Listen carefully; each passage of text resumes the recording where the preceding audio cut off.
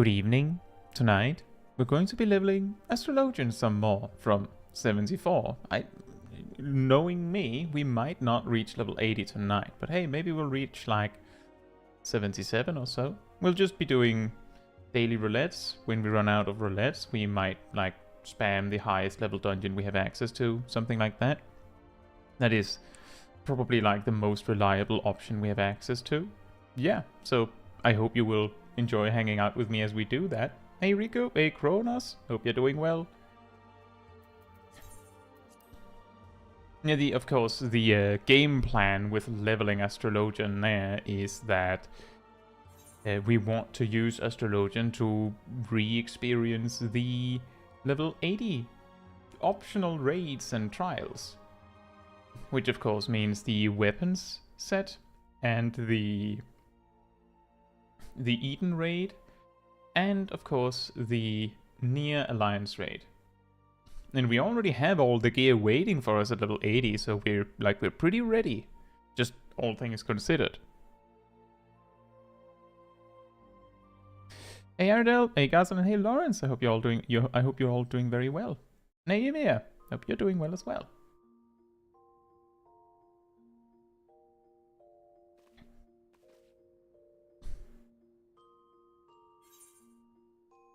You finished all of Endwalker, so you made a free trial account to see how far you get. Wait, I don't quite understand why you did that, Riku. Is it just to explore what you can do on a free trial account? Or is there something more to it than that? Ah, looks like we sold a bunch of things. Let me just grab these so we can collect them all in a single retainer.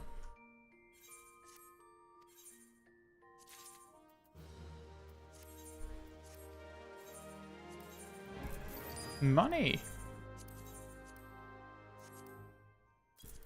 Hey Vjek, hope you're doing well. Just challenging yourself, fair enough. It is kind of funny, the free trial in Final Fantasy XIV works like almost like a limited version of like an Iron Man. If you compare it to like RuneScape, for example. I say limited because you can't finish the game.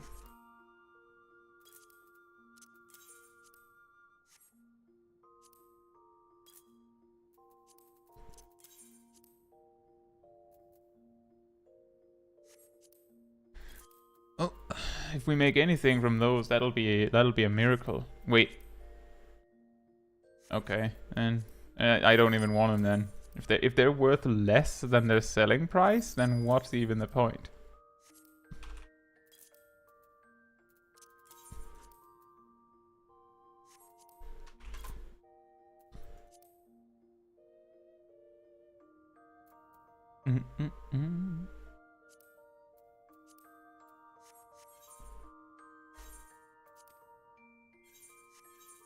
I'll just move that here so that we know where it is for turning in later to the Grand Company or something.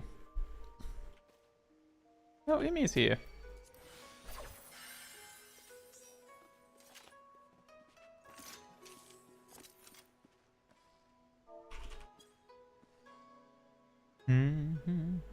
Yes, see, had to free my car from way too much snow earlier.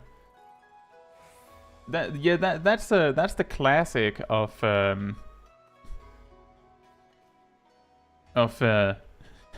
snow in the winter, right? Like it has been snowing quite a lot here as well.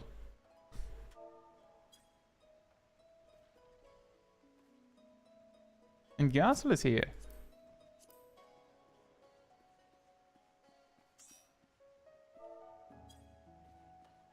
Yeah, I think the game plan will be that we're doing like leveling, then 5, 6, 7, 8.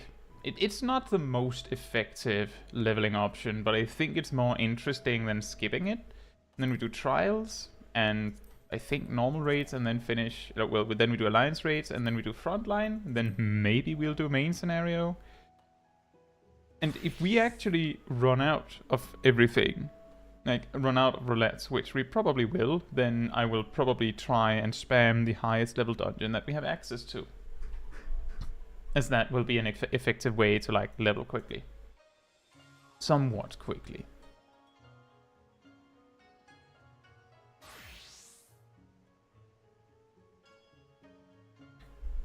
Hey Bob, hope you're doing well. Bob is our friend with the extremely long name.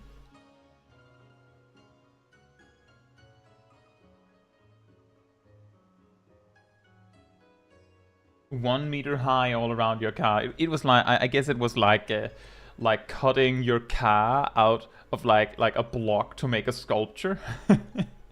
Just the sculpture was inside, already finished.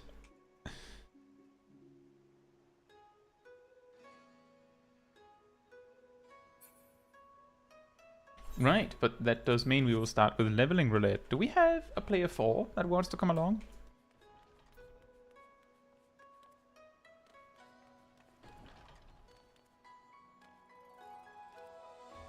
Yeah, exactly, Kronos. That is definitely a name. It's upside down in reverse, if I remember correctly.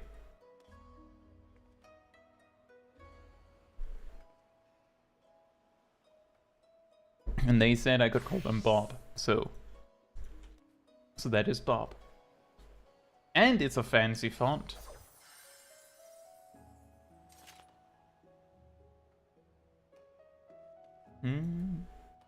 If the stream's still going. Well, usually on these Saturday streams we go for around 6 hours.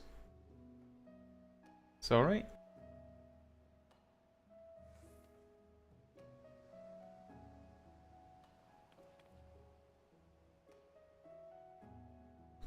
In. Oh, Aradel is here. Hey Tristan, hope you're doing well. Alright, we have a 4-man party, which means we can make use of the very powerful limited leveling roulette. Just for anyone who doesn't know what that is, there's always a chance that there are. If you have a pre-made party, like all 4 players, you can turn this on, and it will make it so that when you're queuing for leveling roulette, it only works for leveling roulette. It doesn't work for any other roulettes. That's why it's called limited leveling roulette, of course. Then it will check who is the lowest level in the group. That's of course me. And then it will check and grab. It will do the equivalent of just grabbing this. Well, it'll do the equivalent of grabbing the 5 highest. Well, not 5 highest. The dungeons that are within an 8 level range, I believe, of the lowest job, or the lowest player in the group, which typically means 5 dungeons. So like Dormek, Allminster Switch, Castrum Urbania, Doma Castle, and Bardam's Medal should be in the list. Maybe Bardam's Medal isn't. But that of course means that we will... that the general experience gain will be more, because the XP from the dungeon itself will be more relevant for the group. Well is an overstatement, recovering from a hangover. Well, I hope you're recovering from it well, Tristan. And Lawrence completed the Endwalker MSQ. Congratulations! It is very heavy. But I do think the big finale is very good.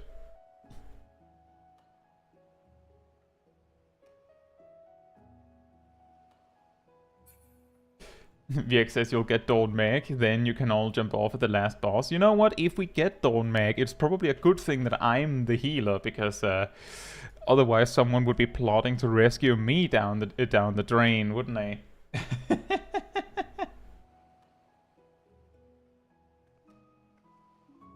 Hey Kitsune Echo, hope you're doing well.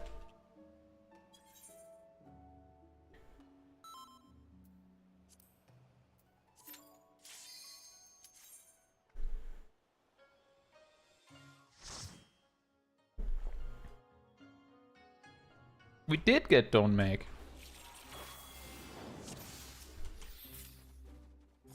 That also means I get to use my new spells that I unlocked when we did all the level 70 stuff.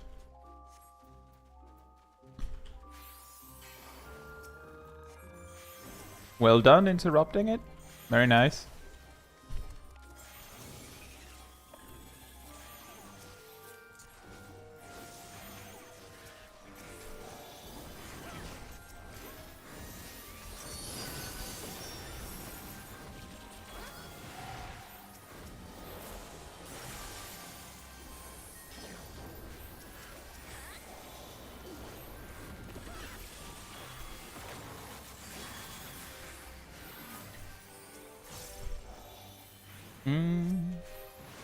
I should have done more stuff to prepare Ymir with some more hots, and that's on me.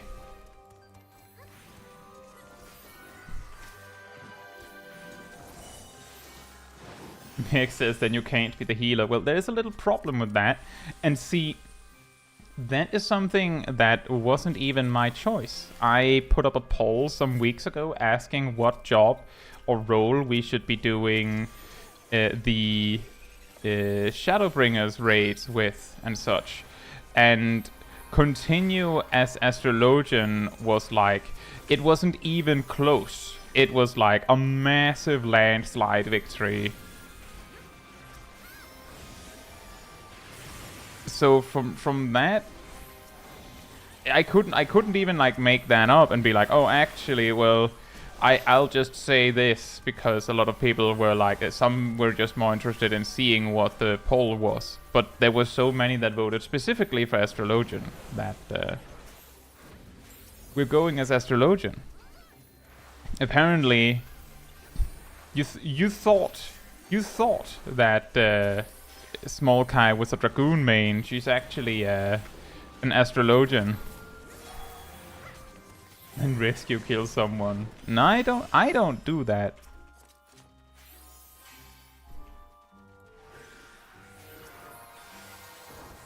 I prefer using rescue for good.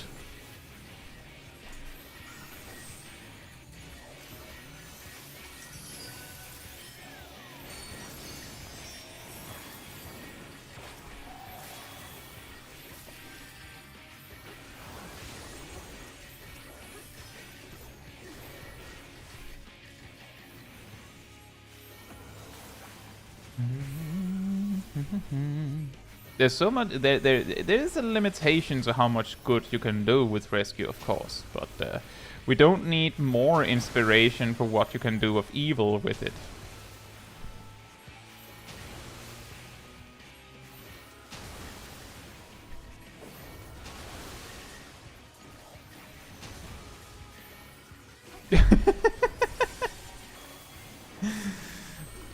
Gazel's having a bad day.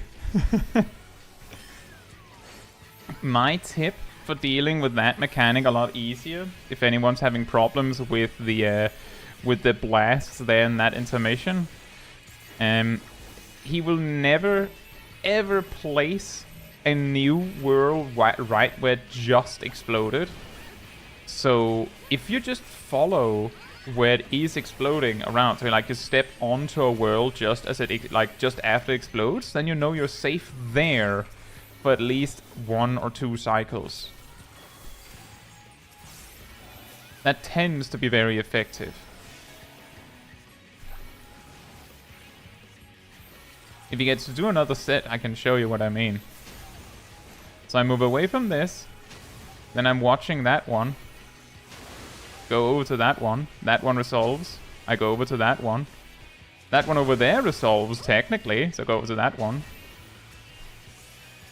I just follow the ones resolving around. And the specific reason for that is that they never overlap in such a way that if you stand where it just exploded, it can cause you problems. It will never do that. So like there is a guaranteed safe spot by doing that. I'm just going over that because I know it's a relatively common mechanic people have trouble with. So hopefully someone will find it helpful.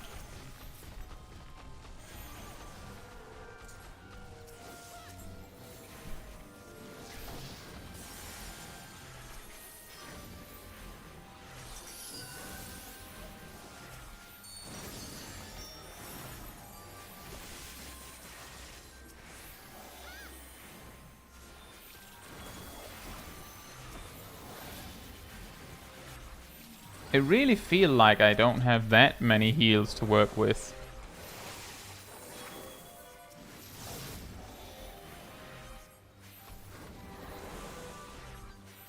And yeah, I get that. Gazel says that they lost track after missing the first one. That makes very good sense. That's also why it is so important that you get it right immediately, because then you don't get tripped up. you have a consistent way to do it, then you're less likely to get tripped up.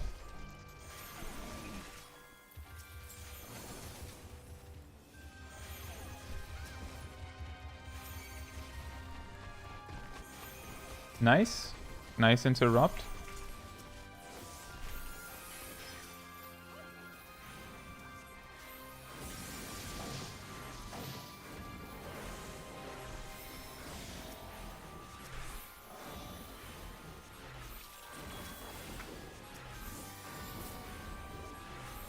Ah!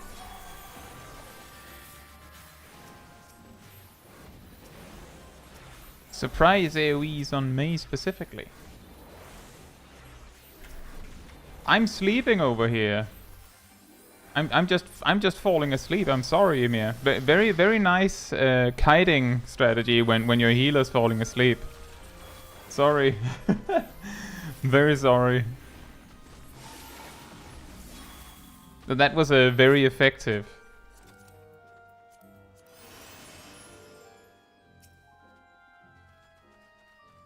It turns out, at least, that it was very effective.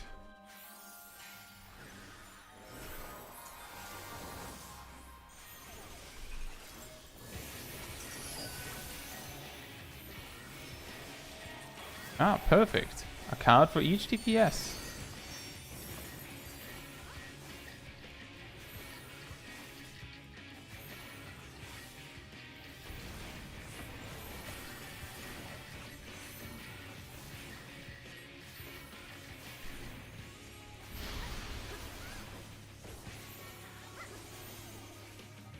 It's not that crucial to like standing ways away with the beam as long as it's pointing at you, but since it was over here anyway.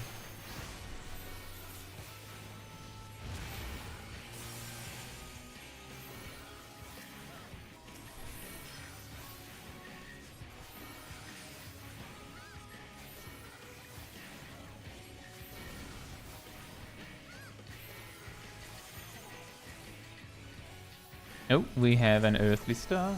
Hey Ryan, hope you're doing well.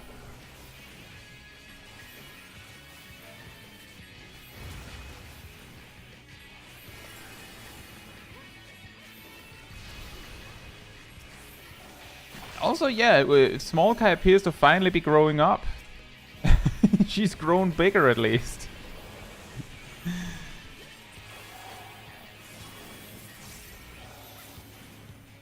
Hey James, and thank you very much. I hope you have a good day as well.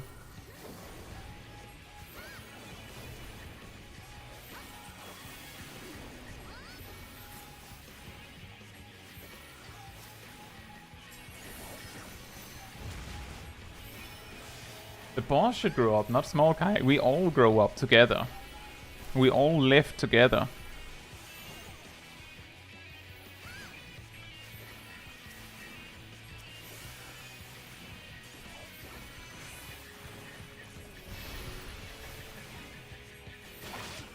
And we're very effective.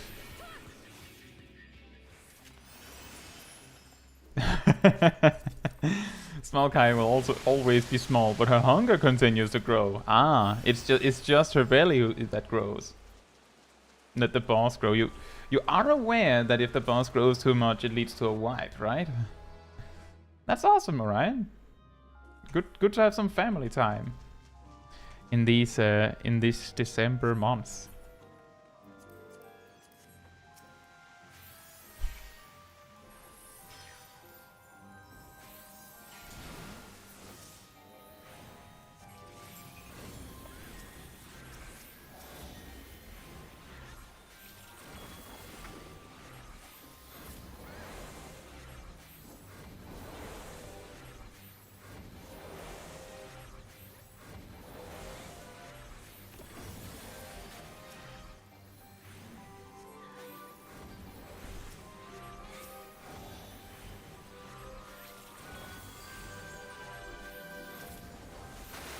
And here comes the big pull. The very big pull.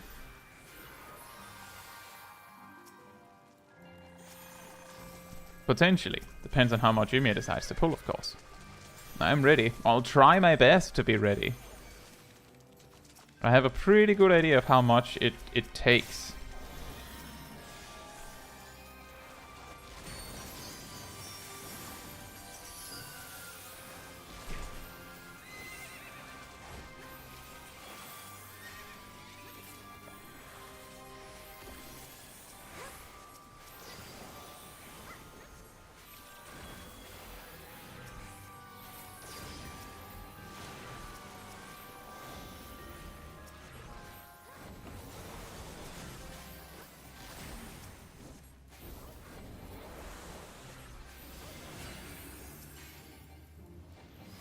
Got it. Very nice.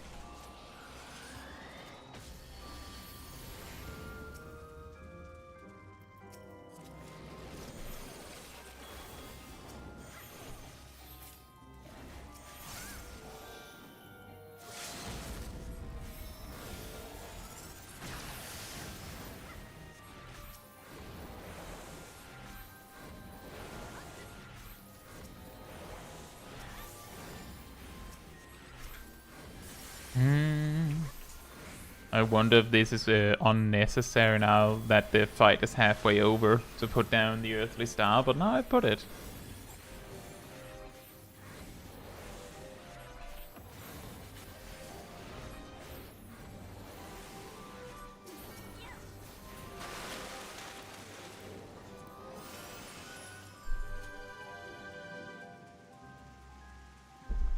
And now we have the final boss, where the fight almost always starts with someone getting turned into a frog or an imp.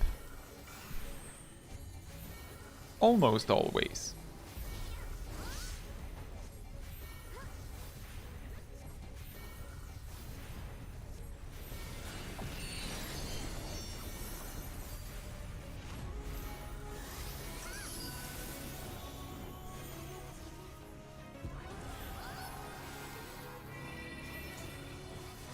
Oh, nice. Apparently he decided to put it on me. And that was a good position. A very nice position to just bait it away. By sheer coincidence.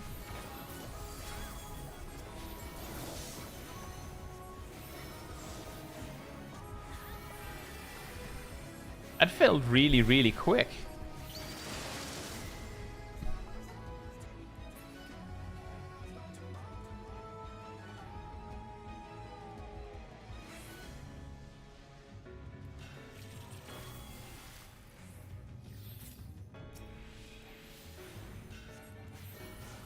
Oh! Oh no!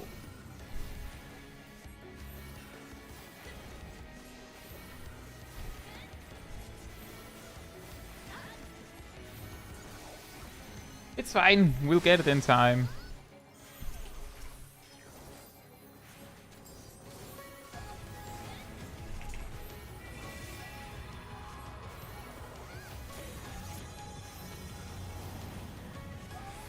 Whoops.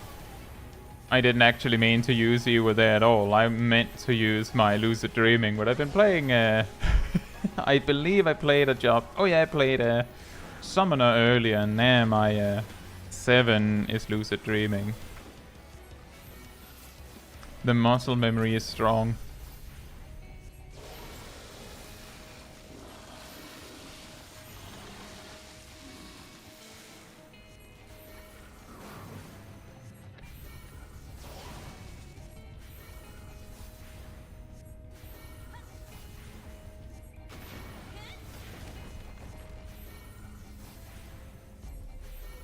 Just the one? Okay.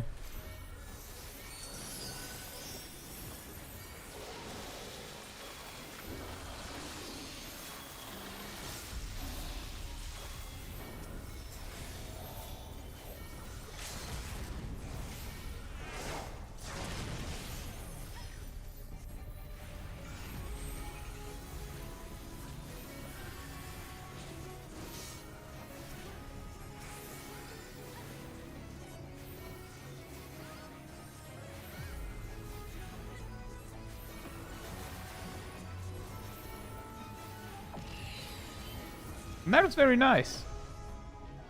About 16 minutes. I don't even know if that's fast or slow. I feel like that was like a reasonable pace we went with.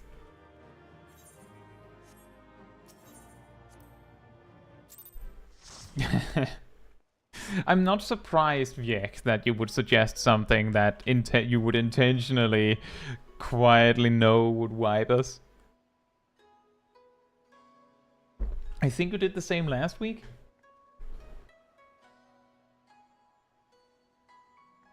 Oh, Tristan is over there.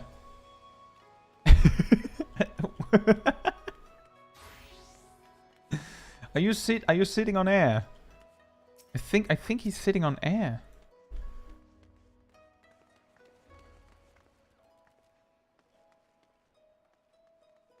You could say I'm hanging out.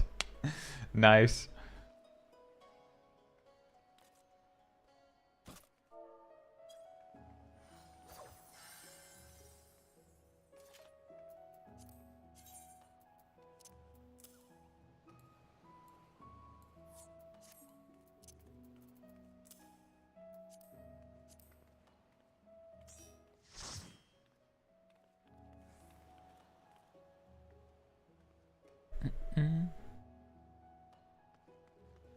Right, so next we're doing 5, 6, 7, 8. Do we have a tank who will volunteer to be a DPS?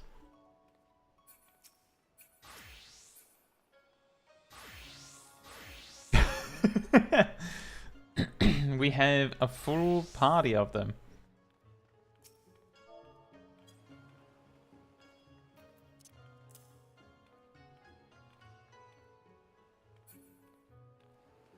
Right. So this is exactly the reason why I start with the like small group content, because by the time we've done it, there are more people that want to join. So then we can all join together. We do 5, 6, 7, 8, and then we get to the 8-man content. Then we can have Erdel and Orion in the group as well.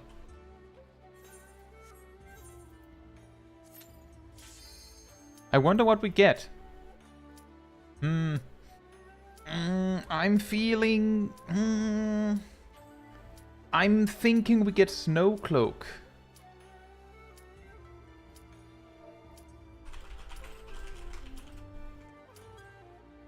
Don't Meg again? I mean, you can hope. I'm feeling Snowcloak.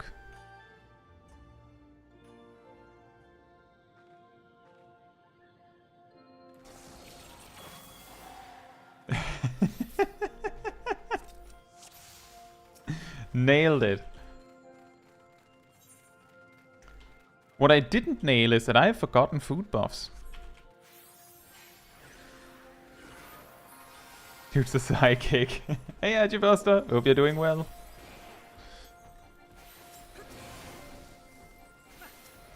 I have to remember to pick up some, I don't know, boiled eggs would be perfect, wouldn't it?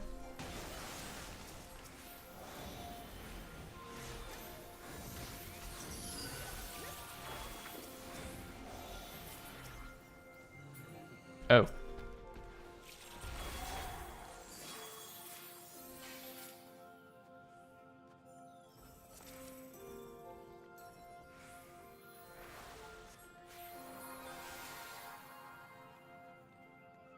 I don't think you can trade in the middle of a roulette. Can you?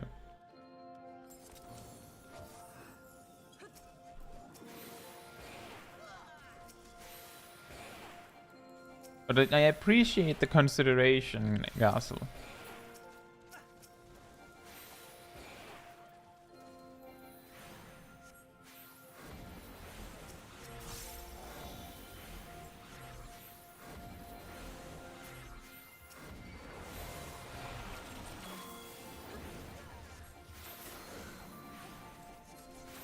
It is funny with the 5, 6, 7, 8 is that it feels like if you have a pre-made, it feels like it just really likes Keep Up the Lake and Snowcloak.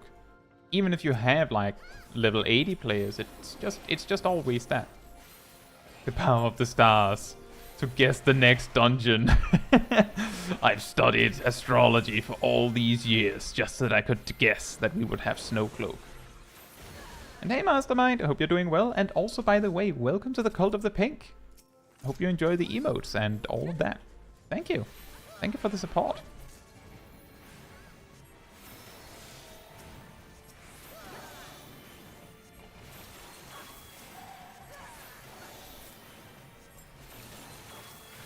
Hey Steve, hope you're doing well.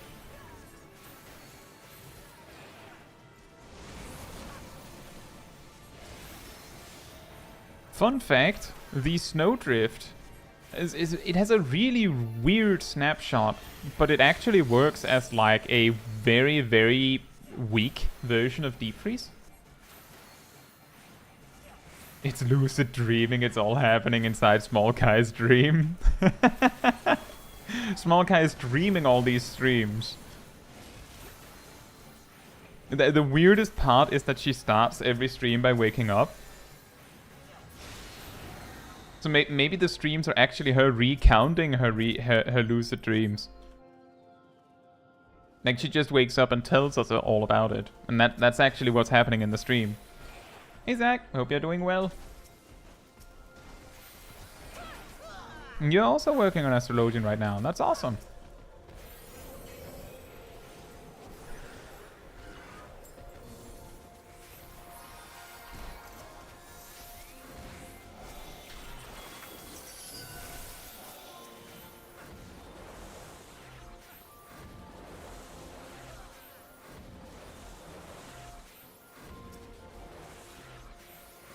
I was expecting this to hurt way more. What happened, Gassel? What happened? I was sitting there ready to instantly swap, and then just the damage just didn't arrive.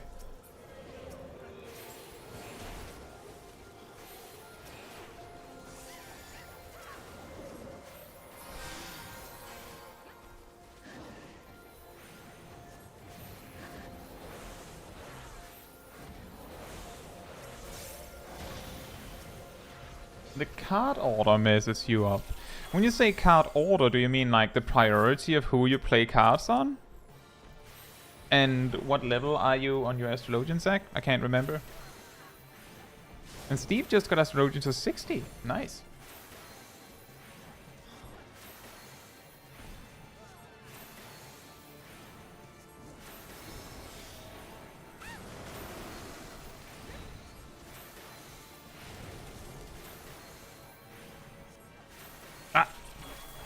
I overwrote my card. No.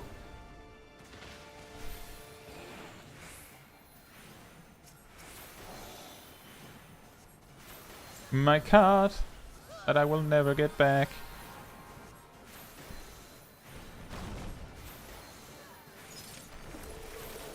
$65. Well, so the general idea is that you want to, so if the card has a pinkish purple outline like this, if you can see, like there's like this glowing card color, then it means that it's a card that's meant to be played on a ranged job. So healer, mage, ranged physical, something like that. If the card instead has a blue outline, hopefully my next card will be that. It will not. If it has a bluish outline instead, then it's for melee for melee jobs.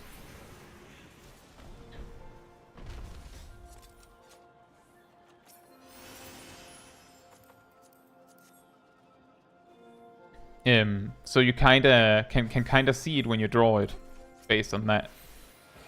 Soulization also says cards with A in the name go on melee. So let's see, Balance, Arrow, and Spear has A in the name. Use, Spire, and Bowl does not. So yeah, that would also work. That is true. Very cool. Very nice. However, I do think this blue outline for melee cards is maybe a little bit easier. Unless, of course, you can't tell the difference. Which is a possibility, I guess.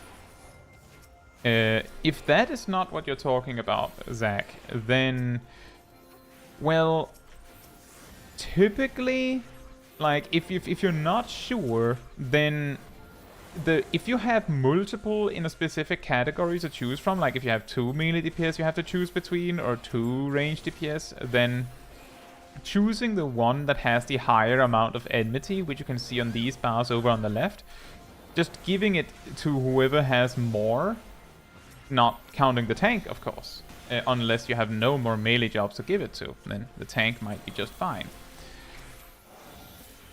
Yeah, then just give it to whoever has the most enmity by that comparison. Or, if you're still not sure, then prioritizing jobs that are known to be selfish is also a good idea. So that means Samurai, Machinist, Black Mage, those typically are likely to be able to produce more damage on their own. Typically, maybe not specifically at level 65, but the logic is sound.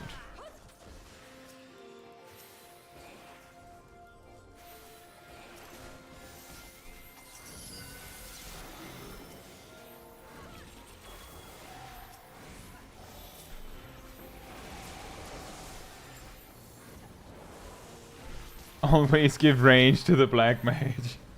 What if the Black Mage is role-playing Ice Mage? In that case, they're probably not very high on the enmity. And in that, if they are role-playing Ice Mage, then there is a reasonable chance that it would actually be better if you just gave that ranged card to the tank. I really like that fun fact with give the cards with A in it to melee.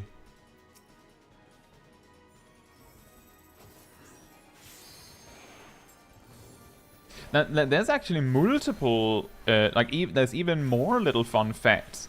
The melee cards right now are the cards that used to be all the damage output related cards before the rework.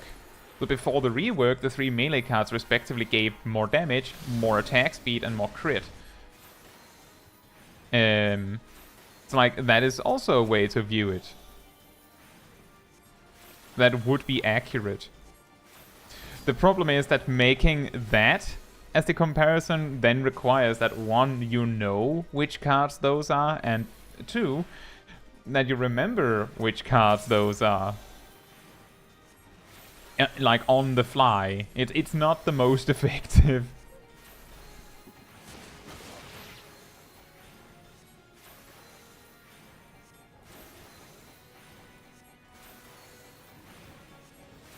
But it is funny that they have all these comparisons.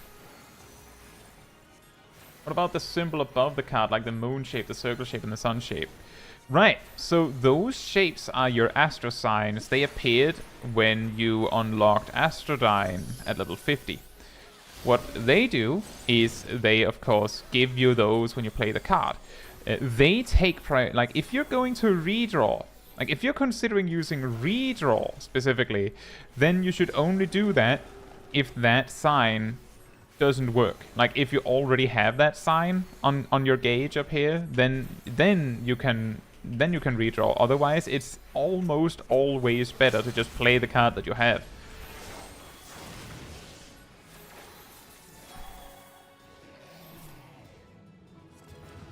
Very nice. Right, I need to find boiled eggs. But yeah, so just to reiterate, now that we're not in the middle of a fight, Zach. So looking, oh.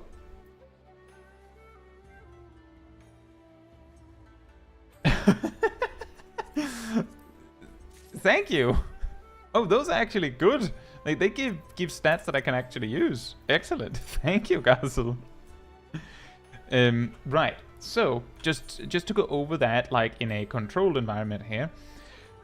So you have the the outline of the card, and that tells you what kind of job you're supposed to be playing the card on.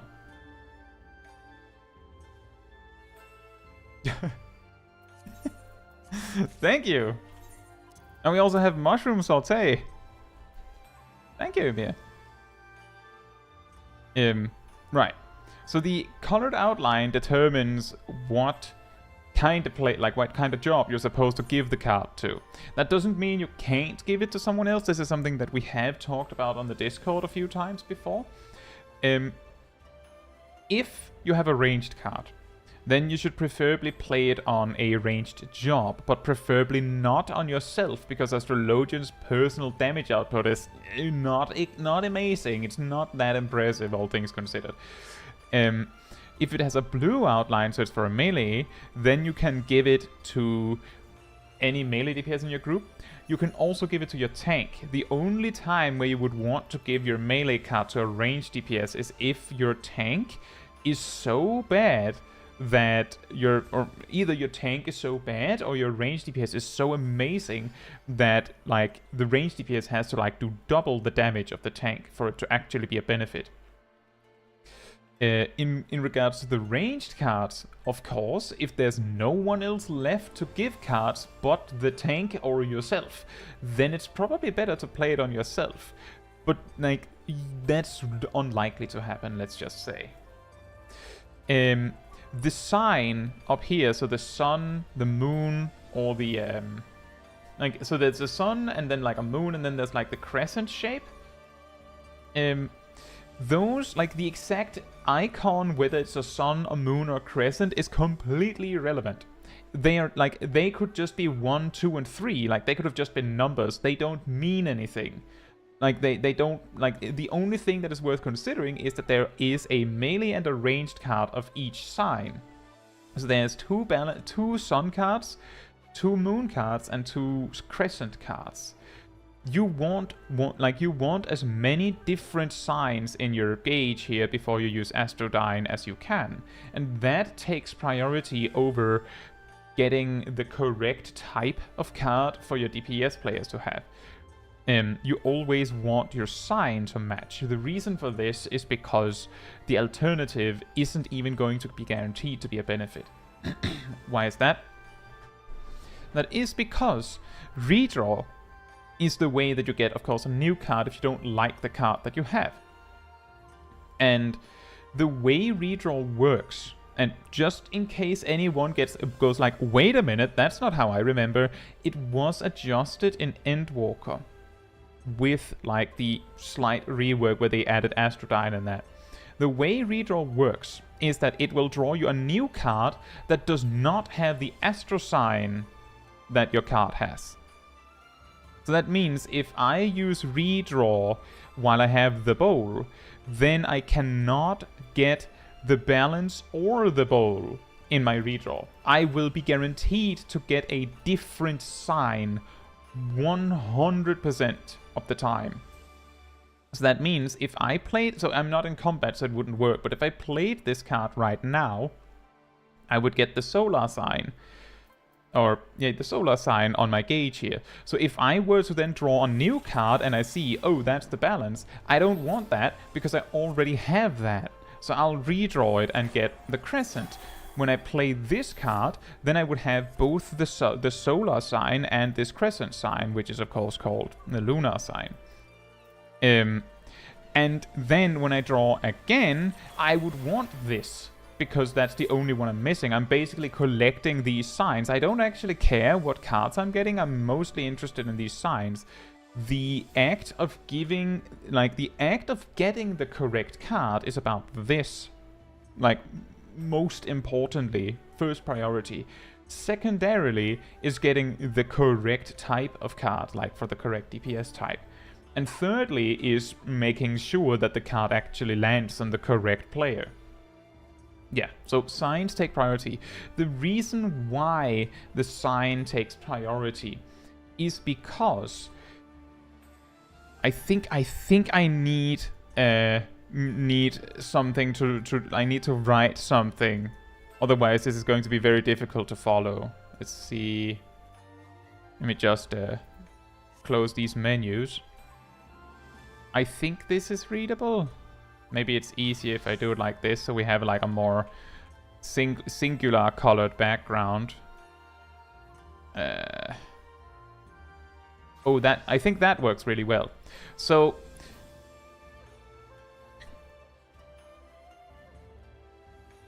But that's fine, Zach. That's why we like if this was all about me power leveling Smol Kai, then there would be no reason to play it on stream, right?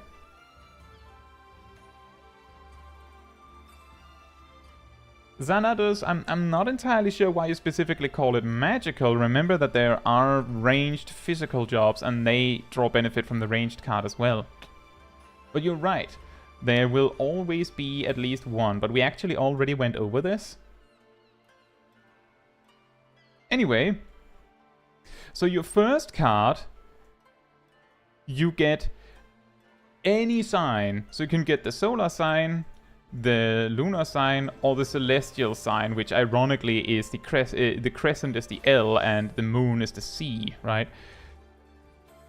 That can be a melee card or a ranged card. And ultimately, your first card, the only thing you care about is this.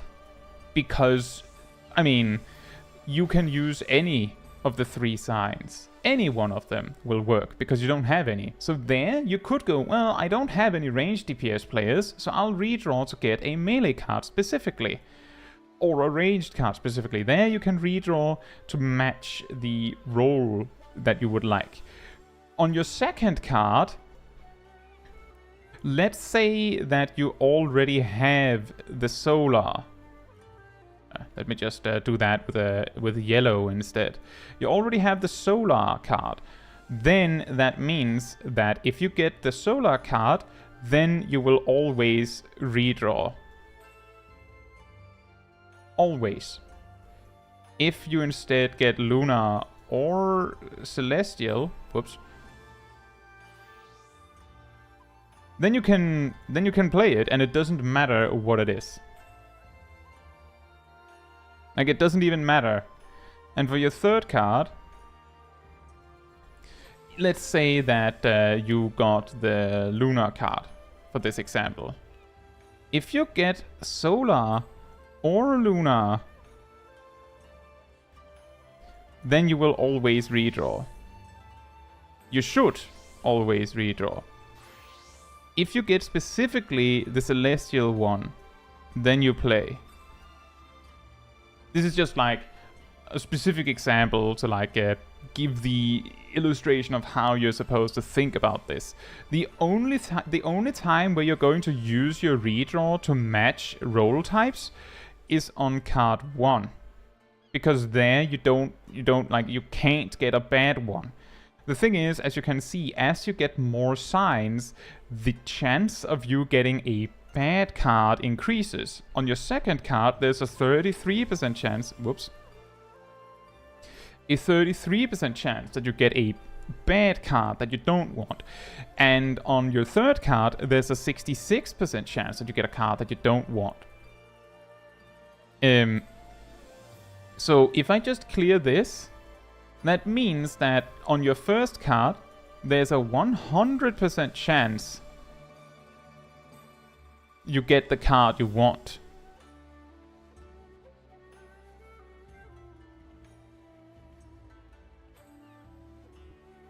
On your second card, there's a 66, well, let me actually see, there's a 2 in 3 chance for good, and a 1 in 3 for, well, not bad, but redraw.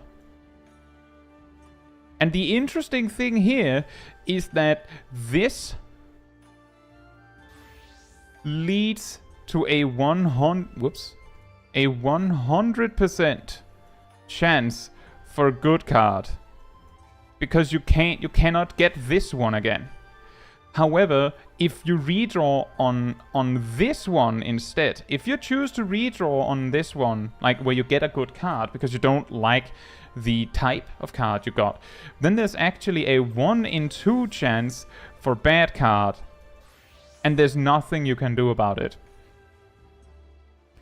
For the third card, there's a 1 in 1 in, let me just see what can I do about this. I can do it under me. Third card, there's a 1 in 3 chance for good. And a 2 in... Ah, perfect. A 2 in 3 chance for redraw. And the key thing that happens here that is slightly different is that when you redraw here, there's only a 50% chance for good card. But 50% is the best you got. What this means is that... Oh, I don't have enough space for this. I've used my entire blackboard. I feel like a university professor where you're like, you have to like move the blackboard, you know, like, and people aren't even done with taking their notes. So ultimately, I'm going to clear it again. Remember, if you need to see these again, that you can always rewind. You can always rewind the streams, even live. And yeah, exactly as Xanadu says, if you redraw on... Like, let me just take that. If you redraw on this one because you don't like the type, then you actually get a 100% chance for bad. That is absolutely correct. You can also screenshot it.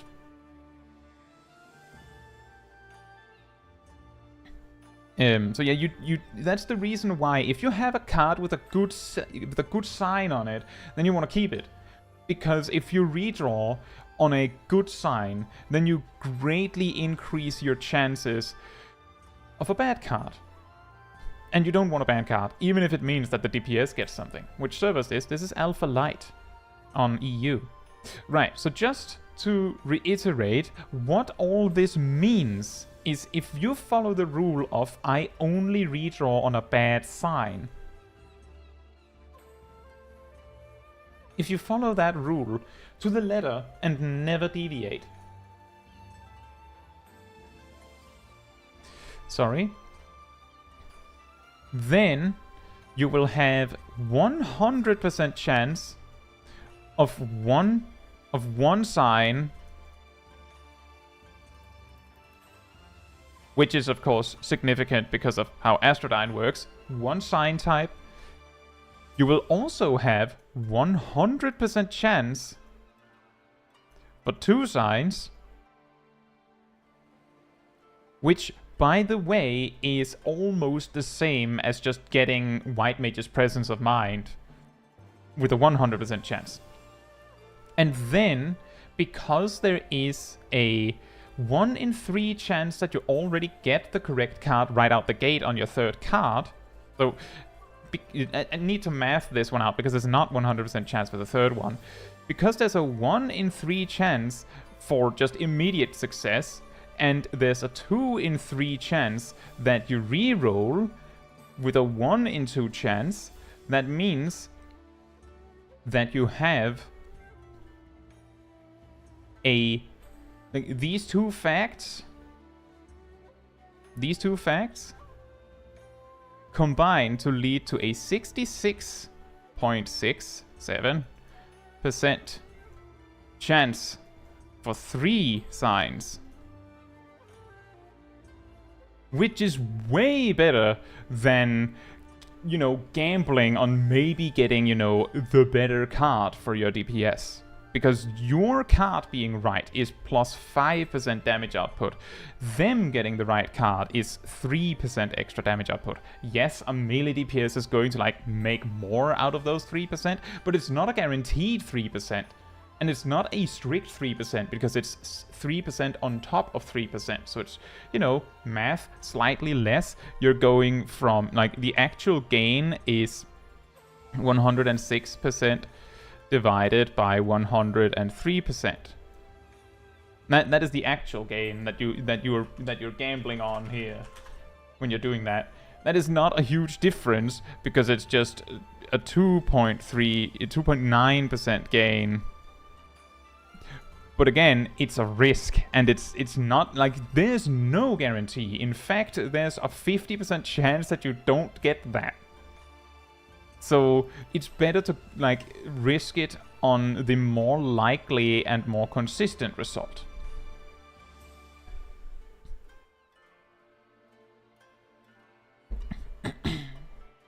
The Astrologian University major. Yeah, I hope that makes sense. It makes sense, Zach. Yeah, this is of course a transparent paint, if anyone's curious how I'm doing this. It's just called transparent paint.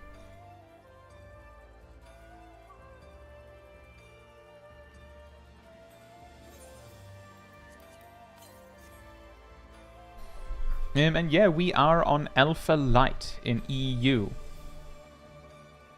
And we finished this, so we're doing trials next. Where is everyone? I'll just invite people in the area in case you want to come along. You can finish your craft if you still want to come along, alright? Okay.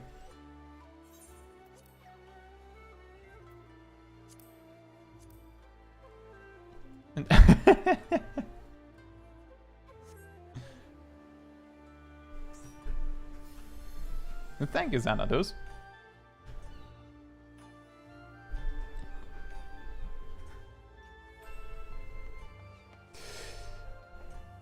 I think I have for over a year now said, like, we're just waiting for worldwide travel to get enabled. Is this someone from the chat? They just stopped at me so suddenly.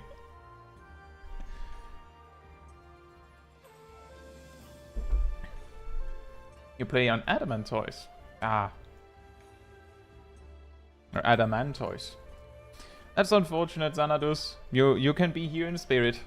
I know you're not the only one. I think, by the way, I'm not 100% sure on that, but Zach, I'm pretty sure I also talk about these probabilities in my Astrologian starter guide, the 1 to 50 one. I don't go as much in detail with like the deep math questions of it, but I do believe I do explain it in somewhat brief.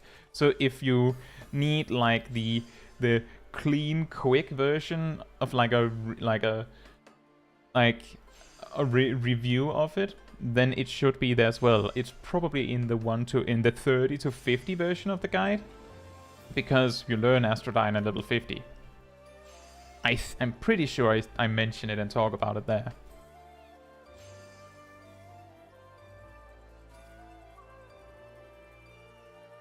The University of Kaitsu has fantastic turnout rate.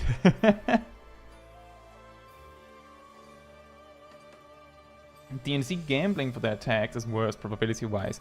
Well, the thing is, Dancer doesn't have very much choice in gambling. Like they just do it, and it's just a result of it. Surprisingly, and I sat down and calculated this, I have like a pinned comment on the Discord server. Sorry. I do have a pinned comment on the Discord community server for the channel in the classroom where I actually math it out. It is a little lengthy, but the long and the short of it is that your filler combos for Dancer is like somewhere in the ballpark of like 10% weaker than standard finish.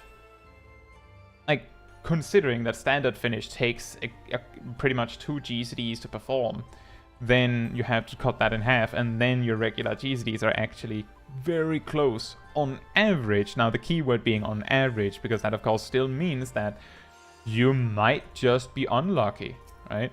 That can always happen. And it doesn't consider things like stockpiling resources for burst, which would make the difference even smaller. But it is not that bad. Look, we actually have a big Kai here as well. Her hair is different.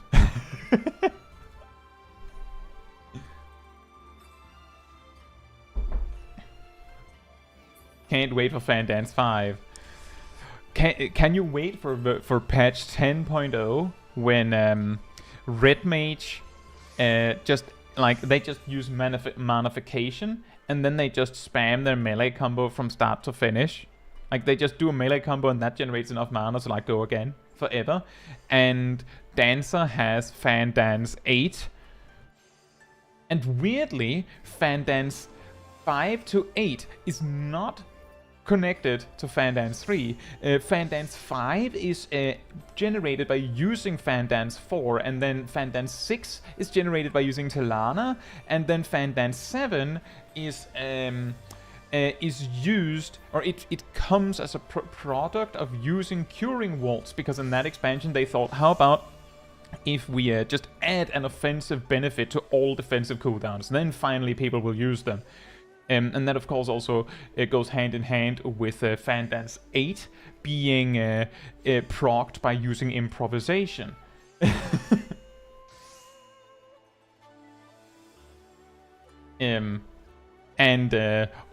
I have any other good ones? Gunbreaker gets an additional continuation step. Warrior has by that point probably like 3 additional attacks they use during their inner release. I could imagine that Paladin's like magic burst is like the full 8 GCDs by then. Like, probably. If they build on what we have right now, you just go into, you just use Requiescat, and then you just go Confusia! Blade, blade, blade, blade, blade, blade, blade, blade. And Matthew says healers still only have 2 DPS GCDs. Yeah, even worse, they've removed Flemmer.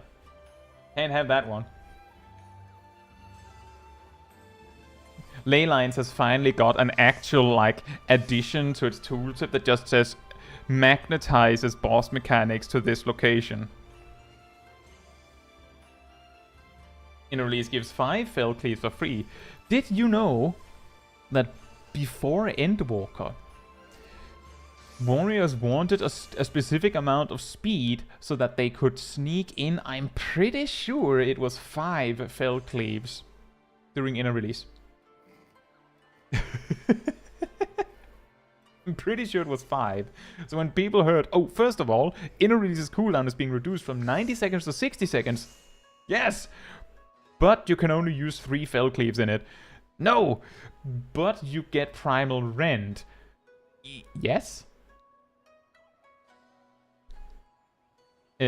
So the funny thing is that they reduce the amount of fell cleaves you get per go, but ultimately you get more fell cleaves if you count Primal Rend.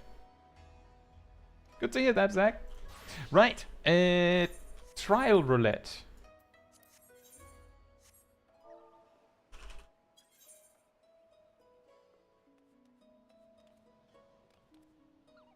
Exactly, just like Machinist with Heat Blast. The key difference here is that Heat Blast was like perfectly, like it has a GCD of 1.5, and the duration of hypercharge was so perfectly metered out that you could only fit 5. So for the sake of the players that had a little bit of latency problems, they just made the duration a little longer and said, well, you only get 5.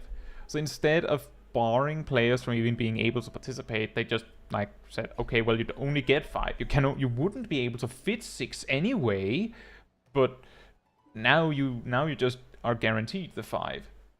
I think it's sort of the same idea with Dark Knight's Blood Weapon.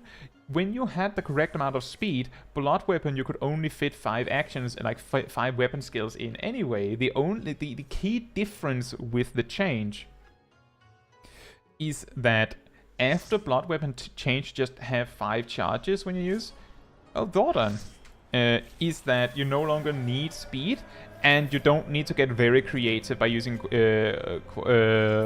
Quietus during Blood Weapon to do it on AoE. You don't have to do that anymore.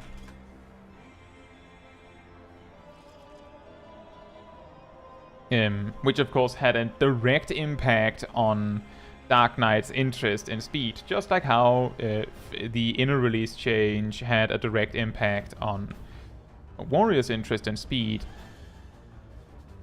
It's quite interesting, that. And Steve says, on White Mage, what happens to Holy 2? It jumps to Holy 3. I think I mentioned that in the fun fact from the video from yesterday. I believe the argument given was that, so in the Japanese translation, the spells that have, you know, a 2 after them often are named the name of the spell and then RA at the end. That means that Holy 2 would be called Holira, right? Of course, with a Japanese accent. So it'd be like Horira, something like that. And they thought it sounded weird, so they skipped it. So now we have Horiga instead. I don't know, I feel like Grarera sounds really cool.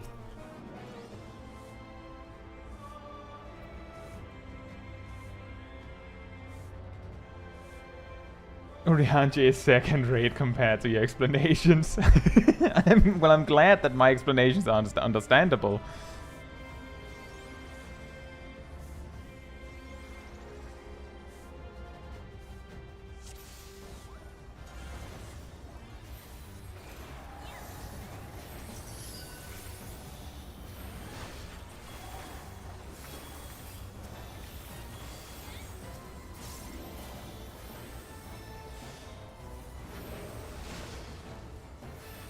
Your explanations need more archaic English. Are you sure you want math in archaic English?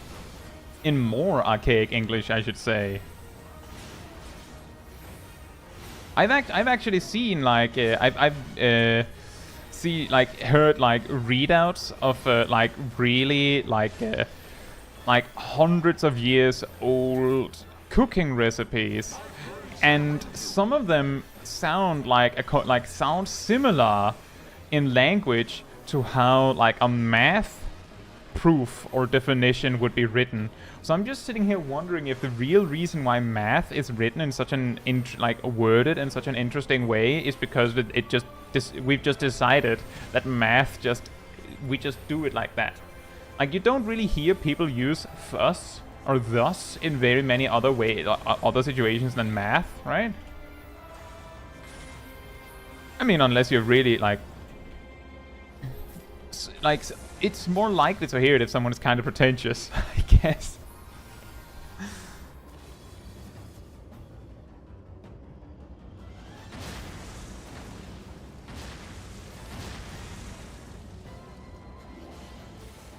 No. Oh. Made it. Someone made it. Perfect. I also use thus sometimes, Xanadus. I'm mainly joking. It's pretty funny. Many years ago at this point, because I'm very old. I had so I learned the word thus, and I used it in like in speak. And my teacher said, we don't use that word anymore. And I was like, okay, so what word should I use? And then she said, you should say therefore. And I sat there like, you have to be kidding me, right?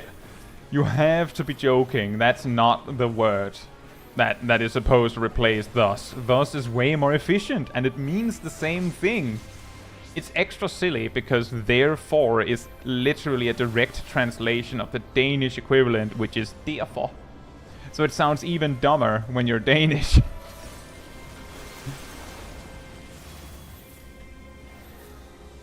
It was this conversation was constituted thusly.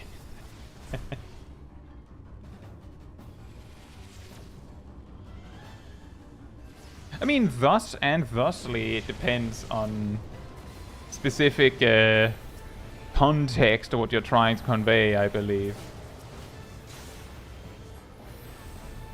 Thus concludes the conversation. Yeah, indeed, little grunt.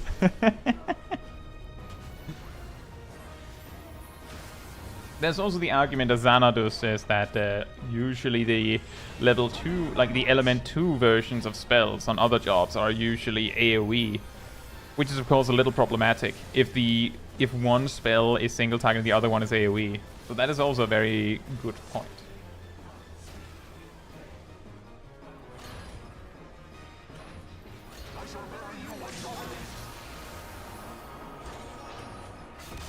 I will take any excuse to say thou and thine, no matter how pretentious it is. I mean, as long as you say it in just the right way, it stops sounding pretentious and starts having comedic value, right? Guess who forgot to eat buff food?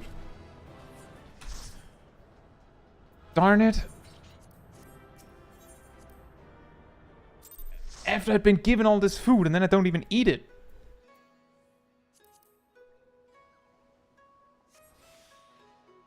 Thus far. Oh no.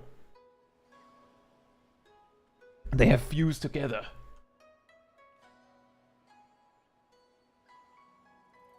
James says things being lost in translation sounds about right for Japanese games. You know what's really interesting about that? I don't know how accurate it is, but I do remember, like, months ago, reading this, I believe it was a Reddit post, where someone said, as a Japanese player, like an actual like Japanese person playing who also understands English, they said, Final Fantasy XIV sounds like an English game translated to Japanese, and not the other way around.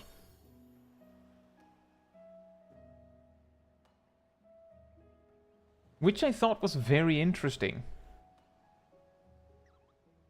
Because, like, that would of course say something about maybe the writing, maybe how things are explained, not sure. But that is significant. Like, if the English players are like, this sounds like a Japan, like this is part of the cause for a Japanese game. Meanwhile, the Japanese players are like, what do you mean? This sounds like an English game. Then who's winning here?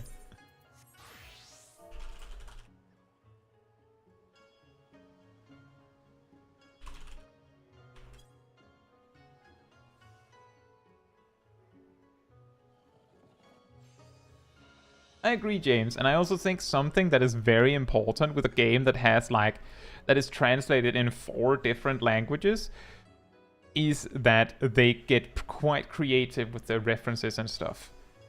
Like, earlier today, I saw a fate named Careless Whiskers. That's kind of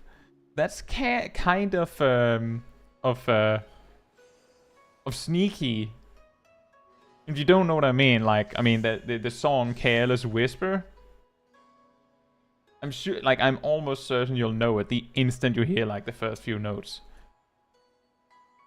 There's also, like, things like actions being named because of a reference or a tooltip description that is based on some sort of reference. It's really, really good. And then there's also really funny things like a really funny one that we discovered recently, we noticed, was that the final boss in the Ivalice Alliance Raid series uses a spell called Ultimate Illusion. But in the French translation, it is actually called Final Fantasy. But the thing is, the reason why both of them can be true is because if you look up the Japanese translation, the words they use mean both ultimate and final, because, you know, an ultimatum, that is something final, and fantasy and illusion can also, like, use the same word in Japanese. So the English and the French team translated in two completely different solutions, and both of them are absolutely correct if we assume that the Japanese version is the original. Hi Blizzard 2 and hi Fire 2. Those are quite funny. Wait, what are they called in the Japanese version? I'm sure Gazel already knows.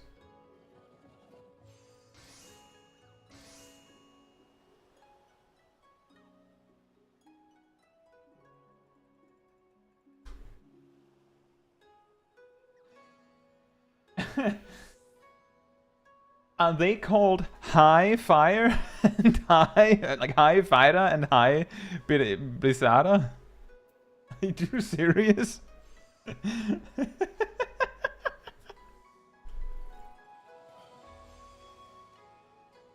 And that's always funny when they do that.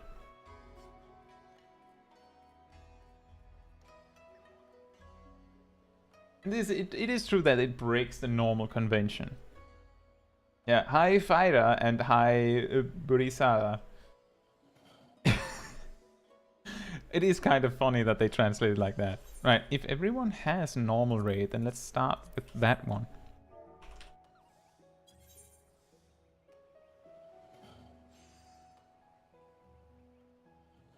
VX says, am I the only one here who doesn't play the game in their native language despite the game being voiced in it? I literally don't know anything about the German version.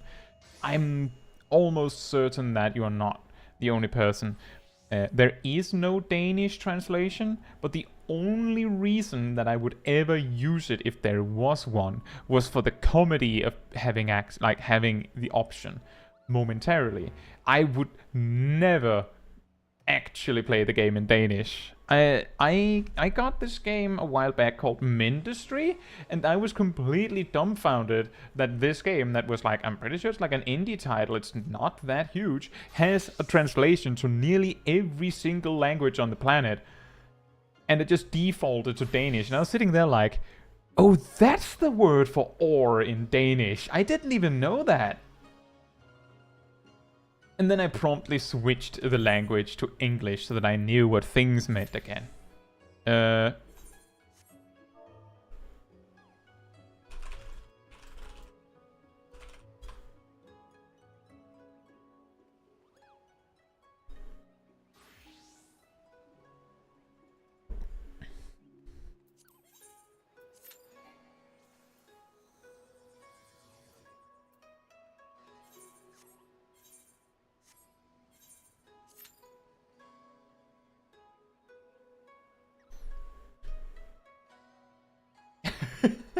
VX says, French Stola is apparently something you shouldn't listen to in public without headphones. Do you know about this, Aradel? I'm pretty sure Aradel would know. Maybe? I don't know if Aradel plays the game in French.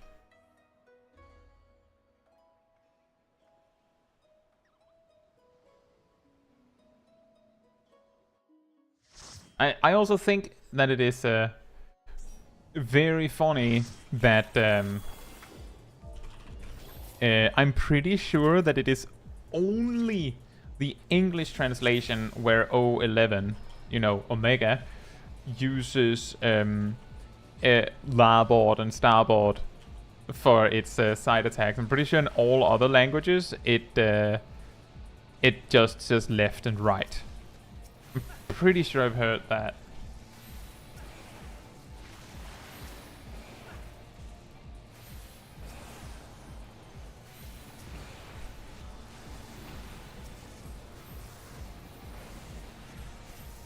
Let's see, Ariel says it says barboard and tribord in French. Oh, well then. Does that mean the same thing?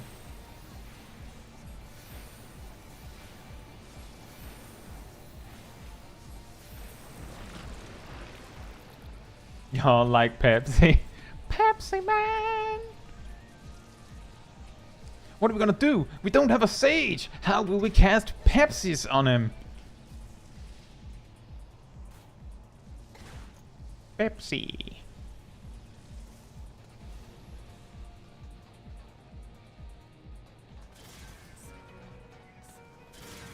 I do too, James. This is Pepsi Man, not Living Liquid. I don't know what you're talking about. This isn't Living Liquid. This is Pepsi Man.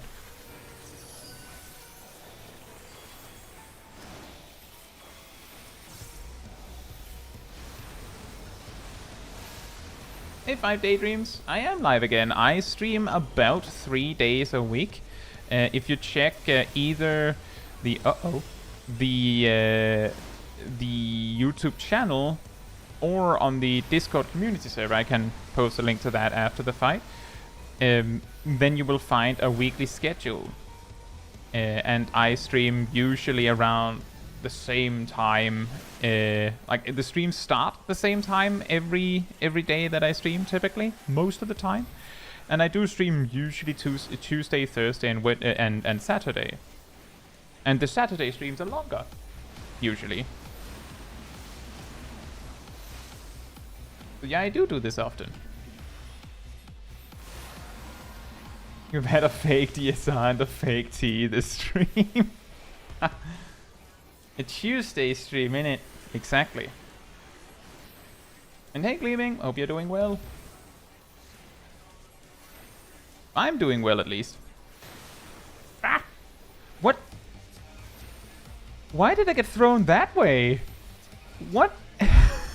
What in the world?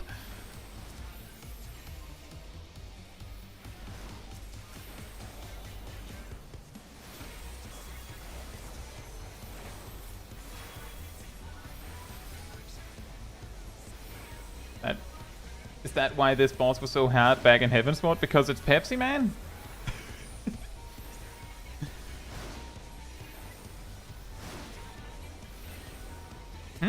That was an interesting solution. Cover to redirect the damage.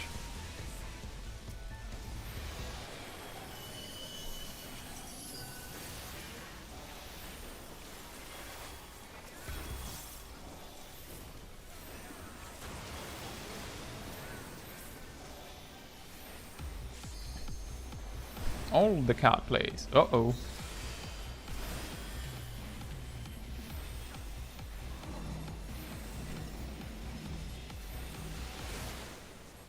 Uh-oh. I think you need to get closer to each other. Because it's same.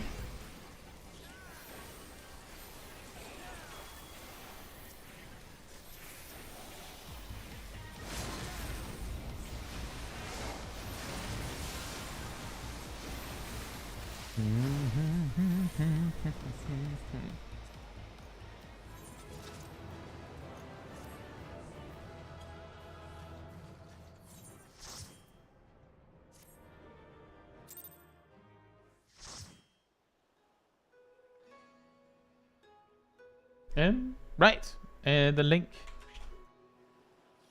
Right, so I'll just say as I do, if you want easy access to the weekly schedule on the channel, there's a schedule room on the Discord server. And you can also go to the role assignments and grab the reminder role if you would like me to like send you a notification when I'm starting a stream or something. So that can make it easier for you to catch the streams if you're not sure when they're happening. But it's all on the Discord server. I also posted on YouTube and on X, formerly known as Twitter. And it's pinned on that account as well because it is an option. It's not pinned on YouTube because it's not an option there. But I usually stream at like Tuesday, Thursday, Saturday, unless something comes in the way or there's some other reason. And I usually start at 17:00, so 5 p.m. In the afternoon, GMT +1 or +2, like in the summer period, because, you know, daylight savings time and all that. So it moves an hour. It's the same time as when I usually post a video or something.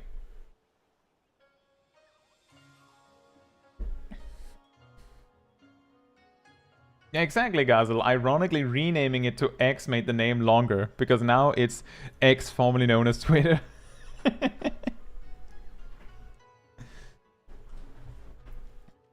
Oh, look. I see an angel.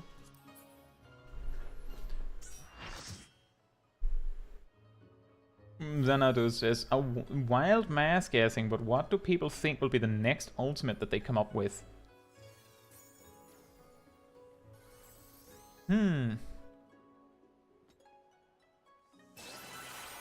Well, same. I prefer calling it Twitter, but I think it's very funny to call it X, formerly known as Twitter.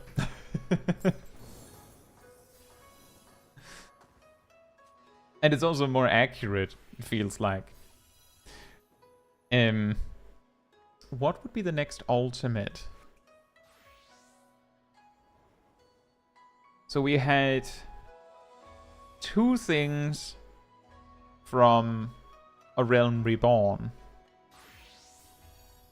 One being the conclusion of the story, and one being the raid. Then we had 2 from Heavensward, one being the conclusion of the story, and one being the raid. And then so far we've had 1 from Stormblood being the raid, which means that there is a possibility, like if they choose to to stick to that like strategy, then the logical next ultimate would be like an ultimate based on the story of Stormblood. Like that would be the clearer one, like next one to expect, right? Not necessarily going to be that. Reason being that oh right, see you later, Ymir. The difference is that the A Realm Reborn story, while it had a lot of important story beats, the finale itself was like so significant, and there is enough just like major peaks in the story that they can make a fight around just that. With Heavensward, it's the same, that while the story had a lot of things, they can make a fight out of just taking like a bunch of best-ofs. I don't know if they can do that in the same way with Stormblood. Like, not to say that the Stormblood story is bad, that's not what I'm saying. I'm just saying that as like a dramatic boss fight, like one mega boss fight, I'm not sure what they would put in it. Right? Like, I don't know. I don't know. Would Susano make sense in that fight? Probably. But what then? do we just go Susano and Lakshmi and Shinryu and then call it a day? Because that like, I'm guessing Xenos has to come in somewhere. It just feels like it's a little difficult to make. I could imagine that they would have to use the, like, even more of the Stormblood story, like including more post-game stuff, like the fight with Tsukuyomi to make that work.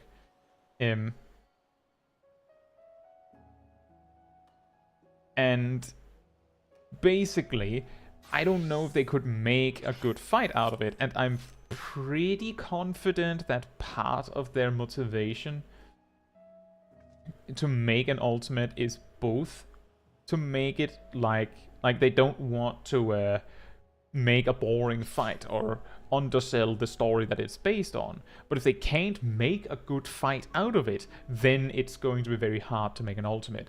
But the thing is, as far as I know, they got extremely creative with the Dragon Songs reprise. So I could imagine that they could... Exactly, Gazel says, Ultimate Tsukuyomi sounds extremely challenging. Yeah, it actually does. Like, they could possibly make something like...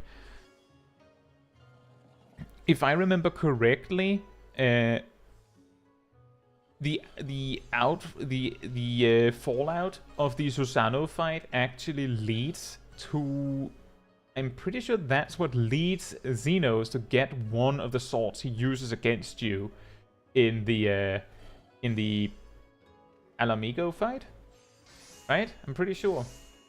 And that could be incorporated into the story.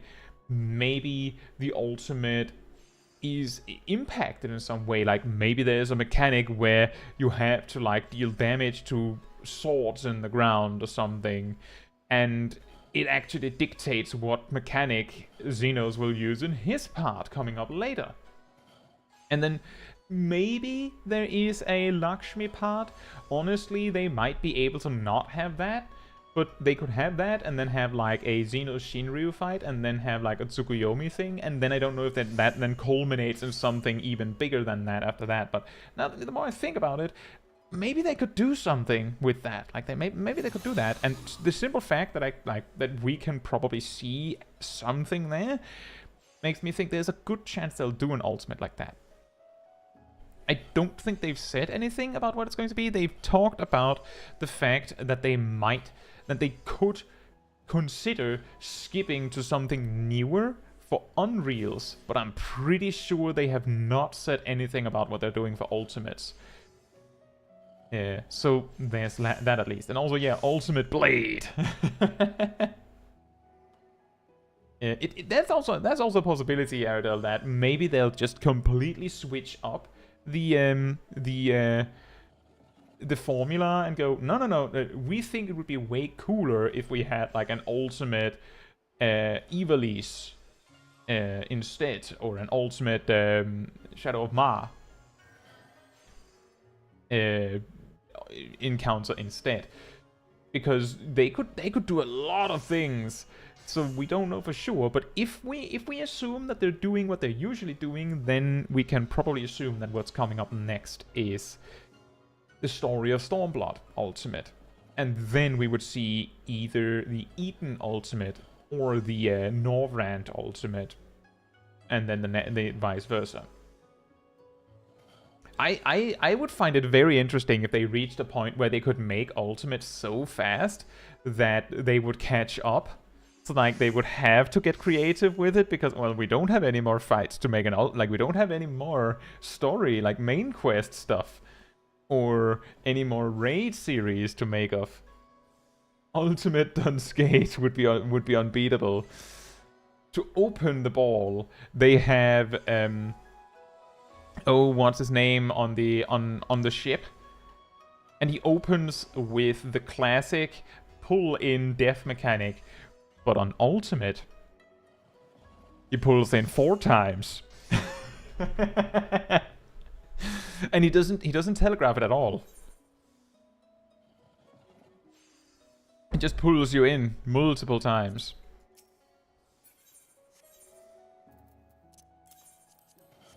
Emilian's dress up Ultimate.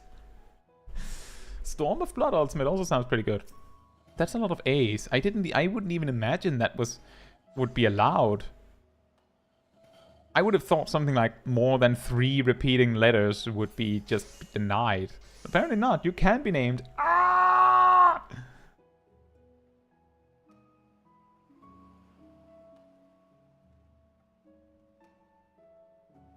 Amelians wears the Tonberry costume. We all know that. She slowly walks towards you with a knife. Right. Alliance raids next.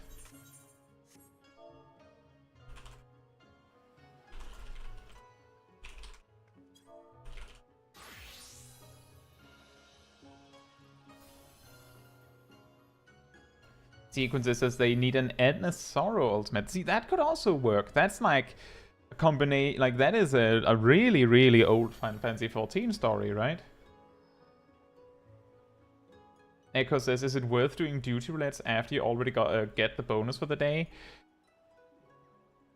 The Adventurer in Need bonus is the only benefit. So I would say overall, not really.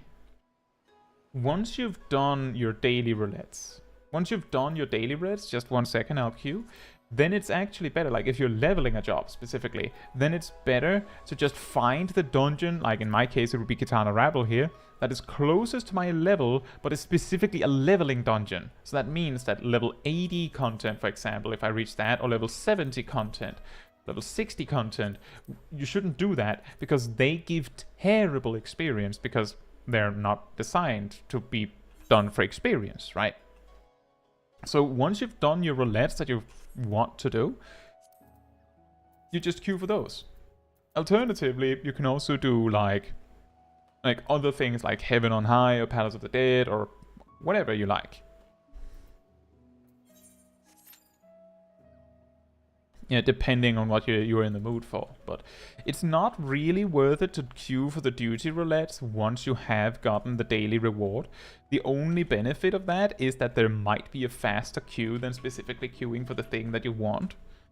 But it's not going to give you any significant benefit, because this is all you get for the leveling roulette once you've done it as the daily itself.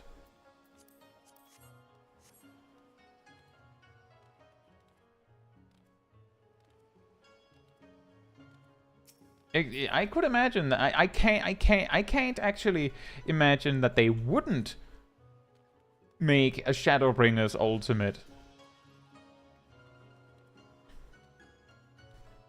That's nice, Lawrence. And we also have a lot of flowers in the Free Company house on my main.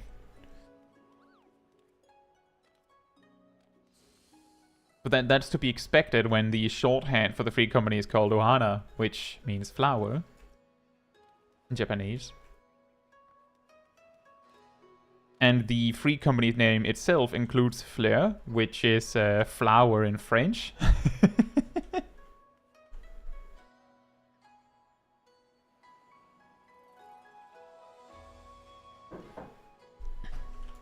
Flower.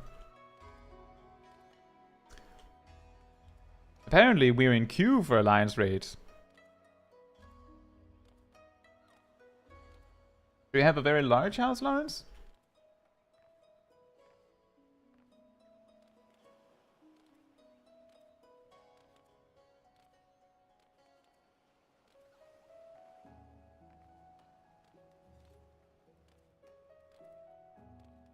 Red mage? More like French mage.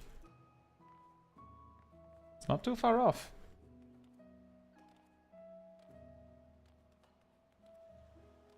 If you say it with the wrong pitch accent, it's not flower, but nose. Well...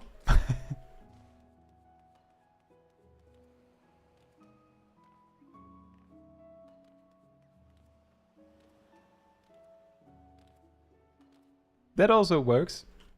I think only once someone has gone up to me and said, does your Free Company name mean flower?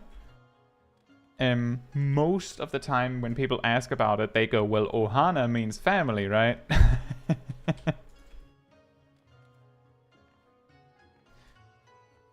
So, it's close enough. It was meant to be a little wordplay because it means both.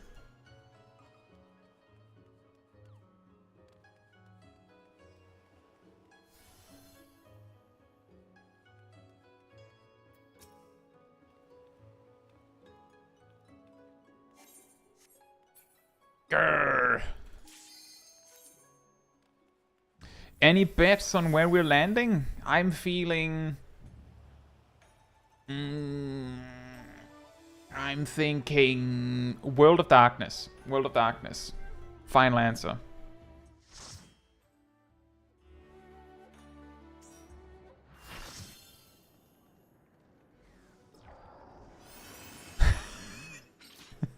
"24 player don't make."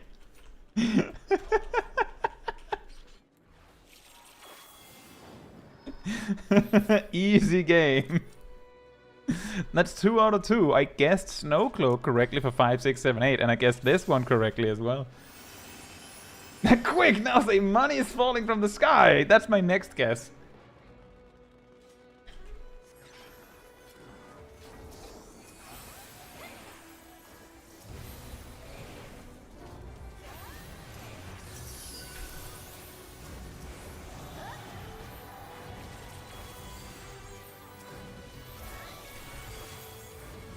That is unfortunately a very reasonable result, BMO, since I'm pretty sure, like, so if you actually, like, watched carefully who landed you in the Crystal Tower series back before the item level change, in my experience, it felt like there was almost always one Sprout in the group who legitimately queued for it. And the minimum item level change wouldn't affect that in the slightest.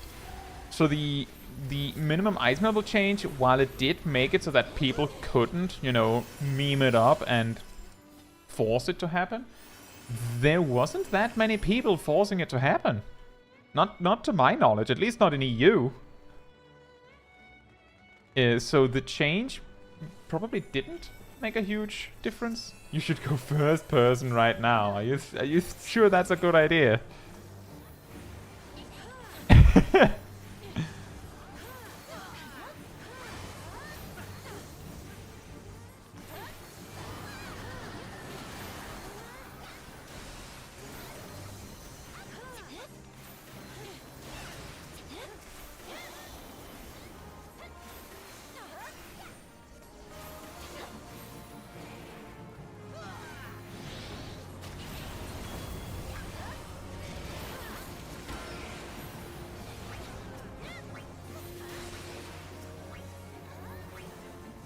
It's really hard to find the hourglasses.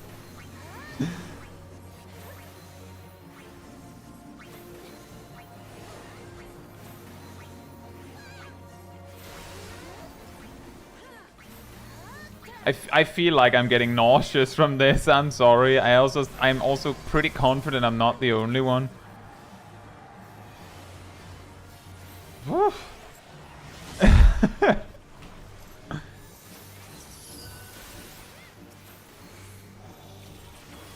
I would also find it less of a problem if it wasn't for the simple fact that I am one of the healers.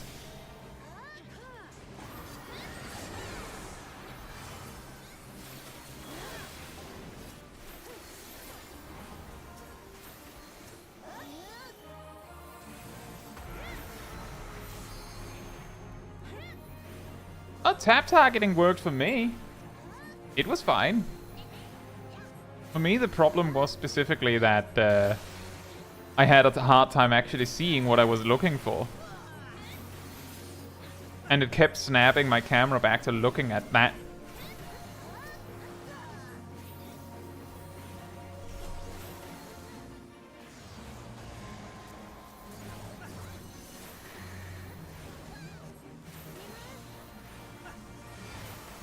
Little guy, small guy barely goes to my waist from this perspective. She is very small.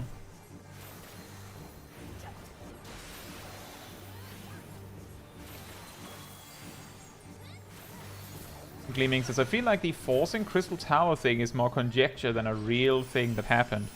It's hard to say because I know with like 100% certainty that there are people that did it. Like that people actually did it. Because people were admitting to doing it. Like, they're like, I do it. Flat out, like, I do it because XYZ reason.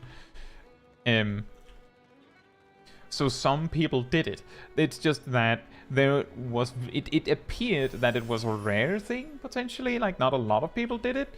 And add to that, that we started, like, when they before they added this requirement, I had started noticing that there was like a trend of people flat out leaving if they got Crystal Tower. Like, the reason why you might see this stuff happen less is because we eventually reached a point where people were so incredibly fed up with Crystal Tower that they'd actually rather not do anything for 30 minutes than get Crystal Tower. That was, of course, also a minority of players that did that, but that also happened. And that is, of course, the inverse problem. And the fix that we got, I think, was intended to help those, because it's probably not good if you have a roulette that has like a massively high chance of specifically producing a specific set, and people are forcing it to happen more when people don't want that. It only takes one person to cause it to be Crystal Tower series. Just one. You have 24 people queuing Alliance Roulette. One of them is below level 60 or doesn't have the higher level ones unlocked. You get Crystal Tower. That's all it takes. Just one person out of 24.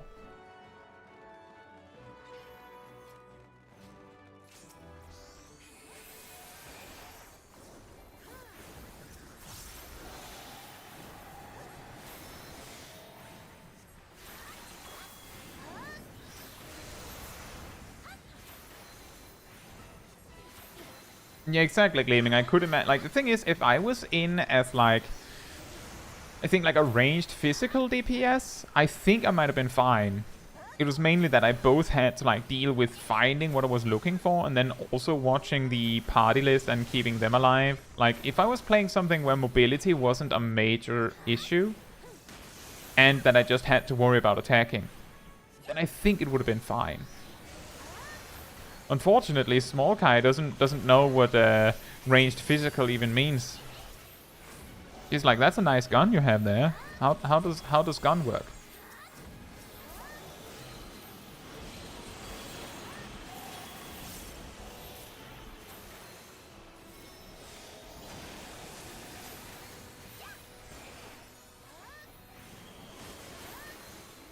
She's trying to eat. She tried to eat it. Is the problem? Oh, that's a nice gun you have there. Is it edible? Oh, that is a dangerous stack marker. Run, run, run, run, run, run. Using a bow backwards. She'd think that's the instrument. She should look up Small Dragon guides. Aha! That would probably help, yeah.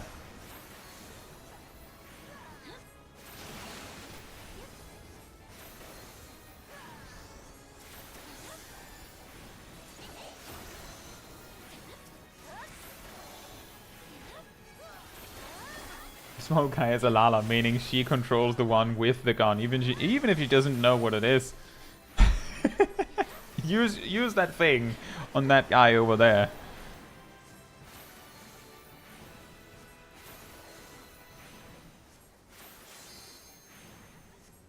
I think, if I recall correctly, most of the time, like in recent memory, when we've done Alliance Raid Roulette on stream, we've gotten a lot of Shadow of Ma.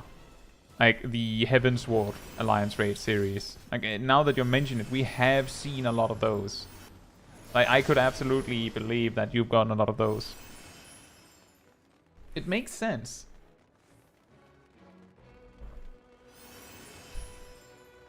But a key problem, and I think I've brought that up, is that the Alliance Raid Roulette restriction says that you have to have a higher minimum item level. The restriction does not say, and you have to unlock the appropriate alliance raids. Not to my knowledge, at least. So that means that you can just choose to never unlock the, like, the quote-unquote more difficult alliance raids, and then it'll just never be an issue.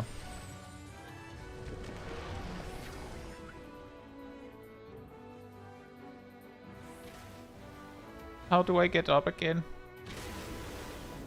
I can't get up. I have fallen.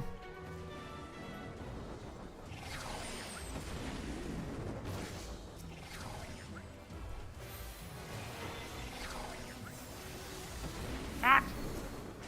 My God!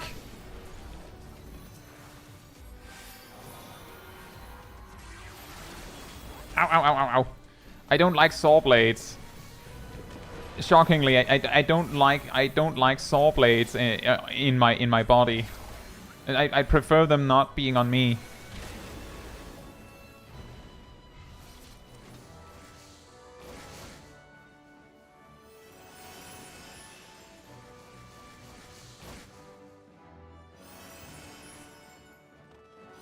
She can't even reach the ledge. Yeah, exactly. The saw blades.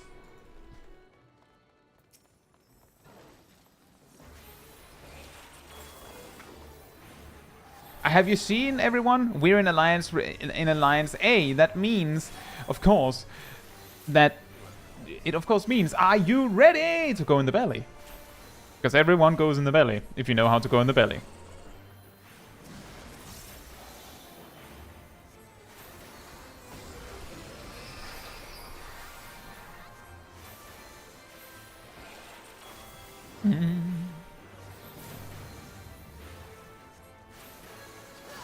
You don't know how to go in the belly? Well, now you will learn today. You have to get hit by this, then you become very small. Then you have to run over into this, and then you get served up on a little bunch here, and then Cerberus comes over and goes yum yum yum yum yum. The key thing you must not do is, yeah, it's very small, Kai. If you step in the purple goop, then and you're not small, you will die instead. Like, that's the thing that often goes wrong, is that people see, oh, I have to step in the purple goop, and then they die. Because thou shalt not step in the purple coop. I also just want to highlight that there's more Alliance A people inside the belly than Alliance B players. So we made the right choice of just vetoing that we also go in. Give Cerberus his treats. There's a dot in the belly, right? I believe so. There's like a building damage.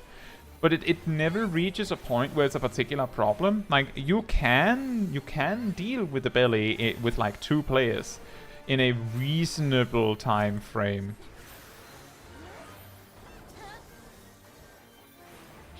I have a feeling that someone is greeting too hard with the chains.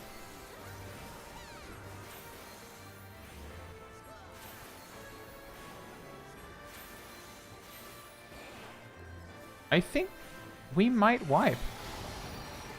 Nope, it worked out in the end, just barely. It is funny that people greed on that, because we don't need it. And if you greed it too hard, then it can actually wipe you if you let Cerberus get free without doing it right. So it's like you're playing with fire by doing that. You're playing with chains, in fact. Placing chains is DPS. Like, that is correct. It is technically DPS loss. I think the funniest ways to wipe on this boss is someone grabbing the chains and standing next to the spot where they have to place it, and waiting so long that the buff that gives them the ability to hold the chains, like the buff that is associated with the chain, which has a duration, runs out, so they don't have enough time to grab a new chain.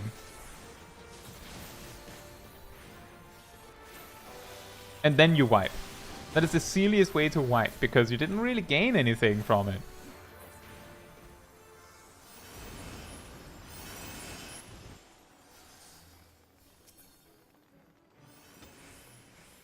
Exactly. We have all the renditions.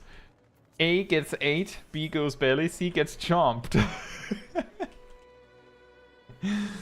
A all in belly, B belly, and C Cerberus's belly. Exactly.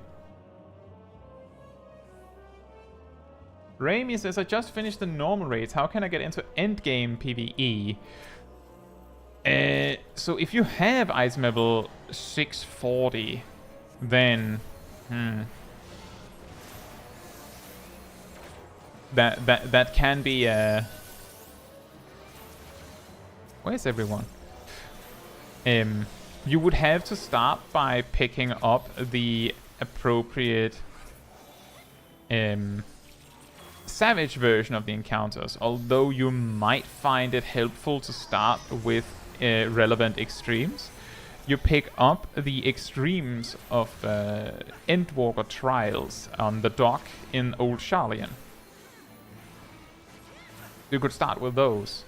Getting into endgame PvE, you would either have to start using the party finder, or you would have to find a static, which is of course, you know, a group to raid with. I do have a video on suggestions on how to prepare for like savage raiding, but of course it kind of assumes that you know what, like where to find a savage, like where to, like how to unlock the encounters themselves. I think I don't go over that. But if you know where to pick them up, then that video should talk a bit this and that on what you can do to feel more prepared about it. I can post a link in the chat after this encounter. There's a rescue there. Why?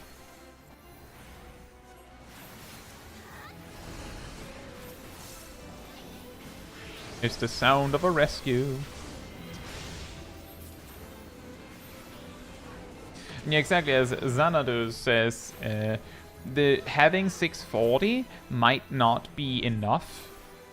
But there is a specific way to get full 650 gear without savage raiding or anything,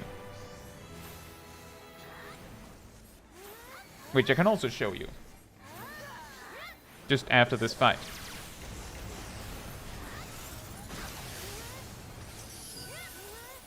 Bruh.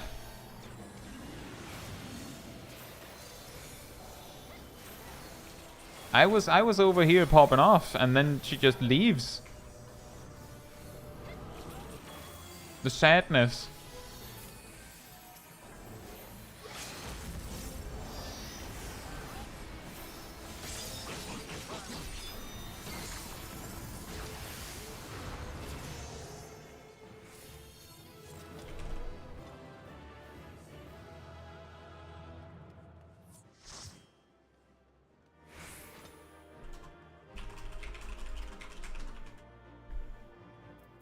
The link I posted in the chat should go over this and that things that you can do to prepare yourself for your first Savage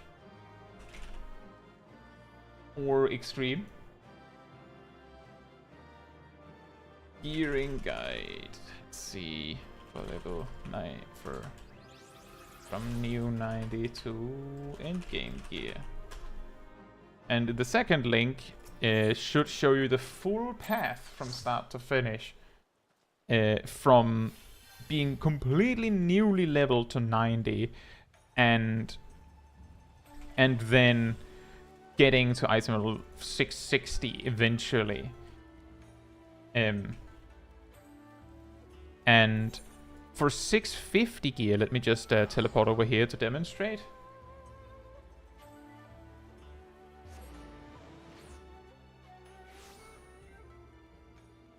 If you have crafted gear, and this is also something that is in the gearing guide, by the way, so you don't have to like pay extra close attention, because if you don't see it now, it's gone. The 2 video links I posted include these kinds of information also. You can go here, buy this Divine Rain. You go here, and then, for example, if you have a weapon, I do, I'm not going to hand that in, but if I hand this in, I'll get 17 of these things.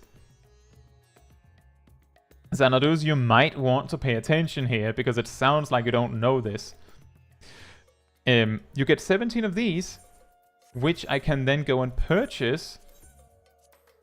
Like, I could hand in my spear right now, and then I would get 17 of these, and I could buy 7 of these, and then I can buy this. 650. Like that. Don't even need the weekly tomestones for it. You can just get full 650 with this. You just need a full crafted set, and then just gradually replace it with augmented crafted gear instead.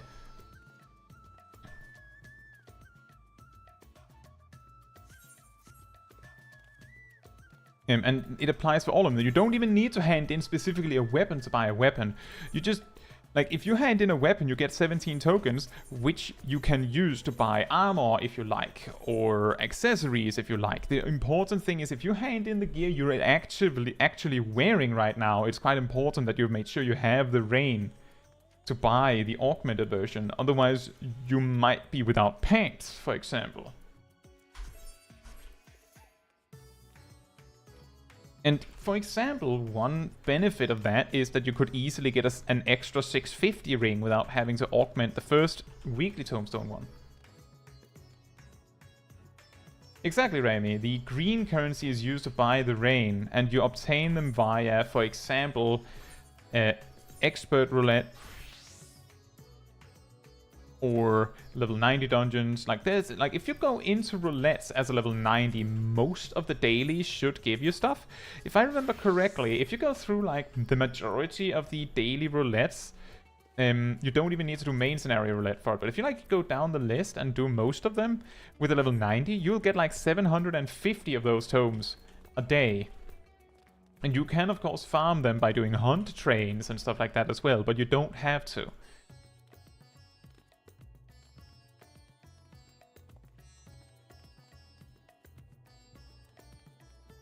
And yeah, if you need more tips than that, Raimi, the 2 links that I posted slightly up in the chat right now might help you. One of them should give you like the information that you might need before you start like looking in Party Finder for groups, or before you look for a static, so that you feel ready. And the other one shows you everything you can do to like grind gear. Like all of the things you might potentially need for grinding gear. Like, it shows the full path of what you can do in order of like in an order like of a combination of like when you would be interested in knowing it and how easy it is to make use of. So that I don't like lead with, oh yeah, what you do is you just, you just buy a boost in a Savage raid. Like, no, that's not what we're doing. So yeah, I hope you enjoy your Savage raid journey or Extreme journey if you even choose to do that, Rami. Just remember, if you end up not enjoying it, that there's tons of stuff you can do in Final Fantasy XIV without being a Savage raider. So you shouldn't force yourself to Savage raid if it turns out you don't like it. Either way, I hope you enjoy your journey.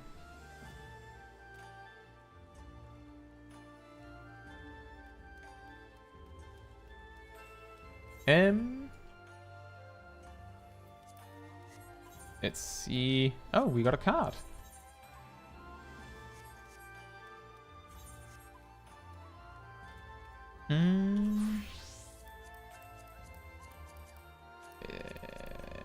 I think what we will do is next we will do Frontline, which of course means we have to split up in 2 smaller groups so we can try and queue together. If you don't want to do Frontline, that's okay.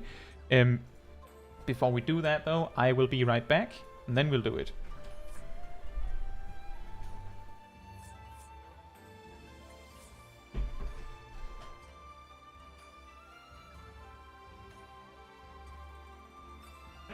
Sword.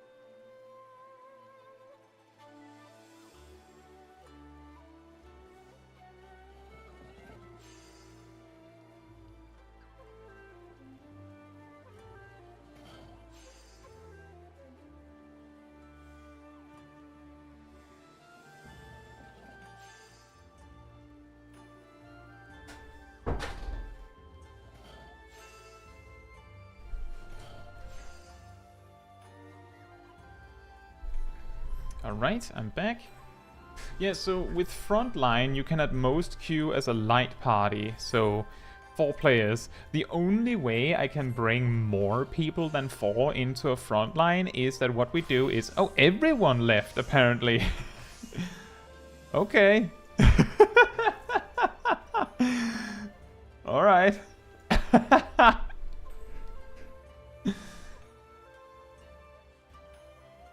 Is that you make multiple light parties. So like if you're 8 players, you go into 2 4-man groups. If you have 12 players, you go into 3 4-man groups and so on. And then the way that you force yourself to land in the same front line is that you, like, for example, you just go, okay, the Eorzea time is always the same for everyone in game. So you just go, okay, so each group leader queues at like 3:20 p.m. And if we all queue at the same time, unless there's like exactly 4 people missing to start a front line so that one group just immediately pops into a queue, in most cases, all of the light parties you put together will land in the same match. Now, that's the important key here, is I said you will land in the same match. I didn't say you would land on the same team. And in my experience, more often than not, when I've done this, the other light party lands on a different team, and that team wins, and not mine.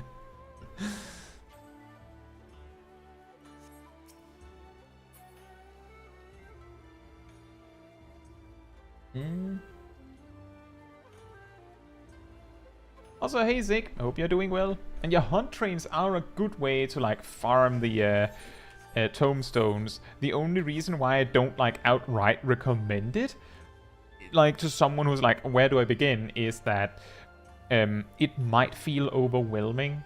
Like now, like I wanted to savage raid, and now you're sending me out to figure out what this hunt train stuff is. It's not that complicated, but it's just that it adds like a whole extra leg to the journey, and it might be overwhelming. So instead of like saying you should do that, I'll just say it exists. Do this instead, which is obvious, like, you know, do your roulettes and stuff. Because it can be overwhelming.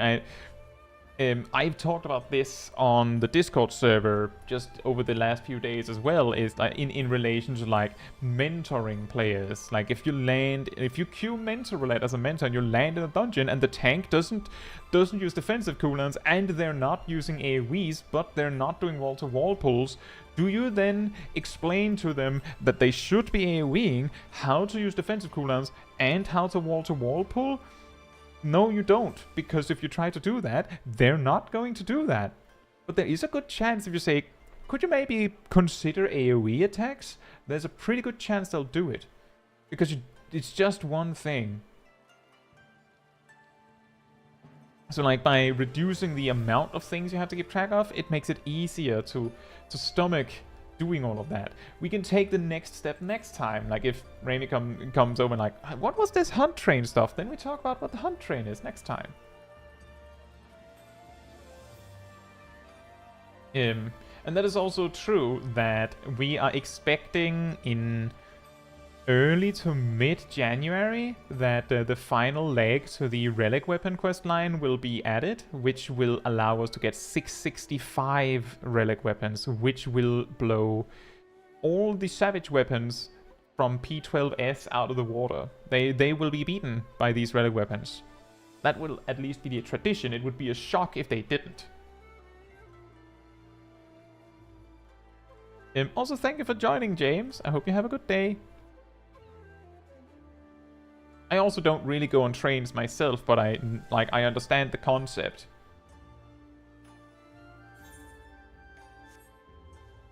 And I've looked a little bit into it. Xanadu's 665 is tied with the P12S weapons. Xanadu's, have you seen a fully maxed out Relic weapon from previous expansion? Just asking, have you?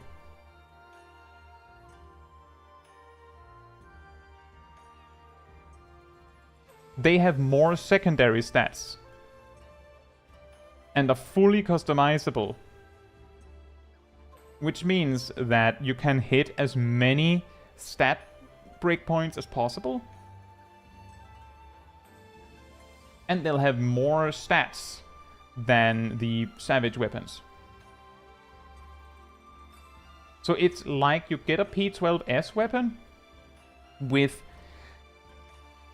like estimate like 3 extra materia slots on them. I don't know, the Savage weapons would have materia slots, but the Relic weapons have more stats than those materia slots combined, just added on top.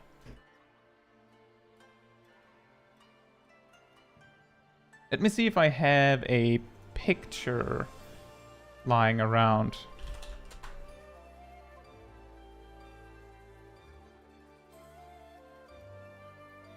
Ah, right. So, nope, that is not helpful. That is an old one. This will work. So this is a Shadowbringers Relic weapon.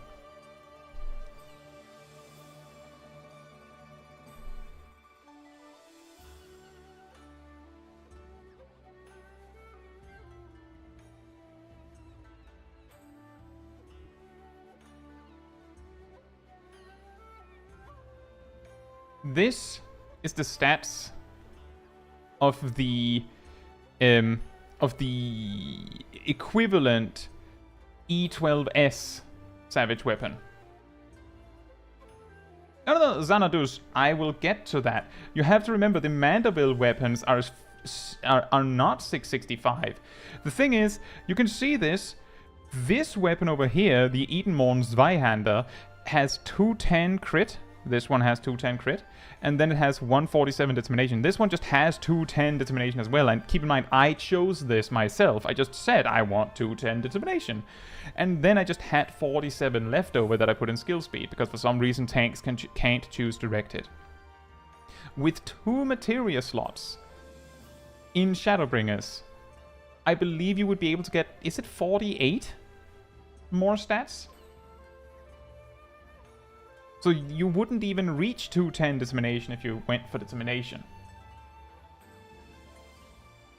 And this is how the Mandeville weapons will be in comparison to the P12S weapons. You will get more, you will get both of your 2 preferred stats maxed out, and then still have extra if that's what you want.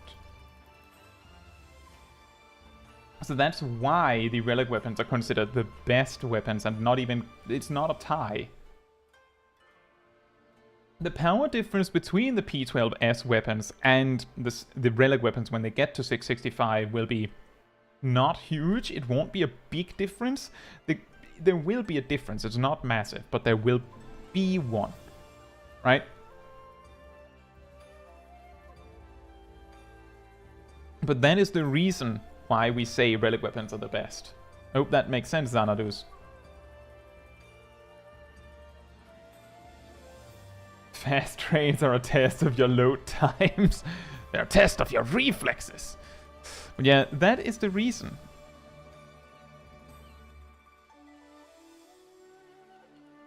And the reason why the Relic weapons become the best at the end of the expansion, despite being easy to get. And what I mean by easy to get in quotations is, to my knowledge, in most of the expansions, the Relic weapon hasn't actually been hard to get. It has just been tedious to get. Like, they're just time consuming to get, but they're not hard to get. Like, you just have to farm it. Which is a very weird comparison when the weapon that it beats at the end of the expansion requires skill. The reason why is because they give you this Relic weapon that is better, like, at this point, like 8 months after the raid tier was released. It's so long after that anyone who wanted to clear P12S and have really tried has had ample opportunity to do it. I'm not saying that if you couldn't do it yet, that means you're bad or something, but it's more to say that if you gave it your all, you have had 8 months to try. So if you can't beat it in 8 months, then maybe the Relic weapon will help you. Right? It's there as a little extra helper.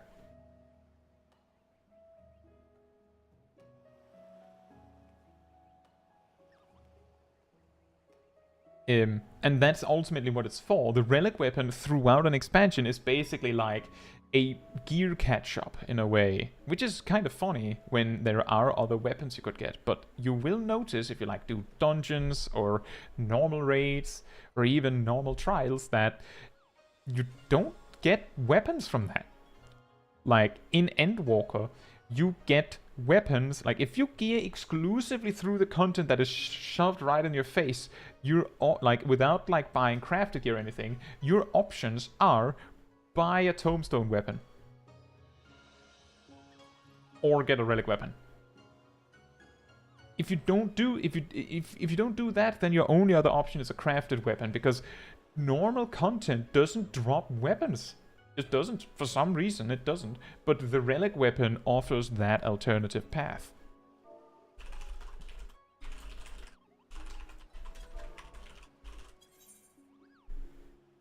And then there's also the part that if you're not a Savage Raider, then you don't need the extra power of a relic weapon. You don't need it, but you can have it.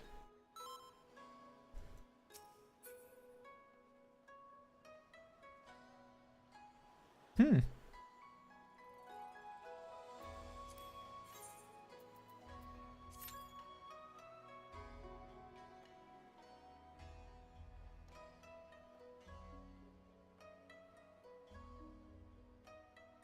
But that is the reason. It's not that relic weapons are immensely more powerful, they're just slightly more powerful, but they are objectively more powerful. It's not, as I said, it's not a huge amount. As I said, it's like 2 or 3 materias worth of extra stats, something like that. But the simple fact that usually you can fully customize it in some way, and when I say usually, I mean in Shadowbringers you could, I think in Heavensward you could, and in Endwalker so far we've at least been able to choose what stats have most stats on them, and what has secondary most stats on them. So like it's still something, and there's a good chance that the final step will be fully customizable, because it was something similar in Shadowbringers. I believe in Shadowbringers, like the penultimate step just had 5 materia slots, which is similar but not exactly the same. And the specific thing I remember with the Stormblood relic weapons is that they, I don't know if it was entirely random or just semi-random, but they randomly generated their secondary stats. But the thing that was significant about that was that the Stormblood relic weapons, the final step of course, could roll 2 times the same stat. Which means that you could have a relic weapon that just had an ungodly amount of crit on it. And as long as you didn't get synced for anything, as long as the weapon was like unsynced, it would have all that crit. Because it had the stat budget for it. Because it was designed, it just put all of its eggs in the same basket. And the thing is, if you could have just crit on all of your gear, because of how crit scales, there's a reasonable chance that it would be better than having Dissemination or Directed at all. Just only crit. The thing that was a little bit awkward with that is, to my knowledge, it was random, which meant that if it didn't give you the stats that you wanted, then you had to re-roll it. And I'm sure you would love to re-roll that. I'm pretty sure the DPS weapons would only have crit, dead, directed, and the appropriate speed, but that would still mean if you have to roll like 2 stats to be the same, it means you would have to roll 2 4-sided dice and roll a 1 on both of them. And that's not that bad. That's like a 1 in 16. It's not so bad. But you would have to farm the resources to reset your weapon until you got it. And it wasn't like a 1 in 16 as in, well, at the very least, on the 16th time I'll have it. No. You had to keep trying until you got it. So every time you tried, you had to roll that 1 in 16 again, and again, and again, and again, which can be very demoralizing. That's kind of why I think, it's part of the reason why I think it's so good that, for example, extreme trials give you those totems that mean that eventually you can just buy the drop that you want. Whether it is a weapon or the mount, you are guaranteed to move closer to getting the thing that you want. You are always guaranteed to eventually get it by trying hard enough. But the re-rolling relic weapons in Stormblood didn't work like that. Hey Sam, hope you're doing well. It feels like it's been a while. Malice says relic weapons are objectively better because I spent time on it. Respect me, please. I need validation. And that is also true, as Lauren says, some people get the relic weapons just for the clams, and that is also a reasonable reason to do it.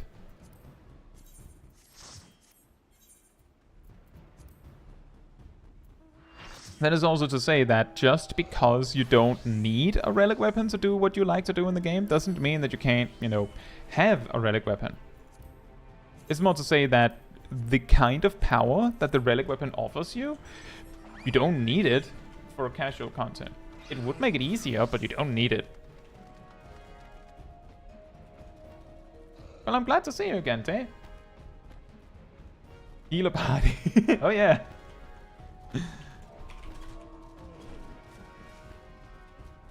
And that is also true, as Matthew says. The relic weapons are probably going to be king for the first several levels.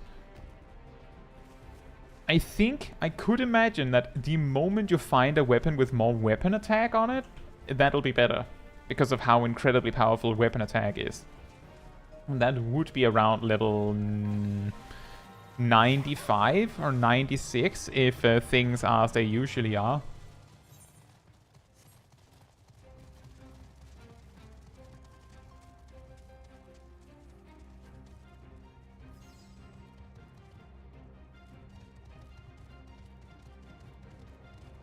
Oh boy. That one player who just stood their ground. This is our point. I will take it. And then just see an entire stampede of a party just charging at them. I'm sure I'll be fine. They'll relent.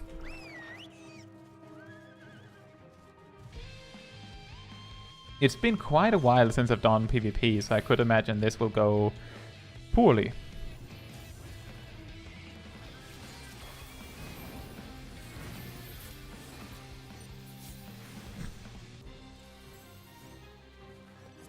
We could sandwich red. We can't do it now though, because they saw us coming.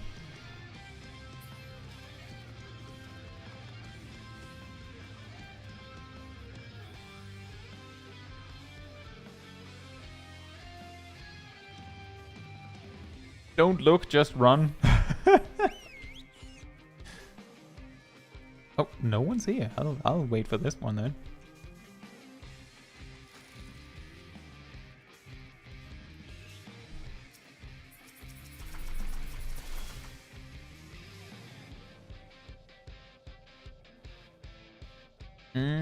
Can we make it down to help? Can we make it down to help? A little bit.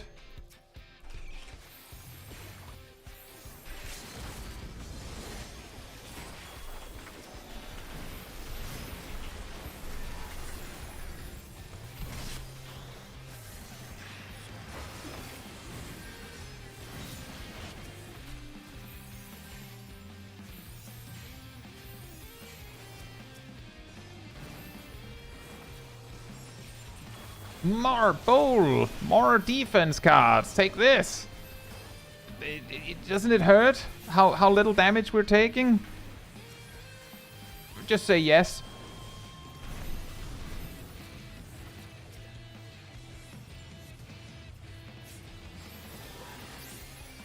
Oh, I killed someone with that. Perfect! Yes! Yes! My master plan. No one saw it coming.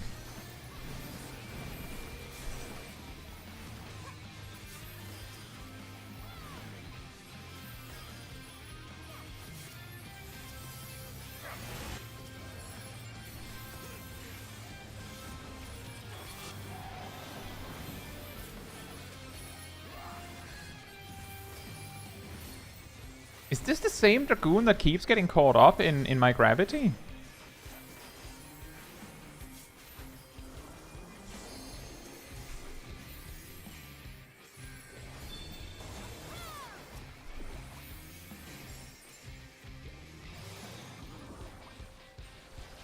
Wait, where's my team?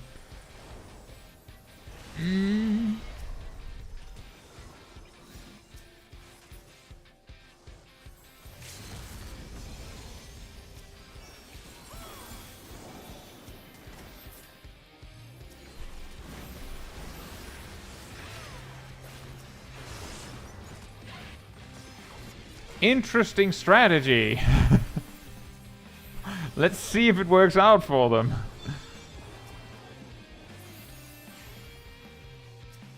Just going full blast. Crowd control on a guarding Astrologian. They almost had me. I think blue's gonna win.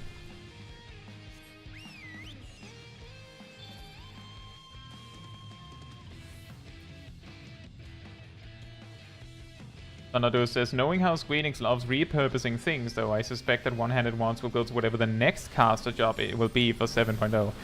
I don't know, because the thing is, they specifically don't want to have jobs with like a weapon in each, like a different weapon for each hand. They've kind of like done like a pseudo solution on that problem for Paladin by making it so that in retroactively all content drops, like instead of dropping a sword and a shield, they now just drop a sword and shield package.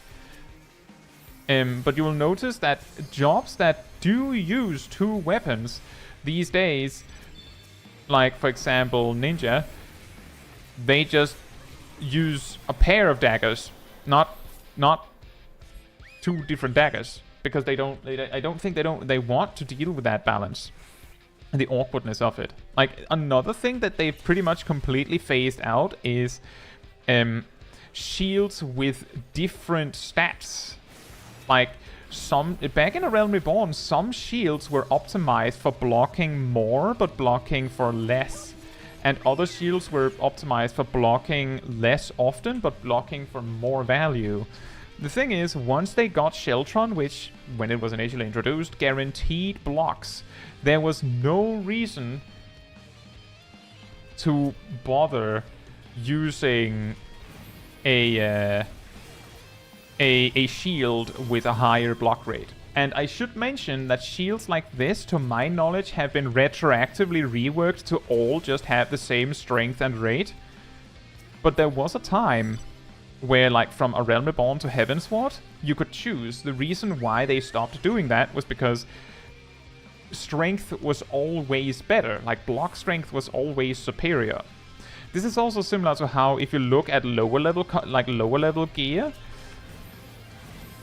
you'll notice that often the swing timer is not always the same, which means that sometimes you'll find like a warrior axe that swings faster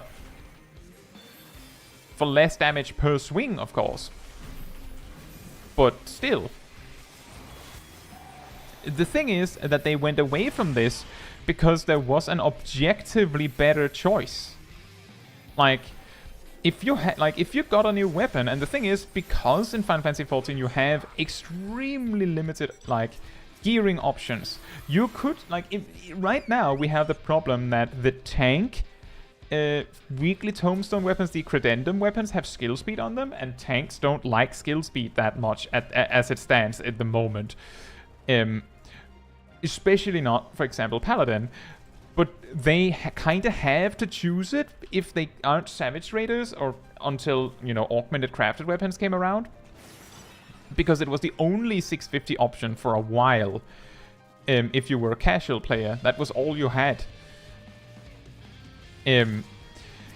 Imagine instead that the credendum weapon, the weekly tombstone paladin weapon, just had an obnoxiously slow swing timer.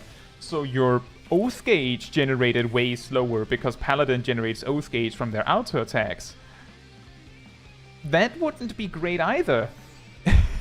So like the reason why they go away from these like smaller detail things is kind of because it can make an item that would otherwise be excellent suddenly be terrible because of this minute detail that people generally don't care about. You meant in the sense of the models, right? That is a possibility that they make the 7.0 job use a wand. But I could imagine that they would have something in their left hand as well, if they do that.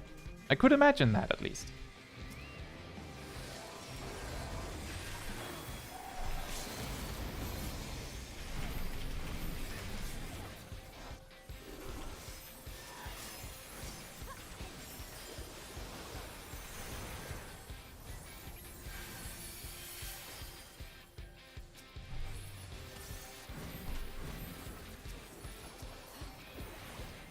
I have a feeling we'll start getting specifically targeted a lot.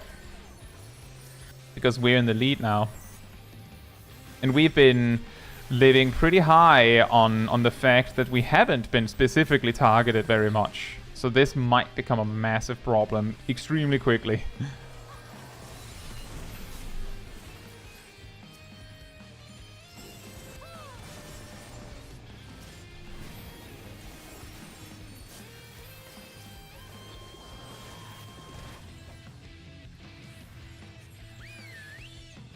Can you only do 3 pixie tribals a day? If you... yes, all tribes after a Realm Reborn, you only get 3 dailies a day.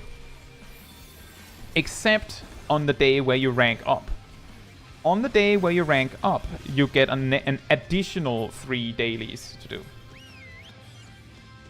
And Xanadus, it's not that much of a thing, but because of how gear just gets normalized in Eureka and Bozja, I believe there's like a 0.1, like 0.1% power difference like in your damage output as a black mage or a white mage if you use a wand and a shield.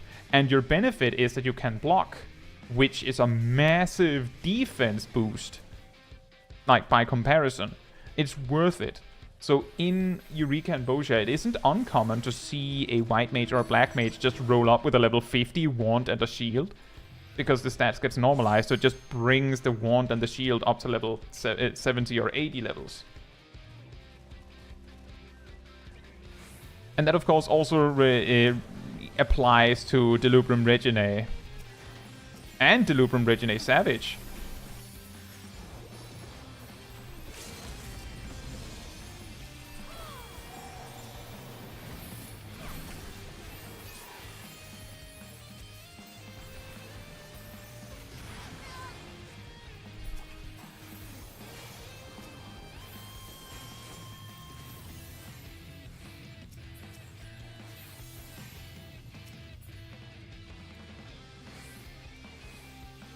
I think this is going to be really, really close, if anything.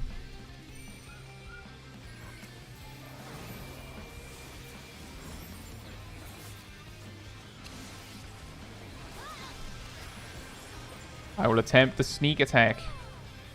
The sneaky yoink. The sneakiest yoinker in the West. Ah! That was incredible. That was incredible.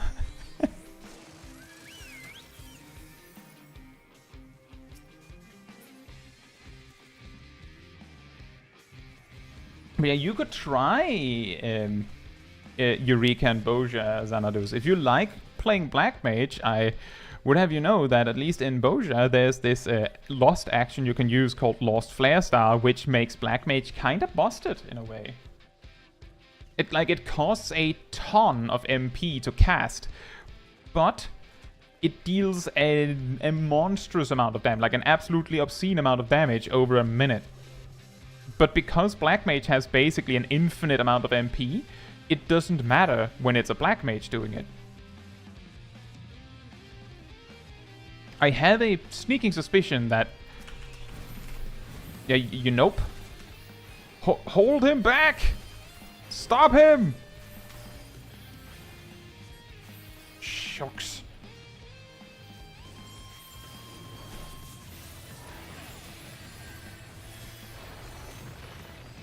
I had a feeling exactly this was going to happen.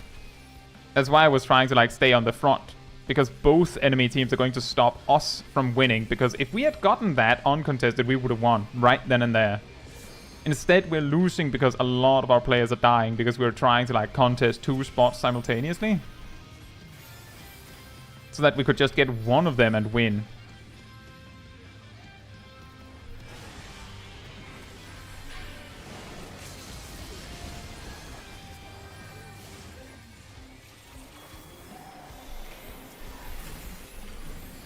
Ah, I didn't make it.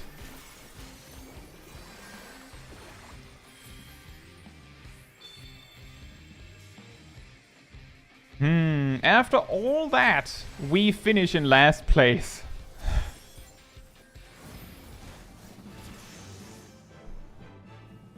After all that.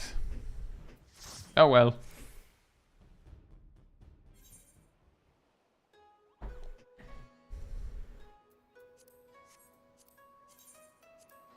That's how PvP is sometimes.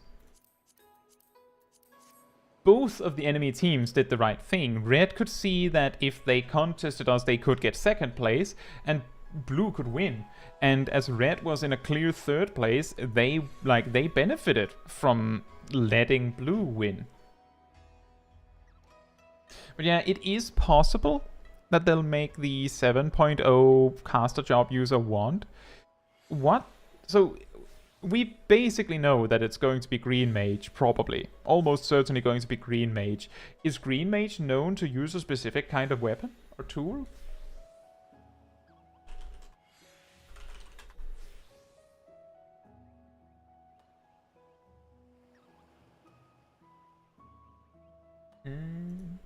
Maces.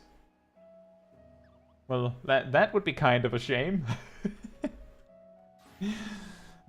Finally, another blunt weapon user who's a caster again. Like, it's not that important. Back in Stormblood, it mattered.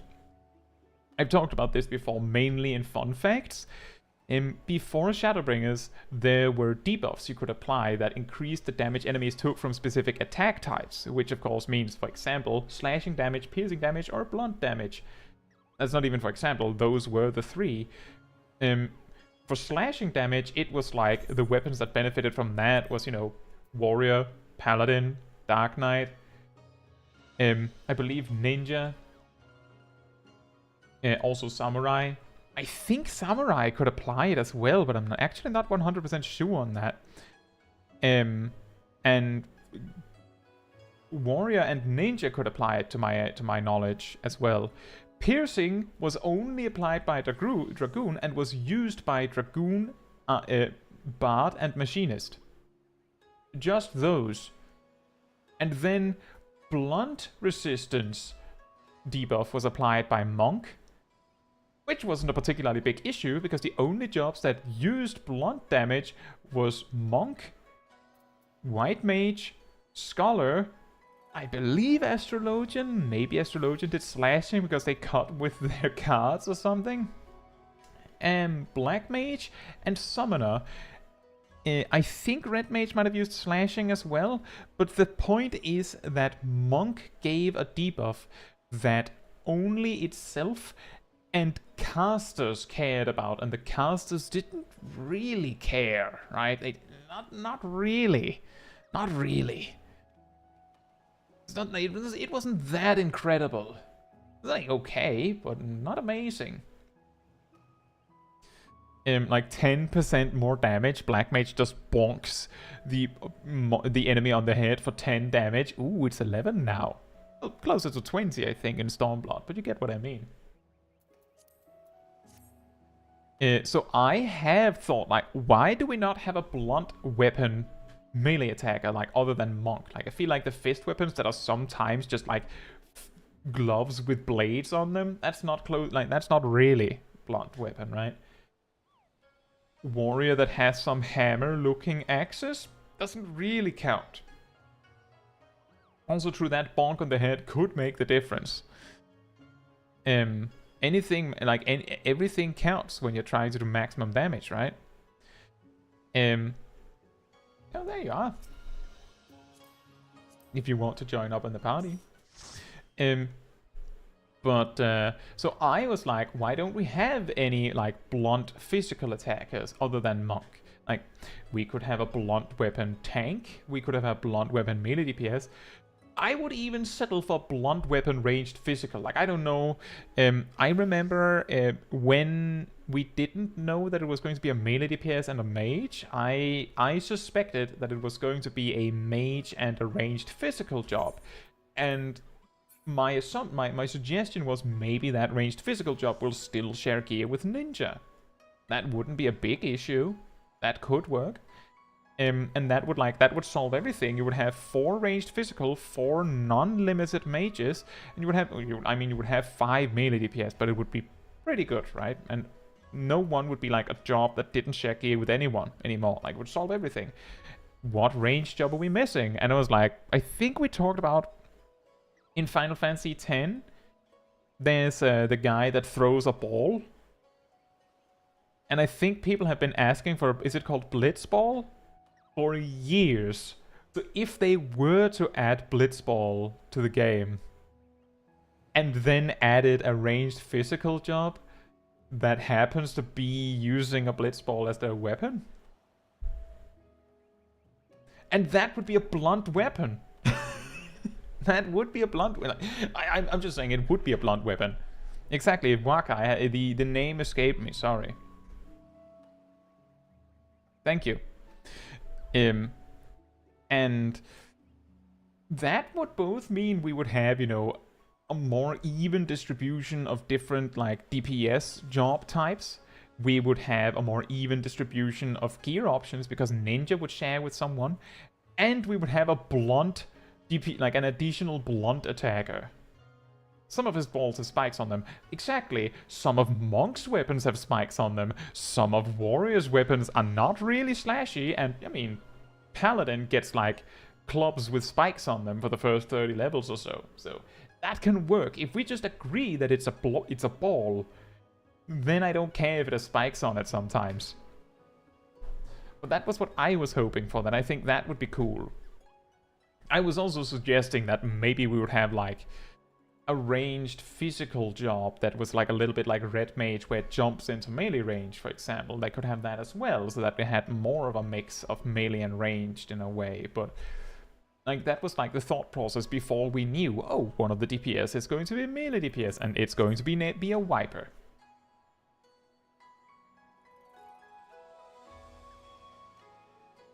On the bright side, you can glamour to the paddle bats. Meanwhile, Black Mages, I don't think you can glamour to a one-handed weapon. What roulettes do we have left? Oh, we have a cutscene simulator.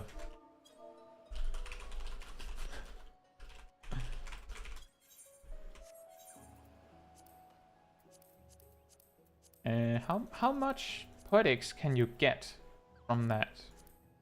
500? Is that the max? I think 500 is the max, so I don't have to spend anything yet.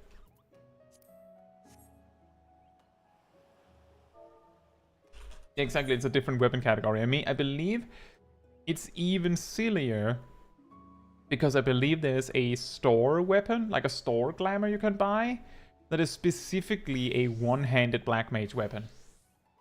Which means you have to use a wand to be able to use it. Like a one-handed wand. It's really, really silly like that.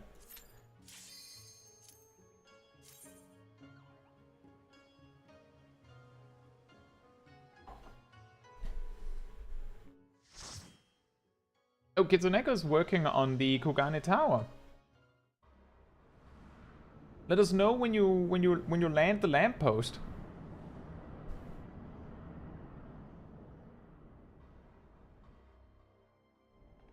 Get the short one. Did you know that Scholar can solo this synced, although it's not very easy?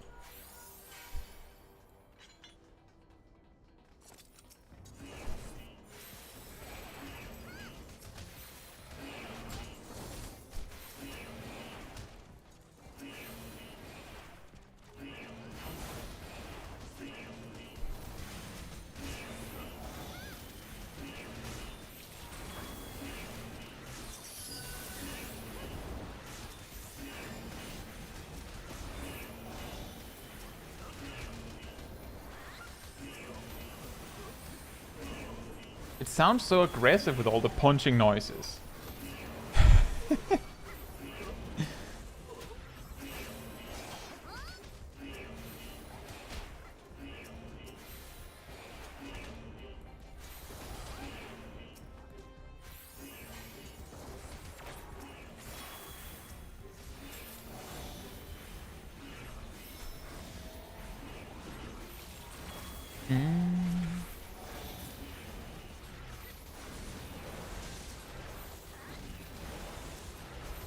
Oh, right, that's the tankiest guy. Let's just focus on him then.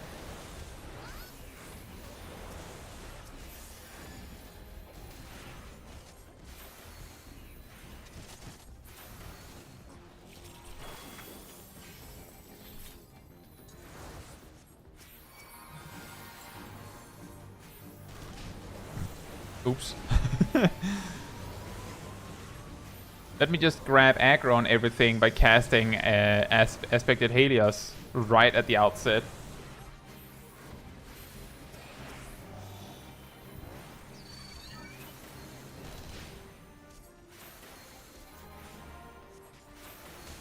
Two, two, 1, 2.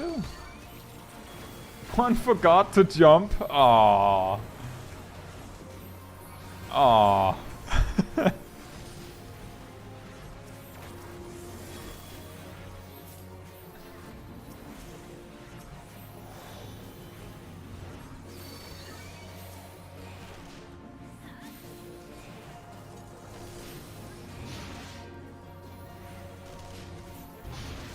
An interesting thing that I discovered by soloing this fight is that while the Magitech Colossi are scary, the just random dudes, like the small mobs that die so easily, are actually scarier, because if you don't kill them quickly, they get really mad. Like, they actually have a soft enrage that makes them like hit way harder.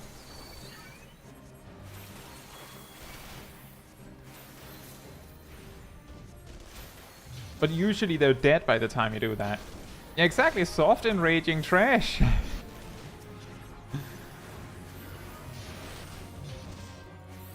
It's just that when you cleave them, it's usually not a problem. The reason why it becomes a problem is because if you're soloing this as a scholar, you need to kite everything, which means that the Art of War is probably not hitting very much. So you will simply have to like run in circles while casting Ruin 2 on one thing at a time. And that gives those NPCs a lot of time to get mad at you. Scholar's DPS isn't exactly high. It's okay. It's okay in at level 50. On AoE, it's really good actually, because Art of War is insanely busted. The thing that makes Scholar so strong is that it's the only healer that can DPS constantly while running, while simultaneously healing.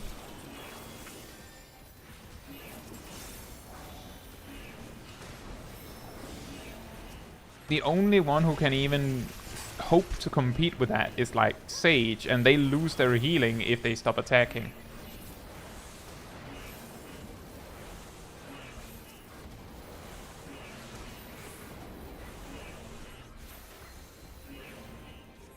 But then again, Sage can, you know, apply shields while running, which Scholar, like, they can with Swift Cast. And that's usually enough, which, again, doesn't play in Sage's favor.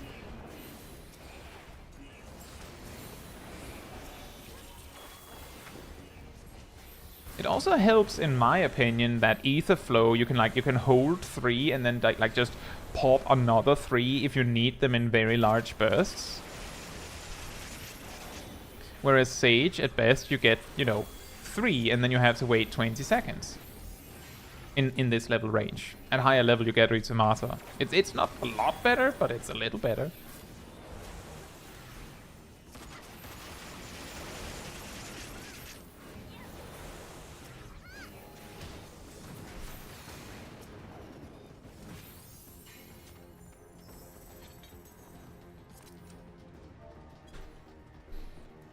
Yeah, so we'll stay in the center.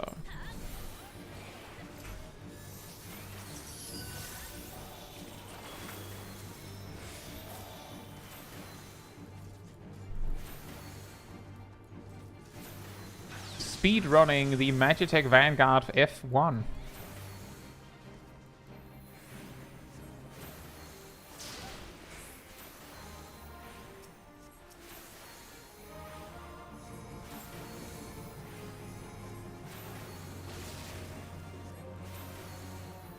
That's probably for the best, Viek, if you haven't, like, bothered to learn most of the toolkit. But if you don't plan to learn most of the toolkit, then that's fine.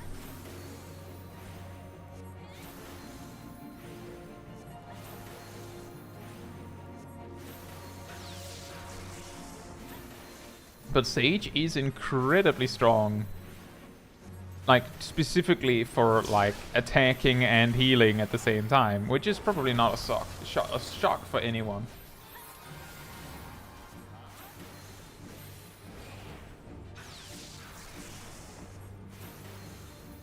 Like, the thing that I, like, really like about Sage is that if I'm doing a dungeon as Sage, even if I get, like, a low-level dungeon, it still feels like unless the tank is like pulling absolutely insane and not doing anything, I can almost always carry the tank. Like I don't need to worry about how good the tank is, because Sage can compensate. I don't feel like Scholar can always do that as well. And part of the reason for that is that Sage is more like, it emphasizes damage reduction a little bit more. Like in a big AoE pull, Sage will make sure that the tank has like 10% damage reduction for the entire pull, whereas Scholar can like do it for some of it. Not the entire pull, but some of it.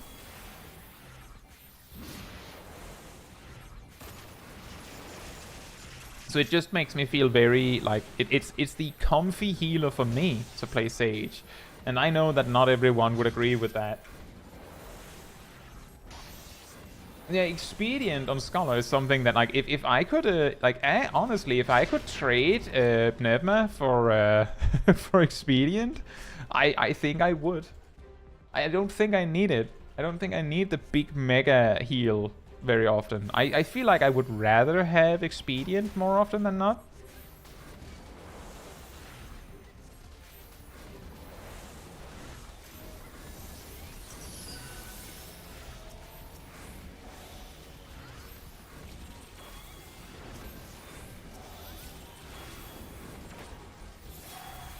Oh, right, that's the Chongy boy.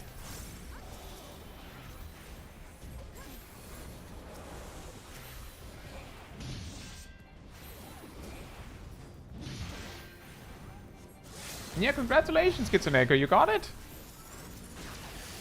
You landed on the lamppost. I really hope you made sure to have sightseeing unlocked so you can actually get the reward for landing it. Otherwise, that would just be really sad.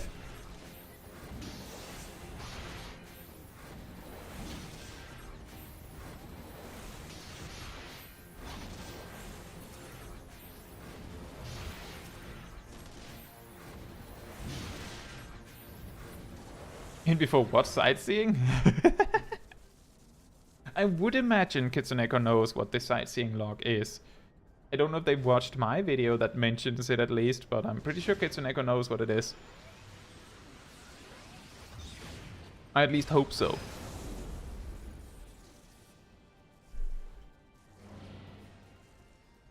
But it is interesting because depending on who you ask, Sage is often either like the Lemao easy mode healer, or it's I don't get it. I can't do it. I just can't. Like it's usually not something in between. So what I've seen, it's almost always it's easy or it's impossible, and never anywhere in between.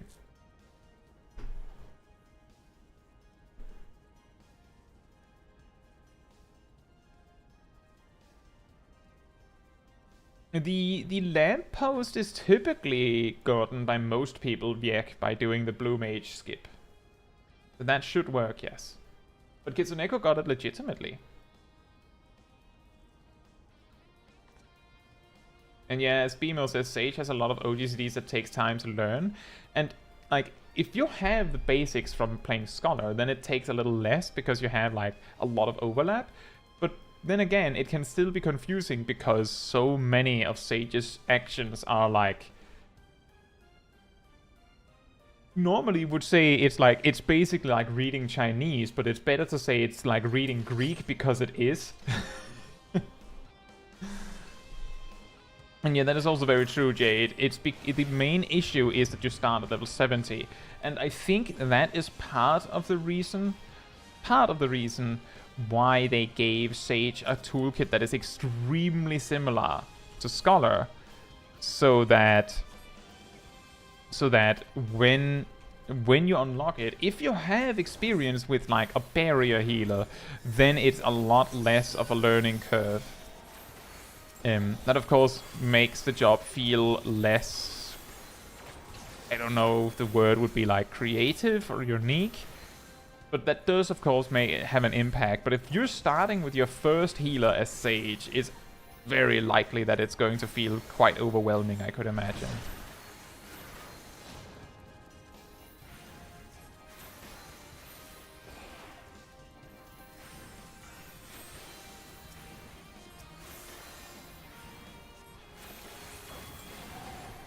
No, I thought that would do way more damage. I never feel like super comfortable with having the tank at like mid HP when a tank buster's incoming, because I might have severely underestimated the tank buster.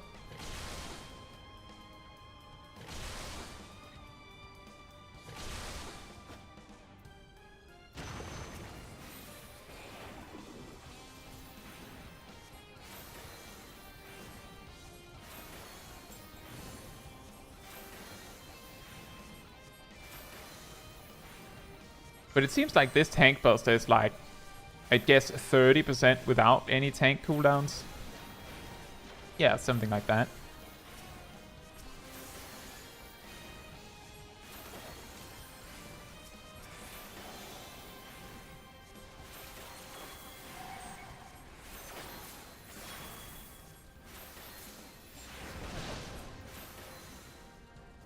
Yeah, Kane says, I feel like the main thing that makes people struggle with Sage a lot of the is it that a lot of the buttons look similar and their names are hard to remember. Indeed, a lot of the buttons are just blue,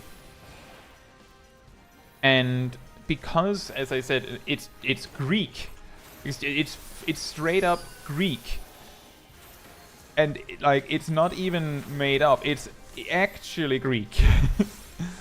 It can be very hard to actually memorize when you don't understand what the actions mean. Because it, like, if you read an action from like Ninja, you can at least say, oh, spinning edge or gust slash or armor crush or something. Like, you can kind of visualize and connect the dots to what that is. You can picture the attack in a way. But you take Samurai and go, okay, so what's a Hakase? I don't know. So that has like the opposite effect, where you don't really know. And with Sage, it's basically that experience with the entire toolkit.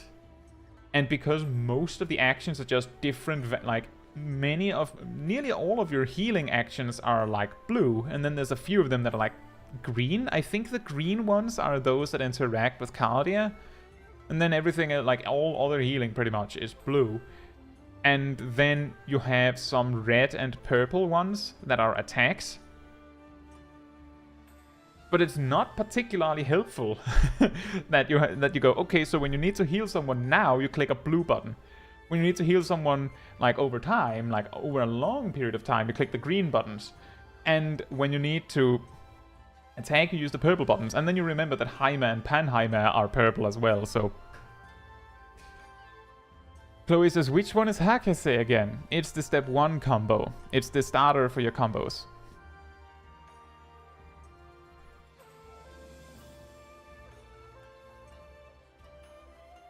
The whole Eucrasia modifying your base skills to be different.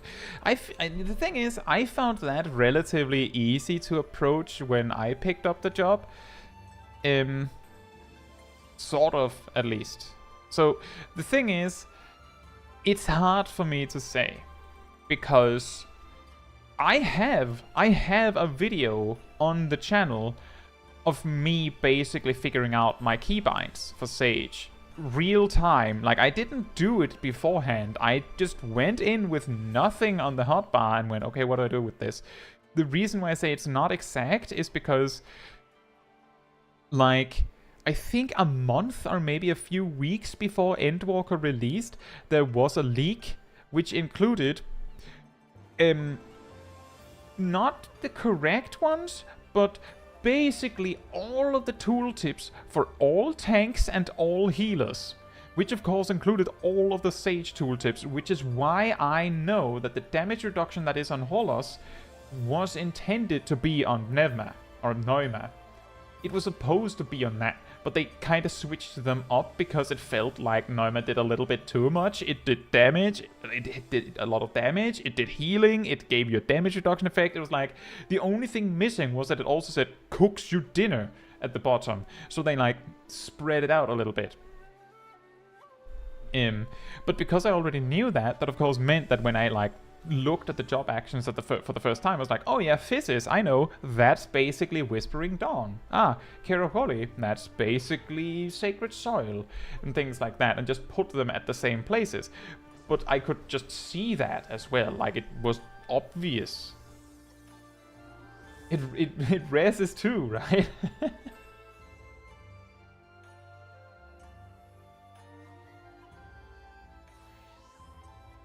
Oh yeah, that's true. Disgracias is blue as well. Neuma cooking dinner and doing mitigation would be wild. And that it also like just gives you a full limit break and just gives you a full MP bar, maxes out your Other Skull and your Adder Sting, and ooh, what else? It also gives you like a full pan. No wait, that's in PvP that it gives you Panheimer, because it does that. Neuma is wife material. Perfect. But yeah, the common problem that I hear, and the thing is, I hear this, you know, through comments on my videos, for example, that people say, I'm having a hard time understanding Sage because the names don't stick because I don't understand them. And that's naturally because most of the action names for Sage are nonsensical if you don't understand the language, right? Like, as I said, if there's a few buttons that have like obscure names and they are relatively significant for your rotation, then you can remember those. Like you can get behind that. But if everything has a weird or obscure name, then it becomes too much. Like, for example, I don't hear anyone complain about Geishkagul, right? I don't hear anyone complain about that. I don't hear anyone complain about Nastrand. But it's two things. It's just two things. And then everything else is like English, right? It's not that Doomspike makes sense necessarily. It's just that you can remember the words Doomspike and go AoE, and then you can remember that. I remember I heard, like, I watched this video a while back about there was this I don't know how like trustworthy the source was, but there was this this study where they took like people that spoke English and I think like a native tribe or something, like they had their own unique language, and they let them take a look in a room with a bunch of objects in it. And then, after a little bit, they had to go into the room in pitch black darkness and find where the things were, or something to that effect, in like while being timed. And the thing that made this native tribe, or whatever, have an advantage was that they had, like, their native language had words for like specific words for like almost exact angle, like degree angles in a way.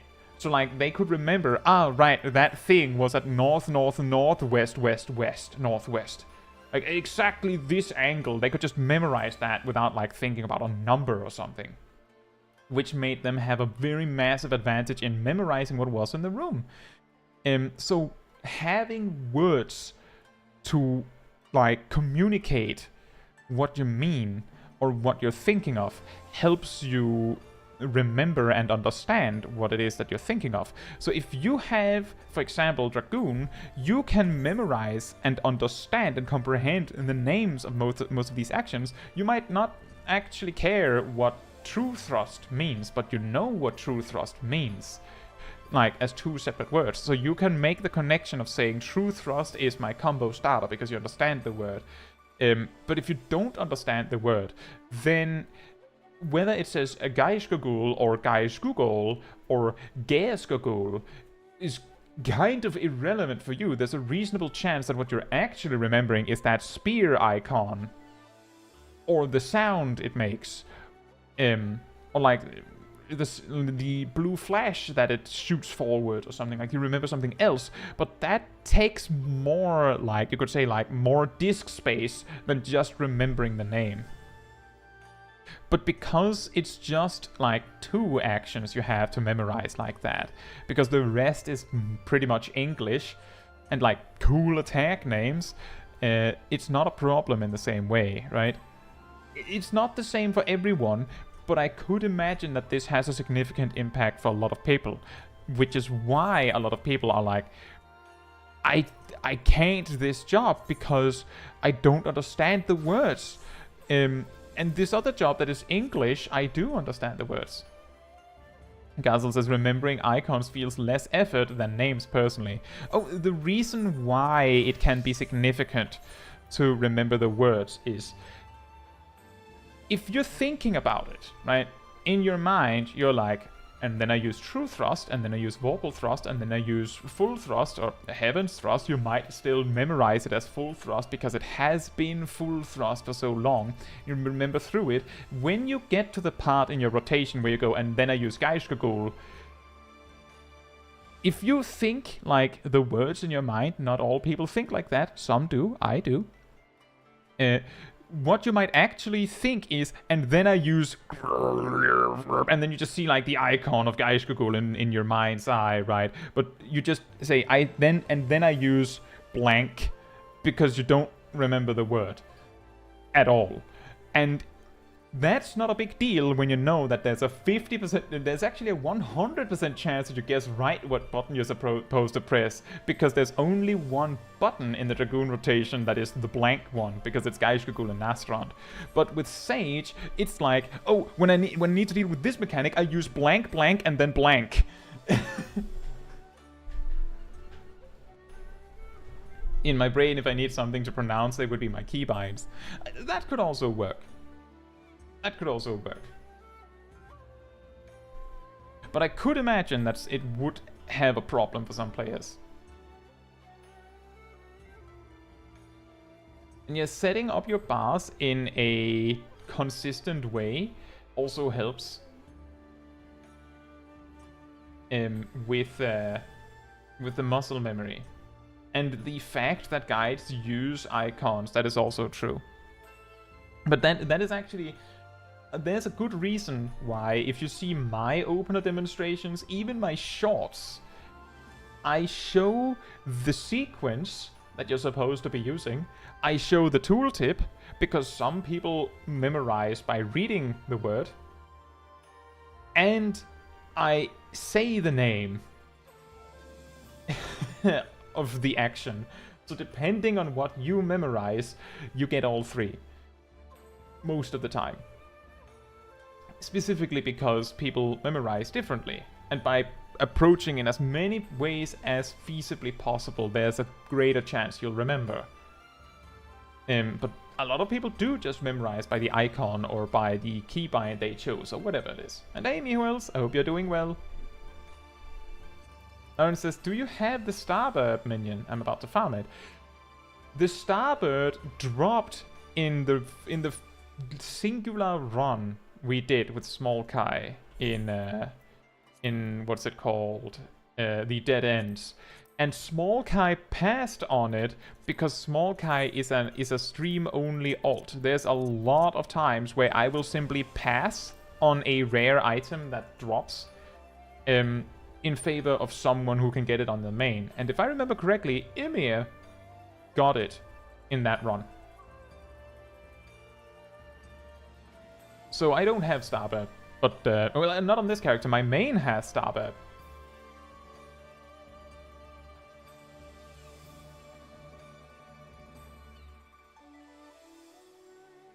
Gazel says, I can't believe someone could play with lucid dreaming in different keybinds on multiple jobs. The thing is, and this is of course, I do that. The reason why I do that is because basically, the way that I do muscle memory is that I have, you know, fixed spots for specific actions. For example, and this some people might think is really dumb, one is Cure 1. Which I will not press very much as a healer. I will probably press Shift 1 more. But 1 is Cure 1. And 0 is Stone, something like that. And Dash is Dots, right? Is Arrow or something. And as you combine all of these like strict rules for where what goes, it can lead to situations where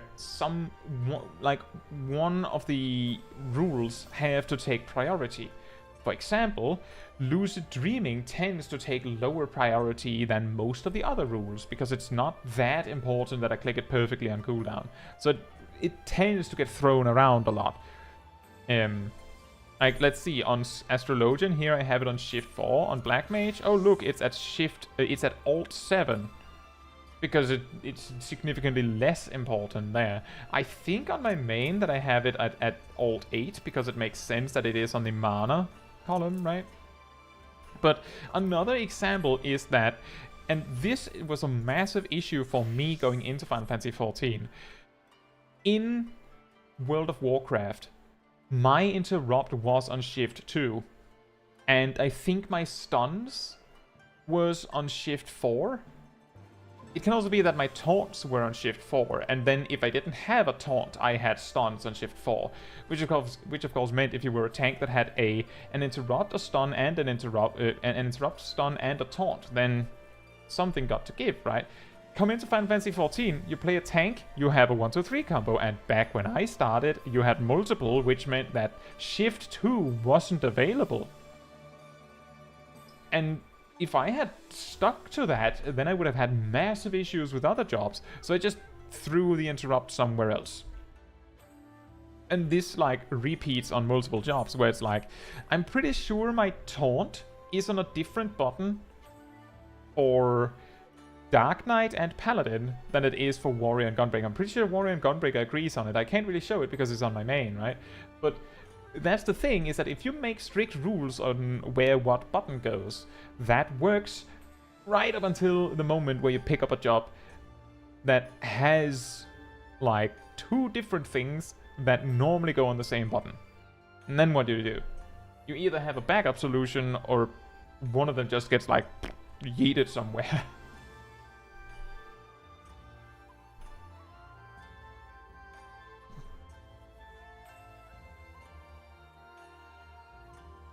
Gleaming says, Lucid is on the wrong spot on Black Mage because I basically only press it between pulls, and also it got pushed way out of the way by my new buttons.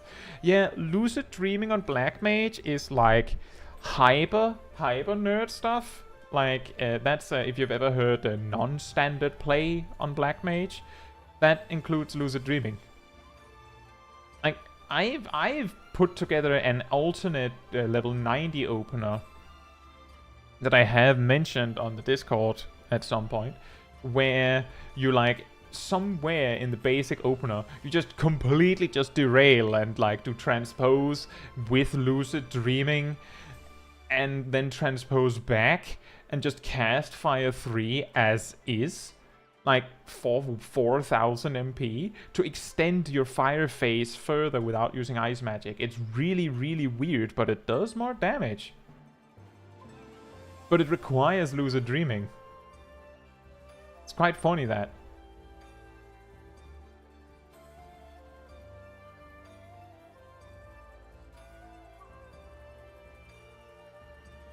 CVX says, jobs that start at 1 are easier for me to learn and often act as the basis for my hotbars for similar jobs, and that makes very good sense. The thing is, when you start at level 1, you get to, like, if you level it gradually, you get to go, oh, this button that I just unlocked makes sense placing here. And then as you, like, get more buttons added, you can go, like, as you get a new action added, you'll go, well, the button that I got before turned out it wasn't that important, so this new thing can go there instead, and then you can like flip them around as you go. Like, you'll gradually learn where, like, if things need to have the spot that they have, or if they can like relinquish it for something more important, and so on and so forth. But that works a lot better when you get the actions gradually.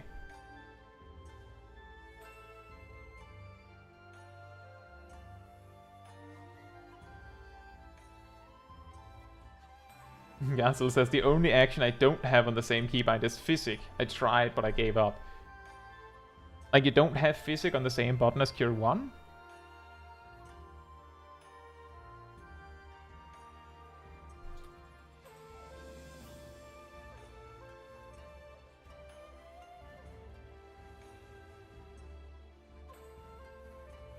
Oh, on Scholar and Summoner. Yeah, I wouldn't recommend that.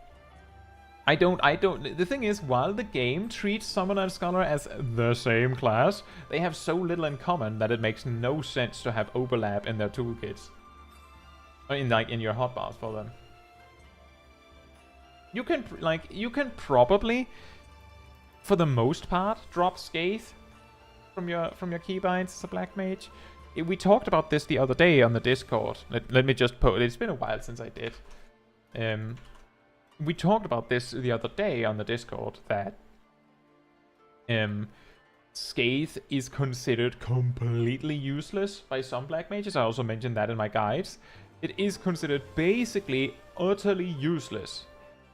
The only case where, like, that I can come up with where you would use Scathe is you have to move, but you've already spent all of your mobility options and you have nothing else. Then technically, if you are already in Umbral Ice with 3 Umbral Hearts from using Umbral Soul, which is already not great if you're in the middle of combat, then you can use Scathe. It's free. Like, you just recover the MP immediately from your Umbral Ice. Like, that's the one. If you're in low-level content like Sastasha or something, then Scathe is actually not bad, because you're going to be spending so much time running because mobs die so quickly. There's also one more thing. I can't remember, was it Matthew that did that? I remember when I started the solo challenge stream series, I of course started with Sastasha. I went in minimum item level, no echo, as Scholar, and went through it. And someone, I think it was Matthew, it could have been someone else, Matthew J is who I'm talking about, went in synced, so not minimum item level, but just synced.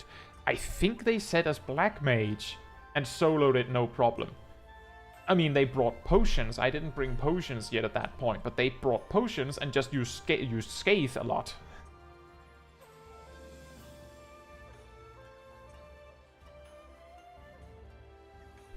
The key reason why I say that Scathe might be pretty okay in low-level content is because, like, if in Sastasha, you only have Astral Fire 1, which means that you only get a 40% damage increase, which means Scathe is only like Scathe's 100 potency hit is only like 40% of the damage that Fire 1 can do or something to that effect, instead of like 30 or 20% even.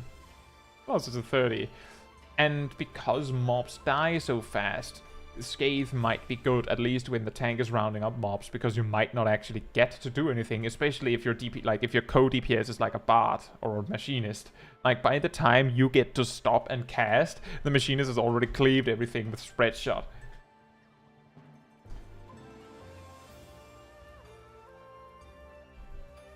You need Scathe time to time for magical range rotation? Wait, what do you mean?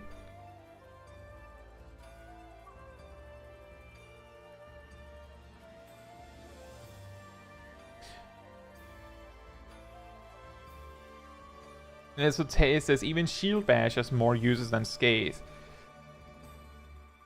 Yeah, I mean, Shield Bash has more, like, clear ways you can use it. They're still niche, but they're probably more clear use cases than Scathe, where Scathe is like, it's like a stars align kind of scenario where you will use it. The meme Black Mage rotation, you don't actually need to use Scathe for that.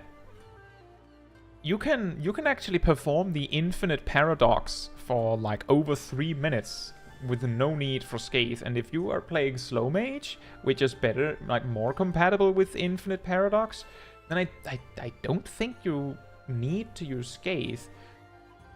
I don't think you do, at least.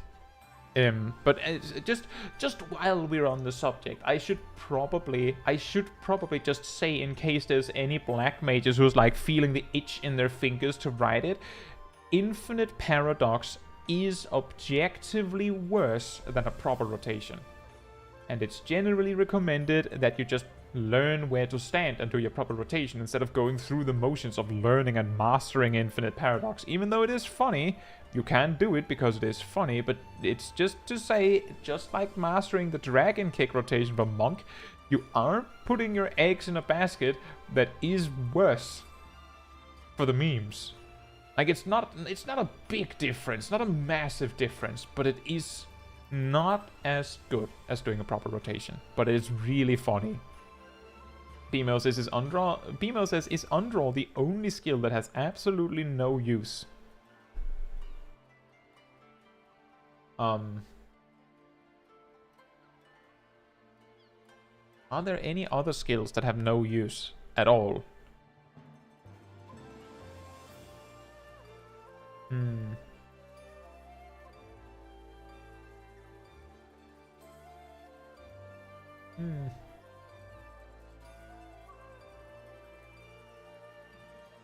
I think so. I think undraw is the only one. I think undraw is the only one.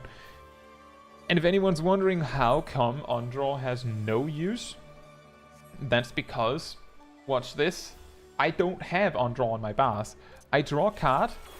Are you ready to see what undraw does? This is what undraw does. Right click. You have an action for that for some reason.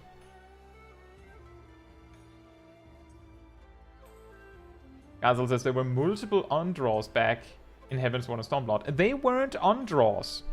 You just spent the cards on something else. They weren't undraws. Alexander says Scathe could be helpful in Palace of the Dead as a solo black mage. You can drag mobs while you explore and still do damage. Correct. I do remember the first person to beat Palace of the Dead solo with black mage. People asked, what did you do? And it was like, a lot of Scathe. Because you can't stand and take it. So, I mean, I would guess that their Swift casts were used on a Fire 4 or something. But then it's mostly Scathe. And that also coincides with the way that I said that someone beat Sastasha synced with Scathe, solo black mage.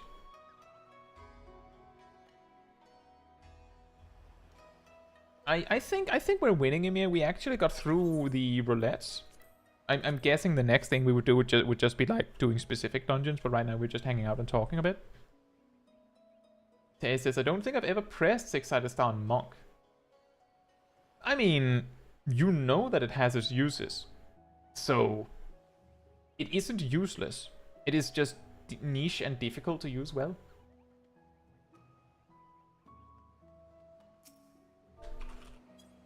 And see, Cranberry says, what would the use case of undrawing a card even be, ignoring the fact that you can just right-click the buff off? Correct. Exactly. There is one use case of clicking the buff off, or using undraw even. One. Let's say, for the sake of for a hypothetical example, that you're a content creator and you want to make like a clip of Astrologian, but oh no, in your previous clip you drew a card and actually you want to start the clip without a card in hand.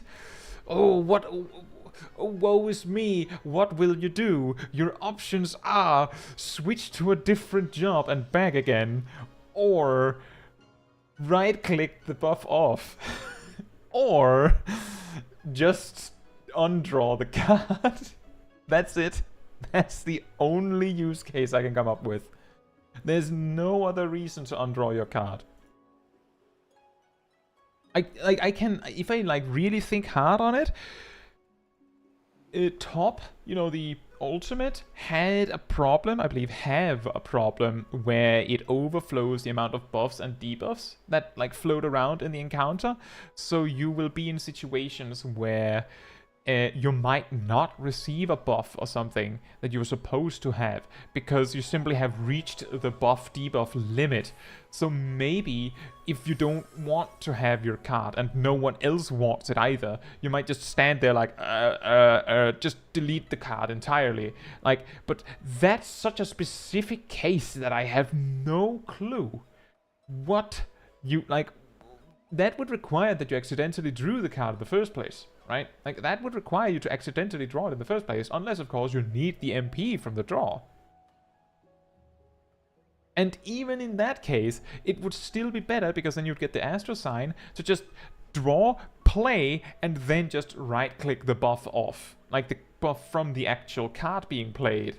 Like, even in that situation, it would be better to just play the card. So there's no situation where you would actually want to undraw the card. Not to my knowledge.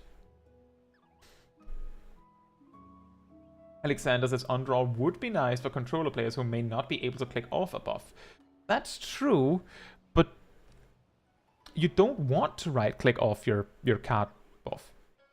Like, there is genuinely no situation where you would want to do that.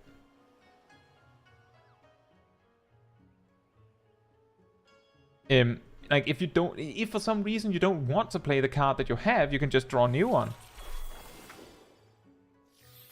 So, like, that's the reason why it is considered completely useless, is because there is basically no situation where you wouldn't want the card.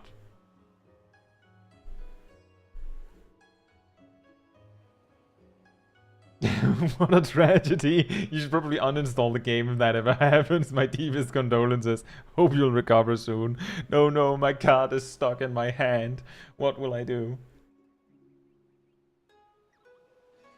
Gleaming Gamora says, what does the dark yellow part of the XP bar even mean? I wondered this for years.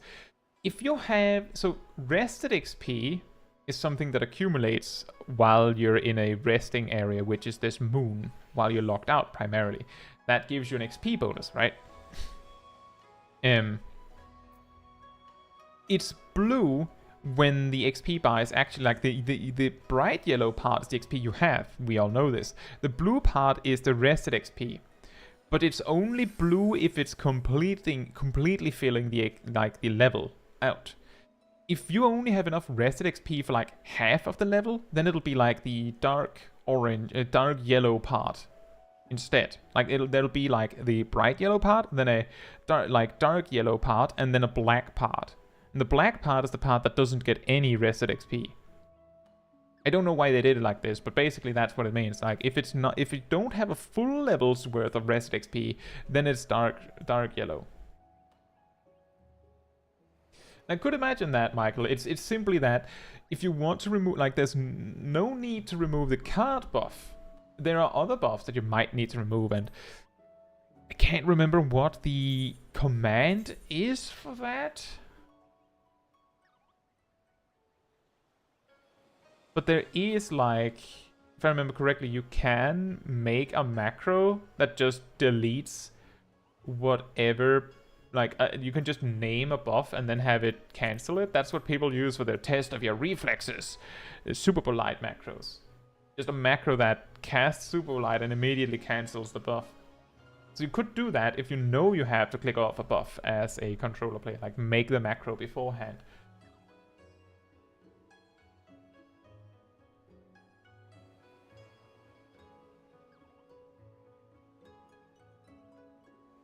Gazel says there were undraw spread, and empty road in Stormblood.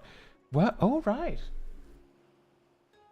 I guess I forgot about that because I could see no reason to use them.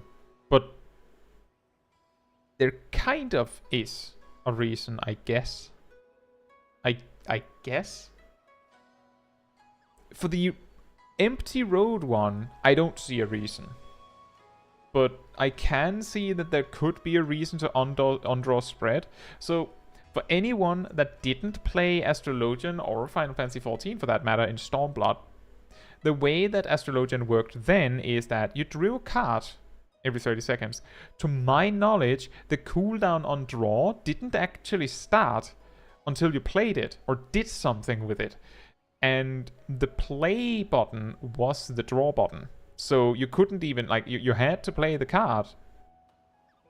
That doesn't sound bad, but back in Stormblood, the 6 cards had drastically different effects. Notably, Balance increased your damage, Arrow made you, like, reduce your GCD and made you attack faster, and Spear increased your critical critical hit rate. Bowl, which is the one I have now, reduced damage taken, and it was 20%. Like, it was Rampart. You just drew a Rampart to give to anyone. Spire recovered TP, which is a resource we don't have anymore, and Ewa recovered MP. So you could probably imagine that some of these cards were higher, like, considered more valuable than others. And also, yeah, Yumia says, friendly reminder to extract your materia from your gear. If you have any white dots down here, remember to right-click and extract. So the reason why that's particularly significant is because Royal Road was an action you could use to sacrifice your current card that you had in hand for a benefit for your next card. And 2 of the cards came with the effect of increasing, like the Royal Road effect was your next card is 50% better at whatever it does. Another set was your next card lasts twice as long, so instead of 15 seconds it was 30 seconds, which is also pretty good. And the last one was the effect of your next card is half as good, but it's raid wide. So you could get, well, no, yes, that is correct. So you could spread the balance damage bonus to your entire raid. You could imagine that if you spread Ewa, the MP region, to your entire raid, that was kind of wasteful because there was a lot of people in your raid that probably did not care. Spread was an action you could use to basically stockpile a card. So you used draw that went, ooh, that's the balance, that's the card I want. Spread, and then you just could hold on to that until, like, till you wanted to use it. So the gameplay loop of Astrologian in that time was like, draw a card. If it, like, optimized, you would want to Royal Road an Ewa or Aspire because they made the raid-wide effect. Once you had an Ewa or Aspire, Royal Roaded, you were ready for the raid-wide buff.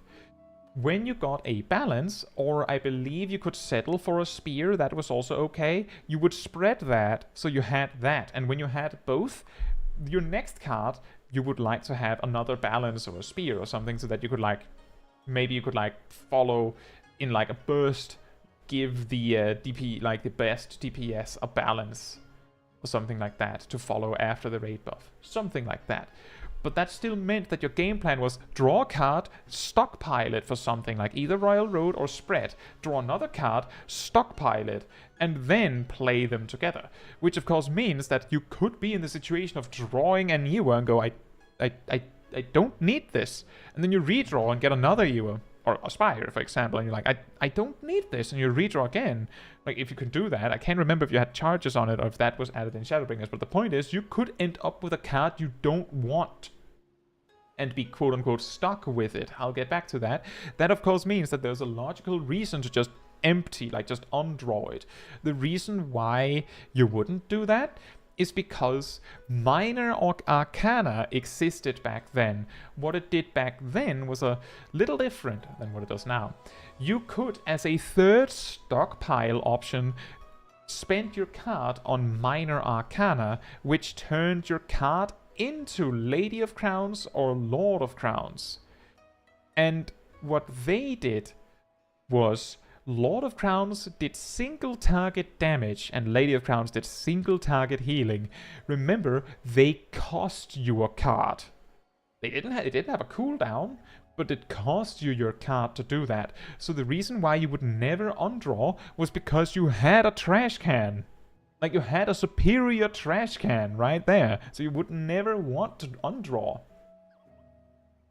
The only reason you would have to empty spread, which, as Gazel says, existed, was if you accidentally spread the wrong card. and you couldn't just play it because you had already done Royal Road. Like, that's an option. And the only reason you would ever want to use Empty Road is, let's say you need, for any reason, you need your next card to be single target, for example. But you have already set up the raid-wide Royal Road, right? You need to draw a bowl, and it has to be single target and go on the main tank because they're getting hit by a massive tank buster right now. And you need it to be that. You can't wait for the next card. So you can't, like, use Royal Road again to override your current effect. You have to get it now. Then you could use Empty Road to remove your raid-wide buff, draw a bowl by RNG, and then play it. That would be a situation where it might matter. Like, that's an example where it could matter. Could matter. But then it's kind of specific, right? So even back then, you had, as Gazel says, 3 different ways to empty your card stock. But there wasn't really a common reason to do it. The reason why you might want to empty spread is because, well, you couldn't trash can your spread. You could, like, you had to draw and then use Minor Arcana. You couldn't, like, yoink your spread card back. You had to, like, spend it from spread. And you couldn't, like, take your spread card into Royal Road. Like, it wasn't like a stockpile you could access. It was just, now you have that card.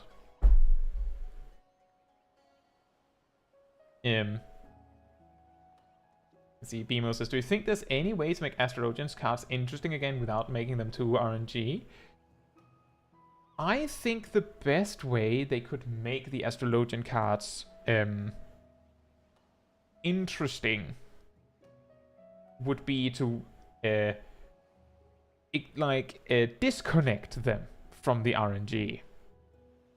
That sounds silly, maybe. But the reason why the cards are a problem is the same as I've talked about for other jobs. Why is it a problem that Scholar has energy drain? Because as you can spend your defensive resource ether flow on damage, that means that people view the primary purpose of this resource as damage, and secondarily you can spend it for healing if you have to, which is ridiculous. Also, the job is balanced around the fact that you're going to use energy drain, so basically, Scholar is inferior to Sage and on personal damage, both because of Chain Stratagem, because, you know, it's a raid buff, but also because energy drain gives Scholar an unfair advantage unless Broil is balanced around the fact that you're going to be using energy drain. So Scholar's damage output is balanced around the fact that you're using your defensive resource for offense. Similarly, people complain sometimes that White Mage has no way to, like, throw out their lilies if they don't want the healing, like if they don't need it. But if they don't need the healing from the lilies, then they don't need a defensive cooldown. Which means that the only helpful thing that they could have the lilies do instead pretty much would be damage. But if they could do damage, then that would be the primary purpose. What happened to cards? Well, half of the cards were offensively charged, and half of the cards were defensively charged. You had Bowl, which was basically Rampart on a stick. You had Ewa, which was basically Lucid Dreaming on a stick. And you had Spire, which was, I think it was called Goad on a stick. And then you had 3 damage buffs. The only reason you wanted any of the defensive cards was because they made your damage buffs better if you got one of them. But otherwise you only wanted to draw damage buffs. Exclusively, please. So the RNG of the Astrologian cards might be more interesting and better if they could somehow, like, either remove the defensive portion, which they did, or remove the offensive portion, or separate them somehow, so that the defensive cards and the offensive cards are 2 separate things, which might be confusing in its own right. Besides, if you have, like, a defensive draw and an offensive draw, and they have separate cooldowns, and your defensive draw could be Bowl or Lady of Crowns, for example, it's really hard to plan like in a Savage Raid encounter around the fact that, well, my Astrologian drew a healing card this time. We needed the defensive cooldown, so I guess we wipe then. And the alternative is that you didn't need the card, in which case it just feels dumb, right? So my best suggestion, like the best suggestion I can come up with, is the cards themselves have meanings in the Astrologian storyline. They have meanings, and those meanings, I believe, were supposed to make more sense in Heavensward and Stormblood. Their functionality at least matched a little bit better, instead of just being all kind of the same. So they could instead make the cards cooldowns. Like, you don't draw a random card and use it. You just have the cards. Like, you're an Astrologian. Some of your features are actually forcing a reality to take place. I heard someone explain just, like, I think it was yesterday, or maybe it was today, that Combust, if you see the debuff that Combust applies, it says something like, the presence of a theoretical sun hurts you, or something like that. And what that's supposed to mean is that basically the Astrologian just decided to draw the prediction that you are going to take damage. And so you do. Like, basically Astrologian just decided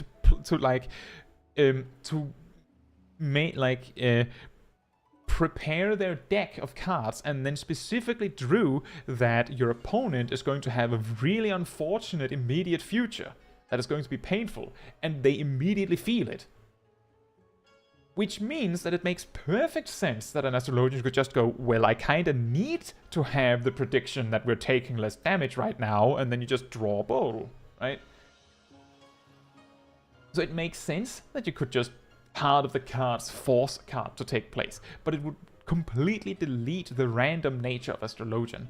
And similar to how people weren't super satisfied with Summoner losing all of their dots and their pet management, basically, I could imagine that the Astrologian mains would be kind of mad that they lost their RNG. On the other hand, I could imagine that a lot of players that play Astrologian don't think that much about the RNG, as we talked about earlier in our little university course in Astrologian statistics.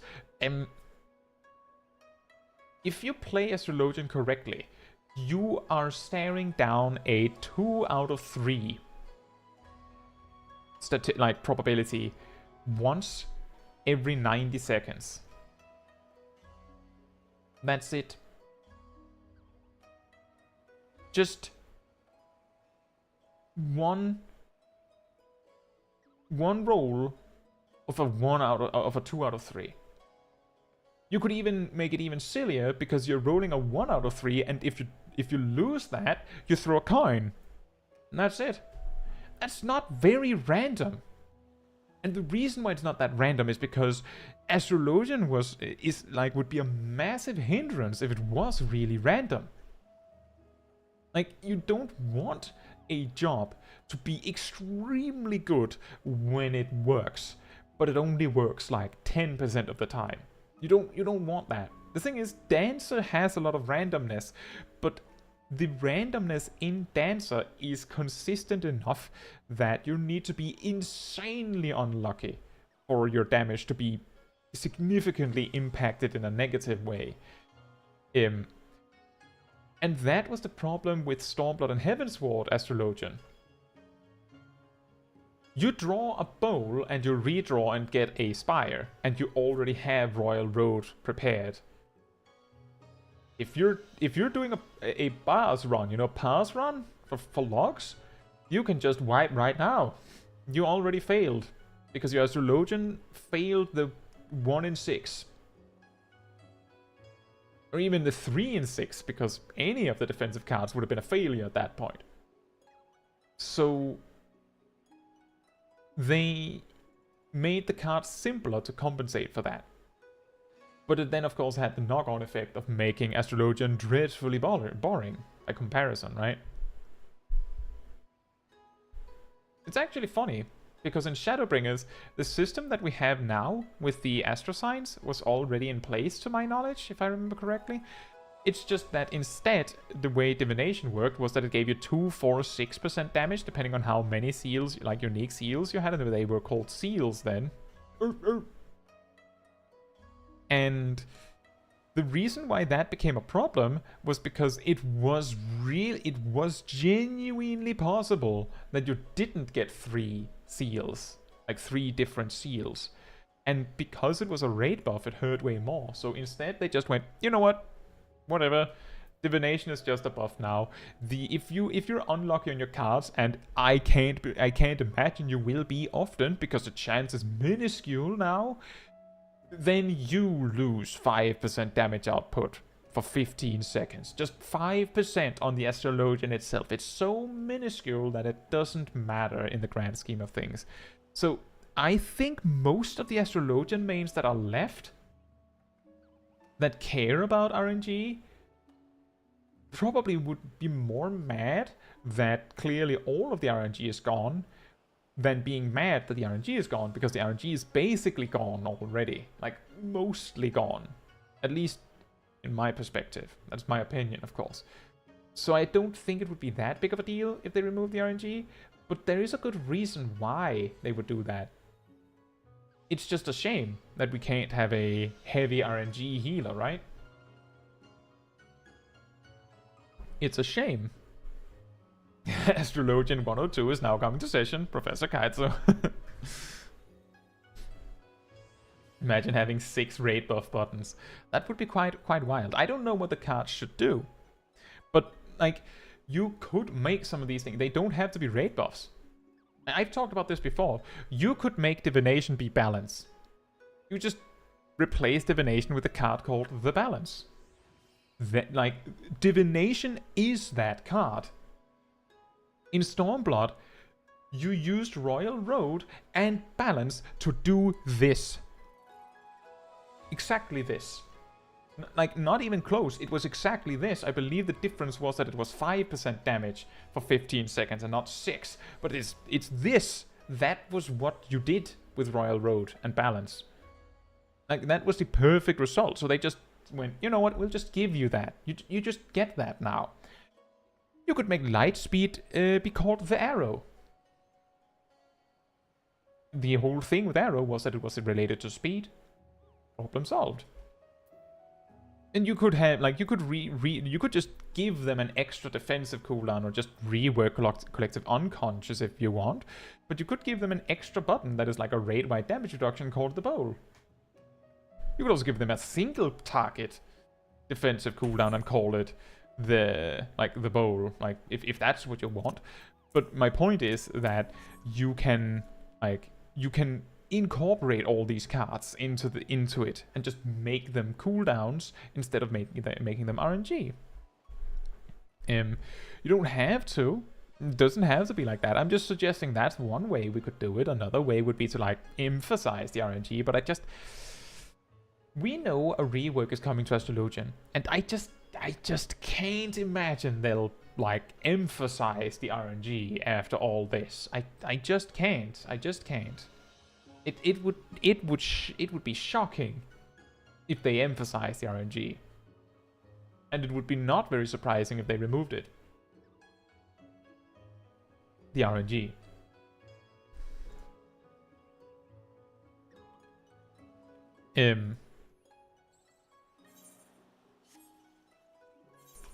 How did we do on...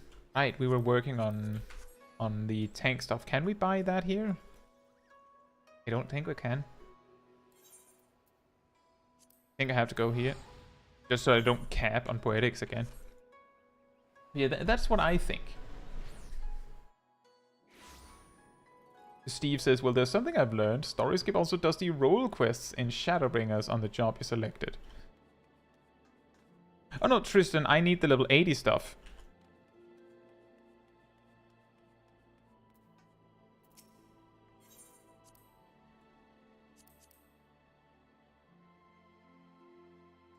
Which I'm pretty sure is not there.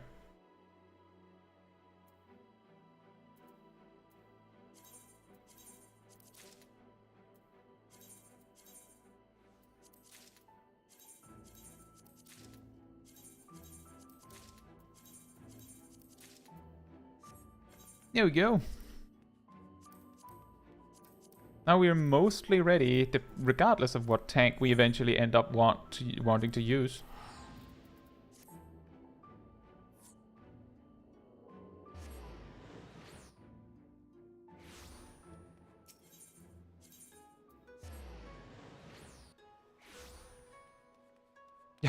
Amy says, I'm the guy who crits on every keen edge and never direct crits my big attacks.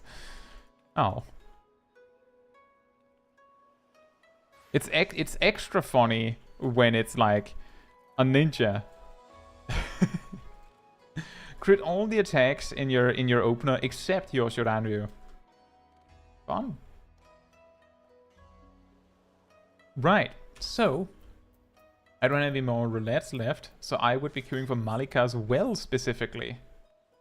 Is anyone up for Malika's Well specifically?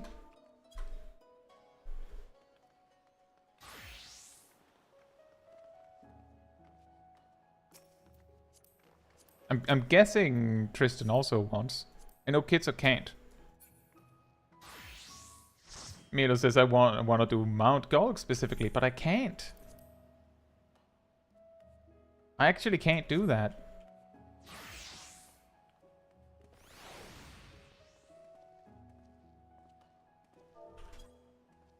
But if we make it to that, we could do that.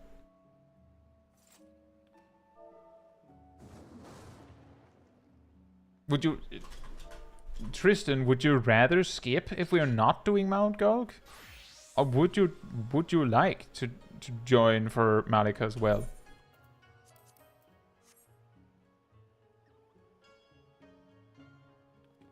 You don't have to feel like I'm taking you hostage. I don't want to do that. It's only if you want to come along.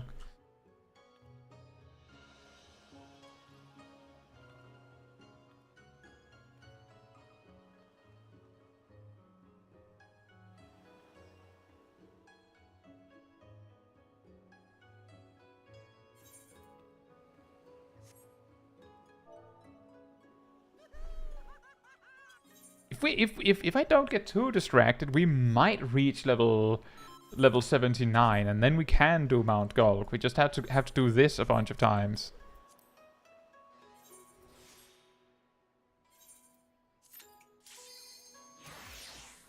Oh, if you want it to be a different job day, you just say no so that we can queue again.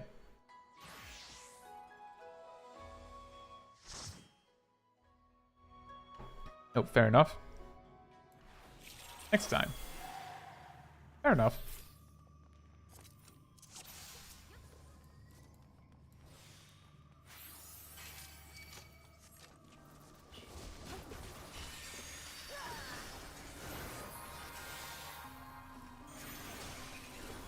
You boy, so many things to prepare.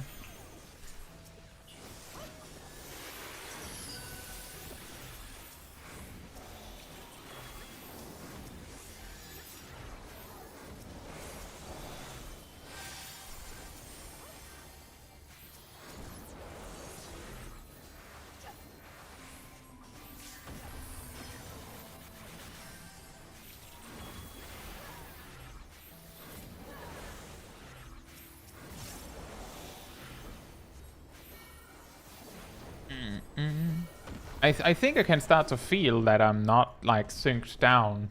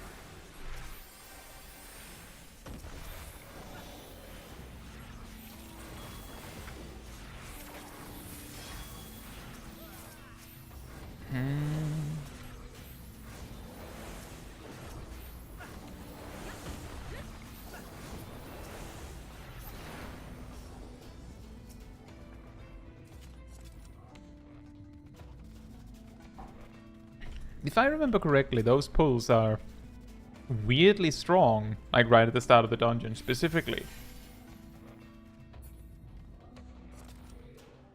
I just feel like it's easy to forget because the rest of the dungeon has like really really weird pulls. Like we have multiple packs throughout the, like there's the pack near the end where the mobs like just, I did not mean to play that card on myself, where the packs like kind of just take an eternity to get ready to fight.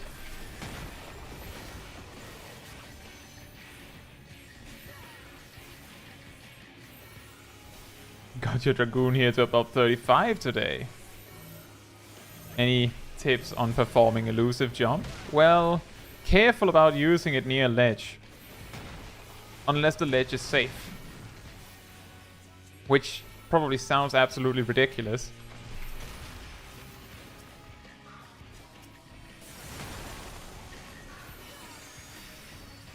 But if you backflip off a ledge in the open world, then you will teleport down to the other end. Which I believe doesn't even, if I remember correctly, it doesn't even do fall damage to you when you do it.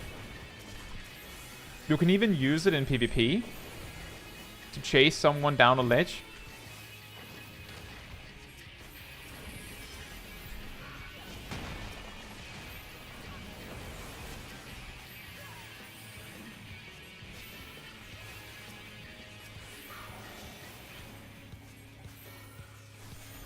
And the reason why elusive jump is unique in that particular aspect is because most of those kinds of like backflip attacks require a target to like flip away from. But elusive jump does not, which means you can flip like backflip off a ledge if you like. You can also do it with Anavan for Dancer as an example.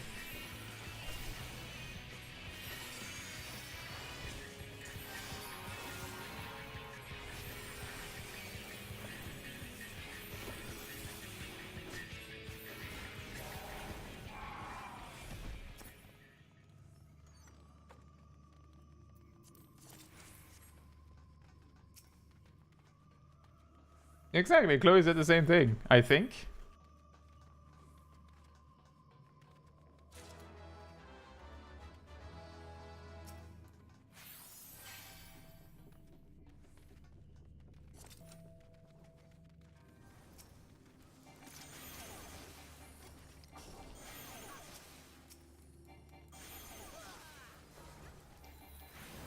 You'd enter too early. Ah, fair enough.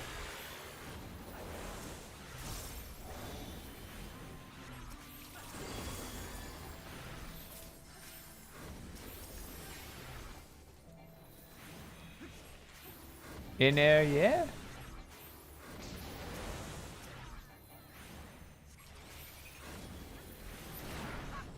This next one is a really big pull. You just go for it, Emir. I'll try my best. But it's more fun to do it than not do it.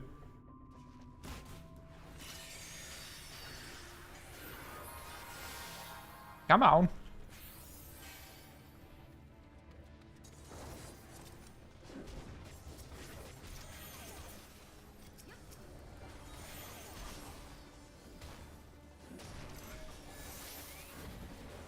As we talked about earlier, if people are used to doing a particularly big pull, it gets more dangerous if you start deviating. So don't get fancy.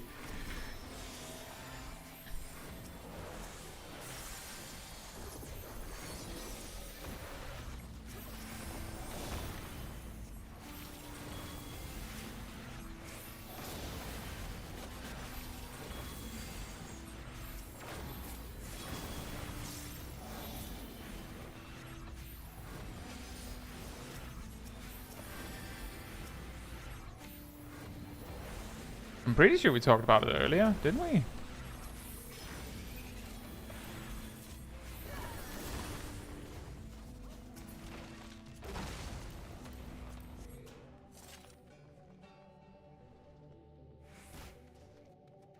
That is also a way to use it, Arcane. Jump forward, flip mid-air, and then elusive jump. It can be used as a gap closer that way.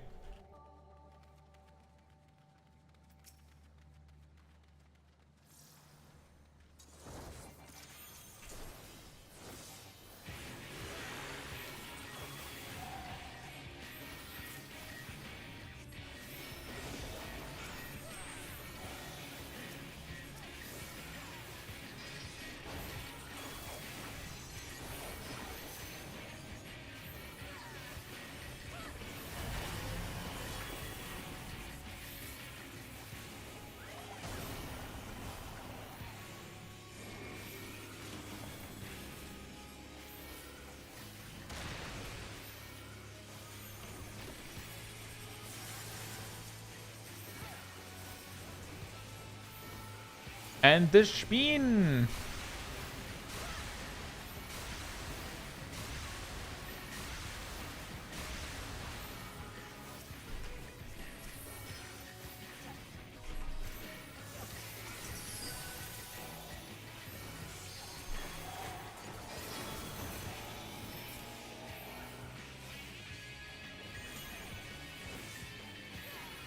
I don't know how long my earthly star has been sitting there ready.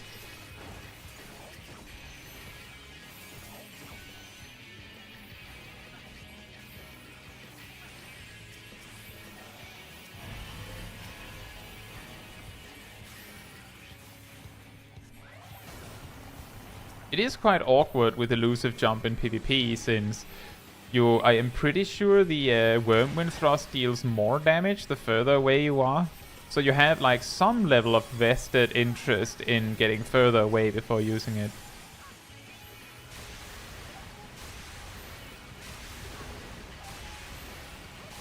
But if you're using elusive jump specifically to chase, that's of course a completely different story.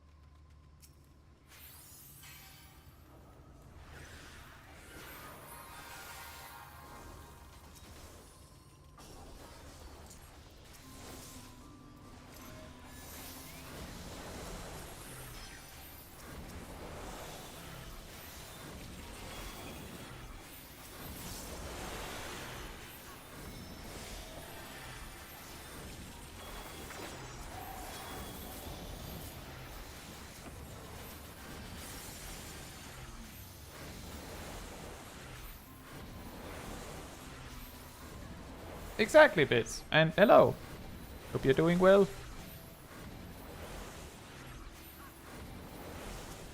That smaller pools mean that people get confused about when, like, how they use their cooldowns, because now it's weird compared to what they're used to.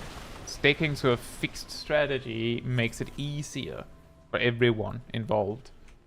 Even if you usually do smaller pulls specifically to be nice.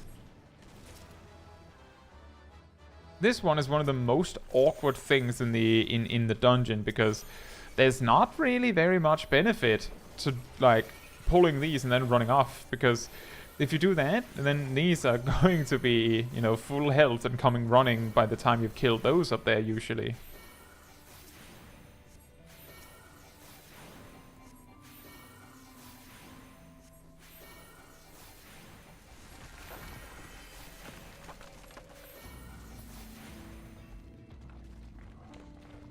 Yeah, true, Gazel. I do have a lot of problems with remembering to use Earthly Star on bosses.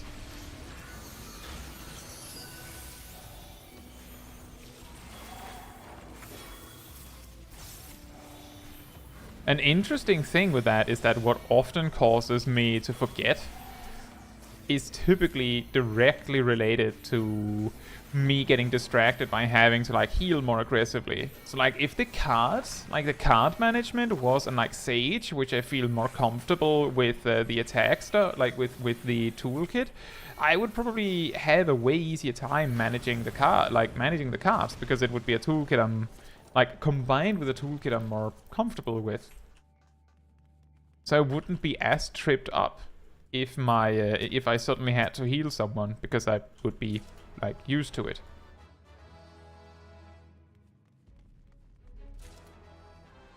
I don't know, Viek. I've seen cases where people like spread out, so like there's some people attacking the first two and some killing the last three, like a mix. But I don't know if there's a particular best way to go about it. The simple fact of the matter is that you like, if you go for the last pack, you're basically guaranteed to have to deal with the first pack at full health anyway, at least to my knowledge.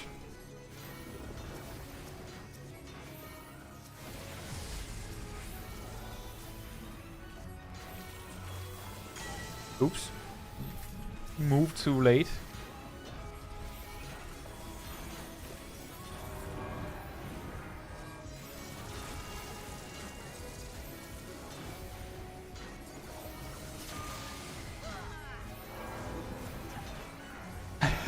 Cleaving says, I wish ethereal manipulation worked on non-party members, so I could mildly startle Sprouts and Uldar. Could you imagine the insane movement optimization of just traversing a city if you could do that? You just see black mages all over the place just teleporting from player to player.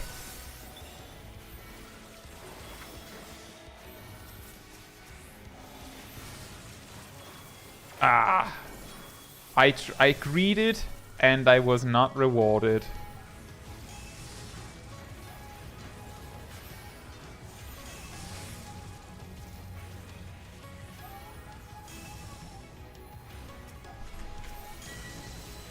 Oh, the essential dignity snipe. That was very close.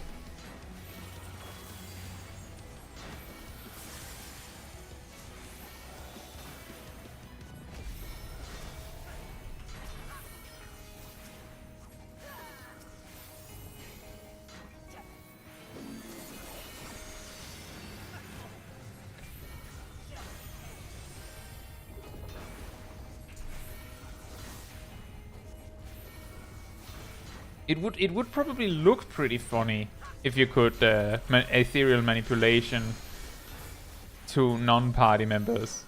I could imagine it would look very funny.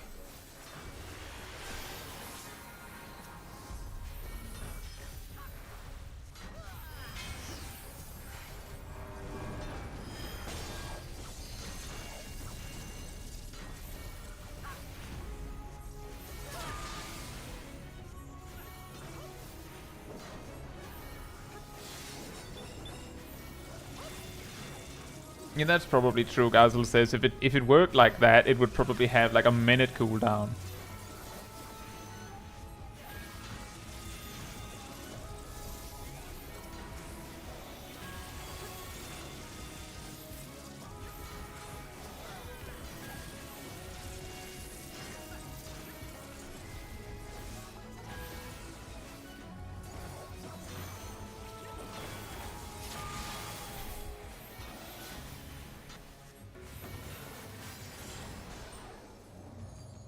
Oh. Well, I guess my gear spirit bonded, alright.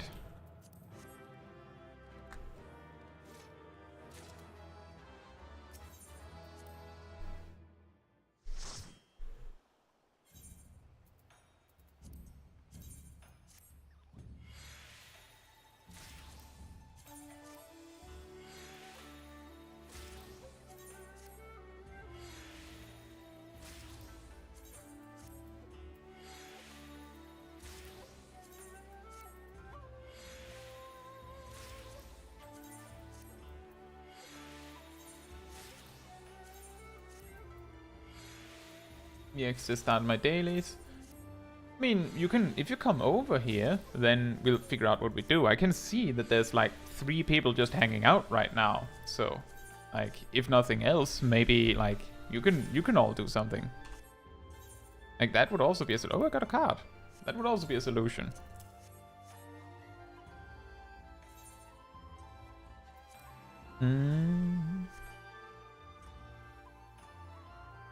How much XP did I have at the start of the dungeon? I think I'd level to 78 in the next go, but that would mean that we would need like to do the dungeon like 4 more times or something, if not 5, which I could imagine is very boring. So I will keep asking that if you want to come along for Malika as well, you're very welcome to Tristan, Ymia, and Te. But I do understand if you go, it's getting a little too well. Have you done PvP? I've done all of the roulettes that give any meaningful XP.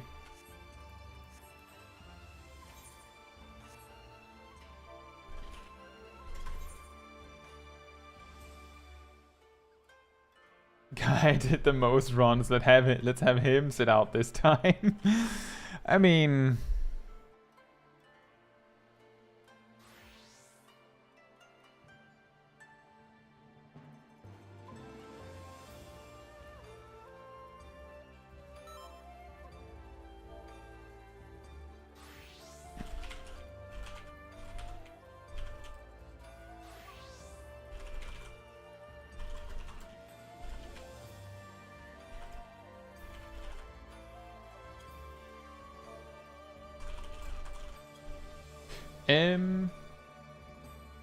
just making sure everyone knows what's happening.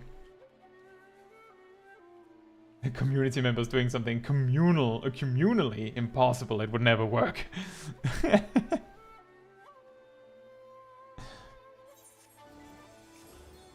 I'll do another Reddit check. Saw there was a little bit of a job switch, a little role change. But yeah, exactly. If there's like 8 people here, then you could absolutely like just like have a secondary group doing roulettes or something if you want.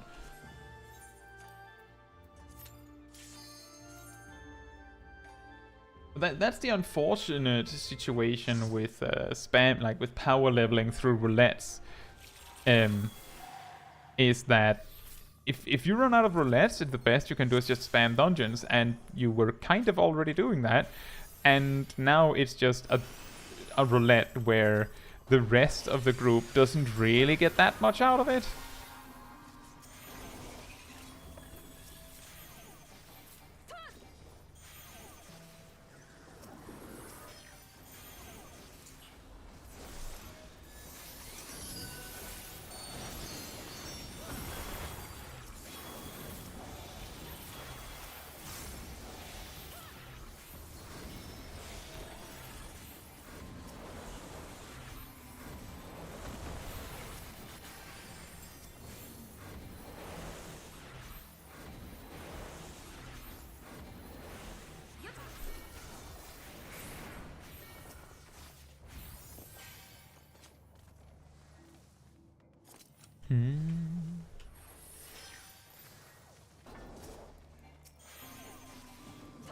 Yeah, it does. To me, it does feel like it's these particular pulls right at the start are particularly brutal in the dungeon, whereas the rest of it, like the reason being that they just feel like they're a little bit overwhelming. That there's 2 of them that are this power level, you could say, where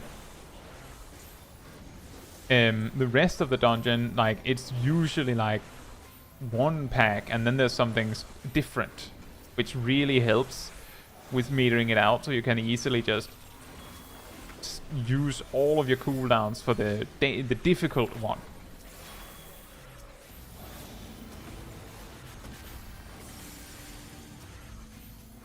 And then, of course, also it helps when warriors, as we know, incredibly strong. That does make it easier for me, of course.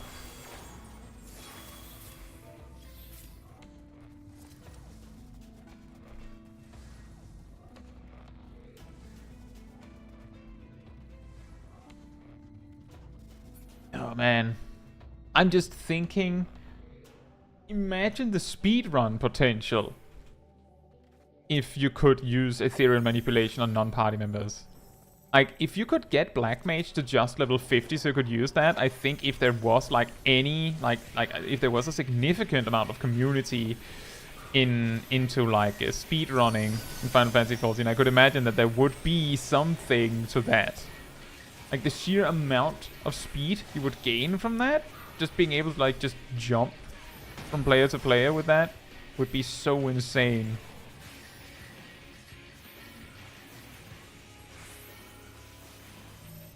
But it is certainly not the only thing where I'm like, it's kind of annoying that it doesn't work on non-party members.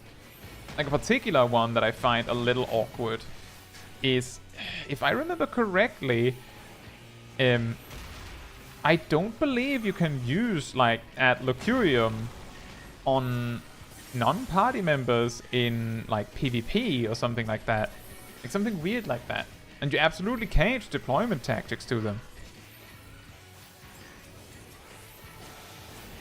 But I do understand that, like, if Astrologian's limit break could spread to the entire front line, that would probably be just a little overpowered. Just a little bit overpowered.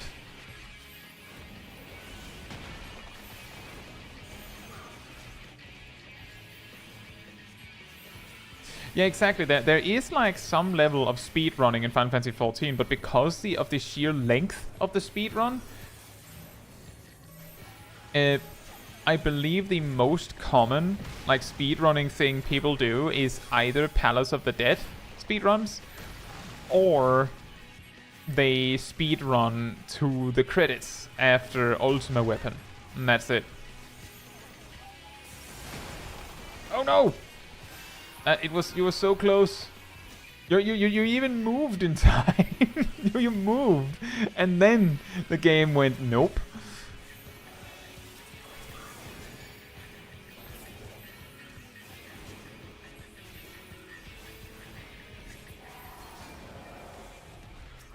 You could also speedrun Endwalker, yeah. I mean, I think from what I've seen, there's, like, speedrun categories of like all of Heavensward or all of Stormblood. Like, there is some of that. The thing is that it's because it's so niche, there's basically no one running it. But it would be funny. Part of the reason for that is that it's just such a long speed run. And then it's also partly, I think, because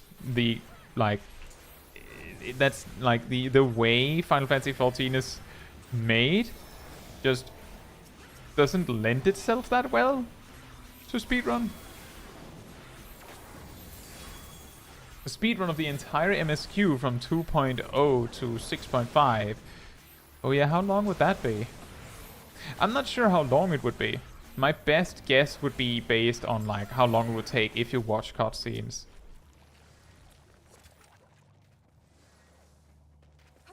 I have seen, like, games with extremely long speedruns where they have, like, a setting, like, because you can skip cutscenes, where they just say, oh, we just pause the timer during cutscenes. So if you need a break, you can take your breaks in the, like, during the cutscenes by just not skipping them. Hey Shiro, hope you're doing well. Like, that's a, like, sort of a solution to, like, insanely long speedruns. But those kind of speedruns, well, those kinds of rules come around because there is a significant amount of players running it that would then make people go, well, this part is a little obnoxious to do.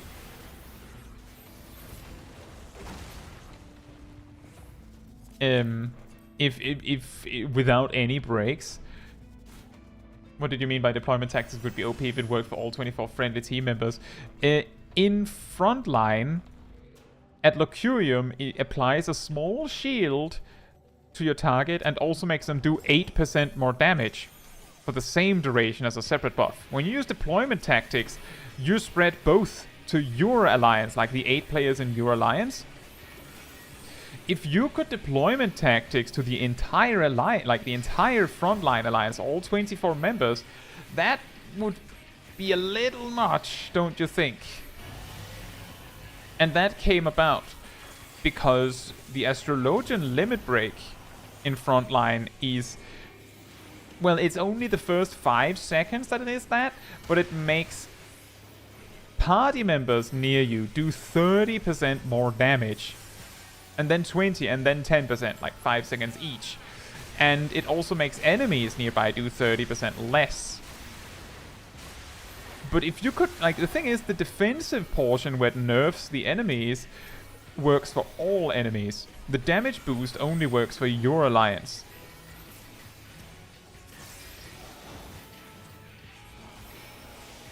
It's clearly fine.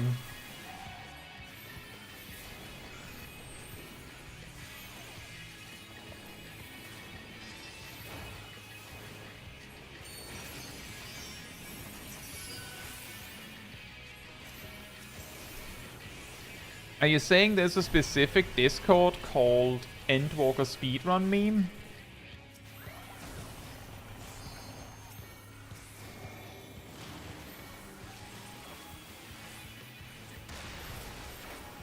I couldn't possibly imagine that would be not a serious community. Oh, you posted it? Okay. Right.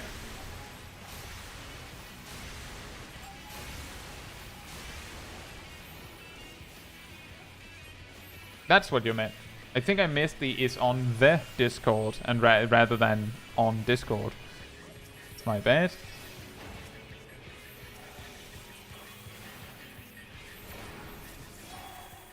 Bruh. I'm going to level up exactly from the last boss at this point.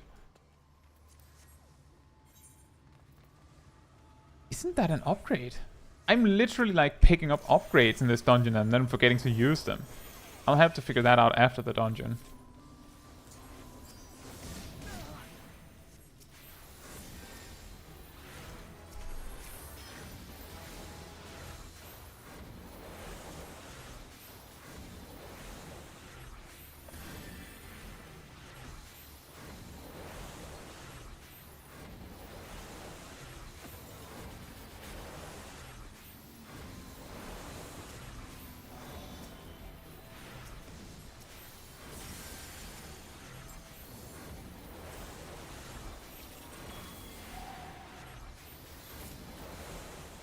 But I do wonder how long. I do also wonder how long a speedrun from 2.0 to 6.5 would be.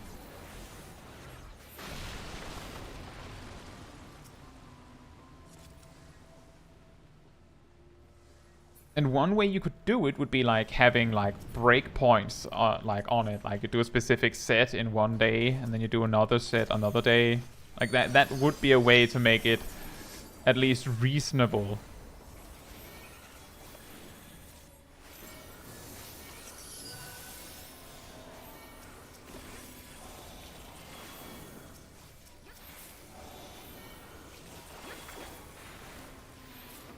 The best earthly star ever seen. Wasn't it pretty? I think it looked good.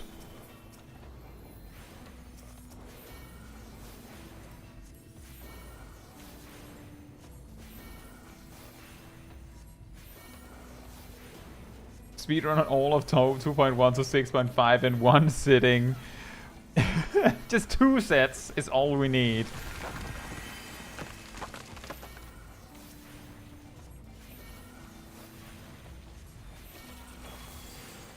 The best earthly star ever foreseen. Ah. Pretty good.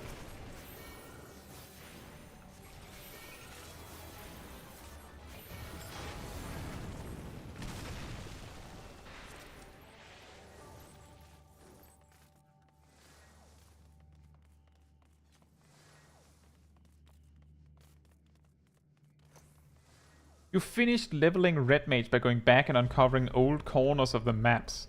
You have to have been quite close to leveling up then, right?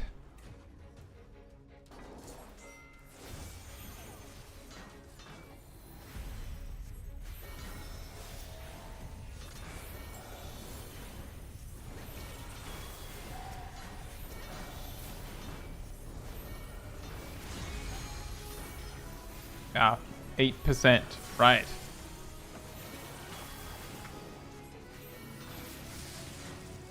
Yeah.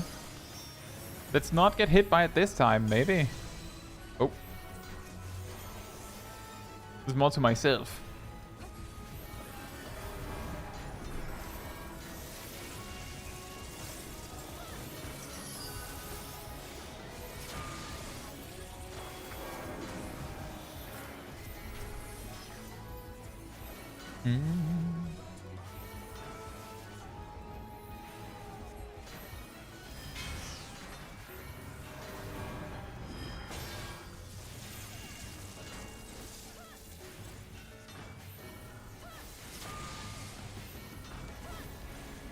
Which one of the mechanics Stork uses do you all feel is easier to handle? Do you like the donut better, or do you like the cross AoEs better?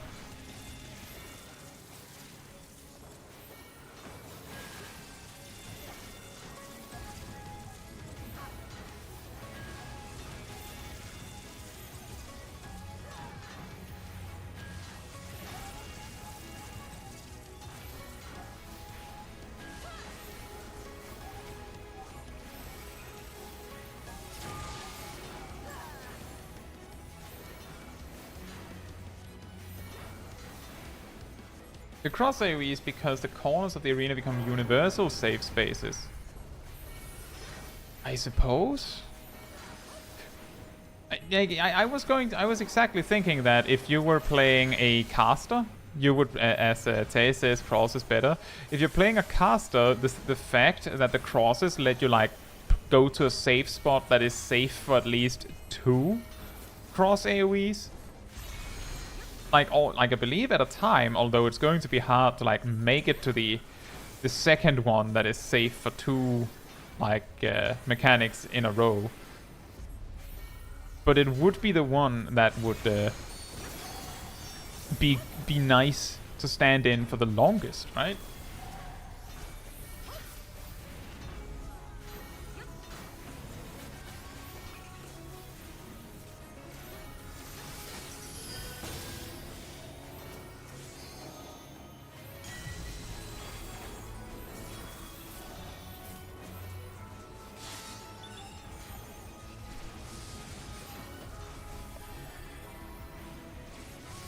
Cancel says I like both when I have Ruin too. Fair enough.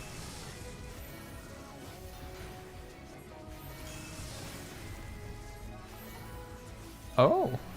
I never realized that there was like a part of the map that was completely empty. I just realized now because I saw Tay standing in one. That's hilarious. Well, I learned something new about this fight. A wall-mounted torch. I never noticed this. I never did. I didn't realize. I actually, for some reason, I just now went, oh, it's not perfectly square, huh? It's like it like a veil just got like removed. Like, oh, there's more stage. That was wild. I've done that dungeon a lot, so I'm actually surprised that I never noticed that.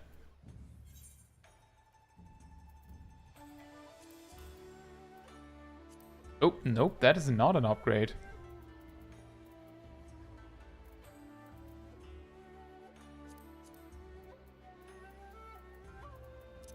Got a little bit of an upgrade. Just a little bit.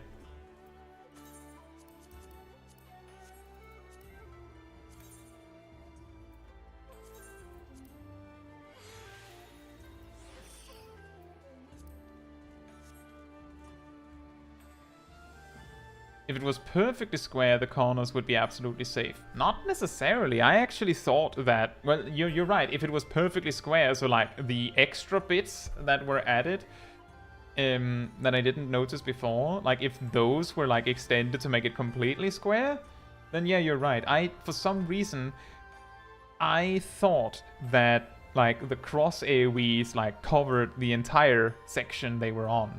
Like it never occurred to me that you could just take a step further out. Never occurred to me.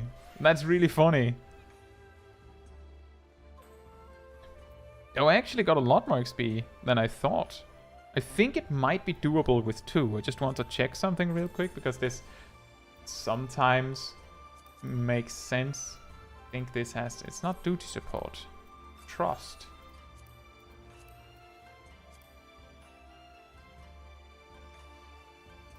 Is it only 2 million? Well, if it is 2 million, that would still be enough if we do it twice. Did your internet die, Kitsuneko? That sucks. It says, wouldn't it save your prism to just use a plate instead of glamoring the individual shoes? The reason why is because the shoes I glamored them to was the shoes I was just wearing. So they don't have a plate for that. And putting them in the glamour plate itself costs a glamour prism. But you're probably right, down in the long run, if I actually wanted those shoes like permanently, that would be what we're doing. But maybe I'll use the the Crypt Lurker outfit when we get to that. I don't know.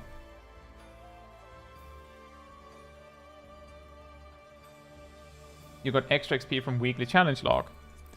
Ah. Still, if I remember correctly, this XP matches almost exactly? Or is it this?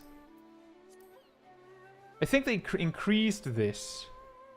I think this number matches with what it used to be, I think. And I'm pretty sure that matched with what you would get yourself if you had rested XP.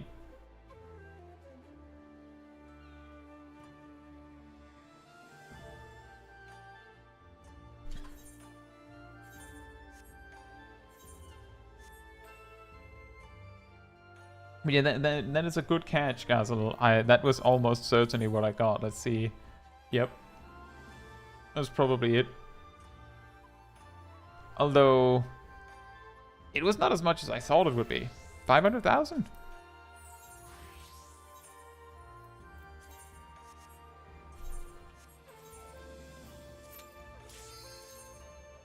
But I do think we can make it to Mount Gulg. No! What? Oh, my necklace. Right.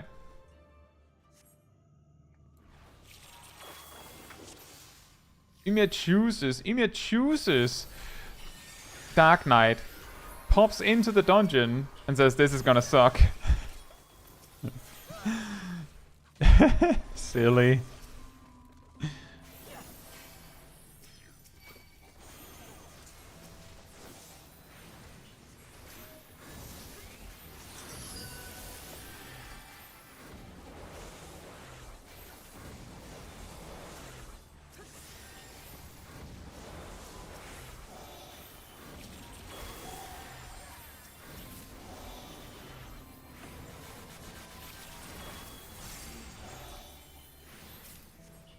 Just remember, Ymir. TBN, TBN, TBN, TBN, TBN, TBN, TBN, TBN, TBN, TBN. Use a lot of TBNs. Just remember to TBN. I'm not saying you didn't. It was just more to say that that the particular thing that often causes Dark Knight to feel a lot squishier is that a lot of Dark Knights don't actually remember to use TBN.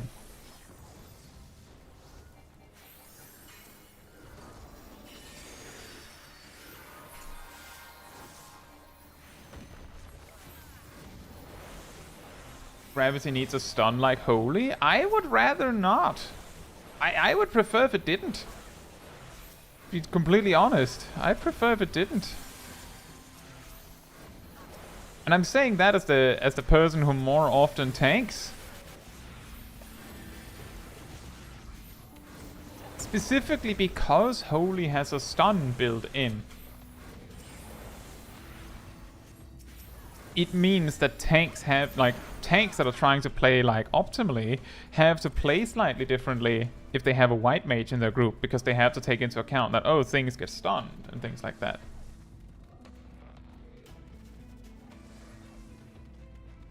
Sorry I didn't catch that. I got this 3000 mana here with nothing to use it on, and I feel really squishy. Have you considered TBN? Did you consider TBN?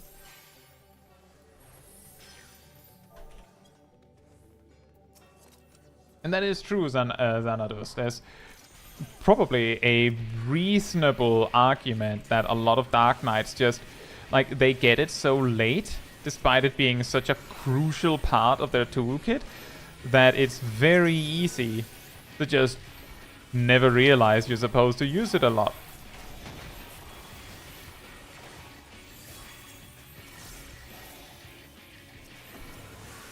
A huge thing that I got on level up though is I now have 2 essential dignities, so now I can use it more.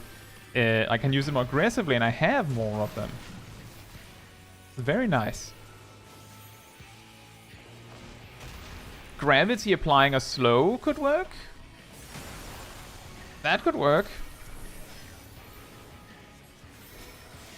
It also mean that it isn't just trying to be also white mage in that regard. Like, I feel like we already have the 2 healers that are like too similar. Like, we already have that one.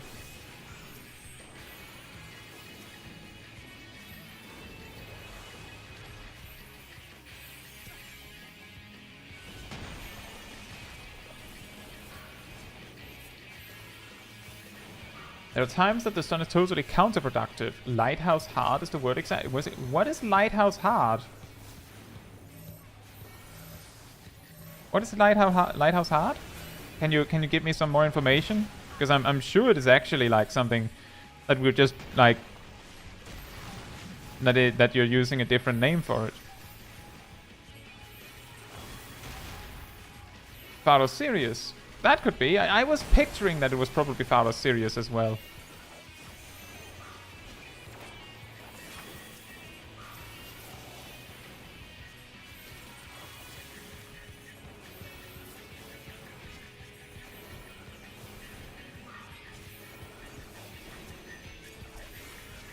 I mean, Gazel, if you compare Gravity to other healer AoEs, the effect...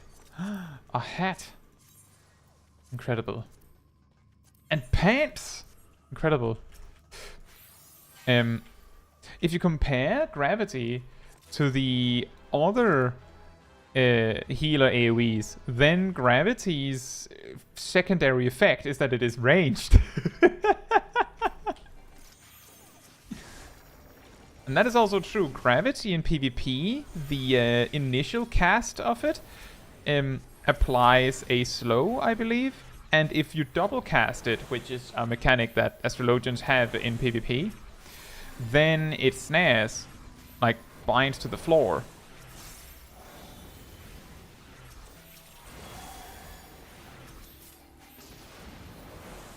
The thing is, when I use Astrologian in PvP as Smol Kai, I generally, like, the way that I go about it is I use my buffs, but I use double gravity into Macrocosmos as a kill combo, because that does a lot of AoE damage.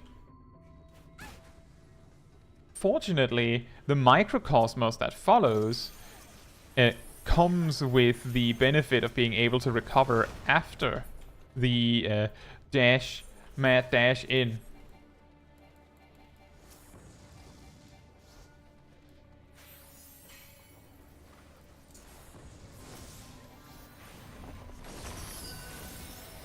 Emir said they would use Living Dead. They did. Excellent.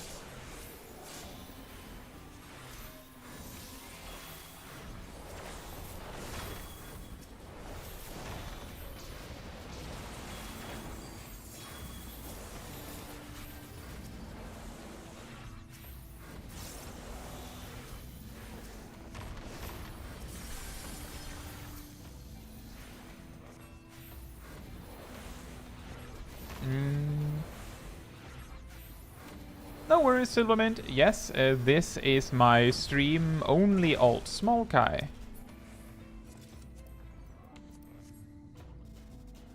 And we have recently done the optional like trials and raids in Stormblood, and I held a poll among the members of the channel, the cultists of the pink members, and asked what job should we do the Shadowbringers ones with, and the winner was Astrologian, so we're continuing with Astrologian some more.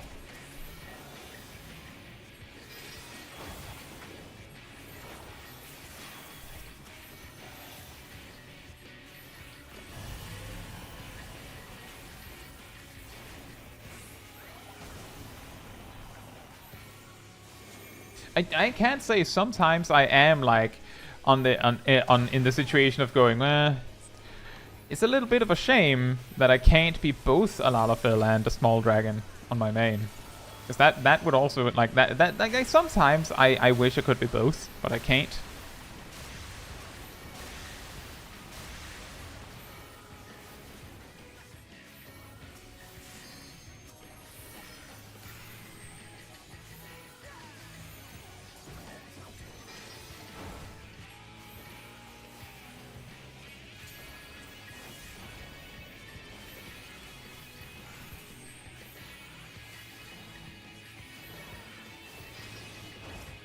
Yeah, that is true, Gazel. I was thinking the same thing. That was also why I was like specifically nailing to the fact that you said that they could have a slow, was because I was thinking attack speed.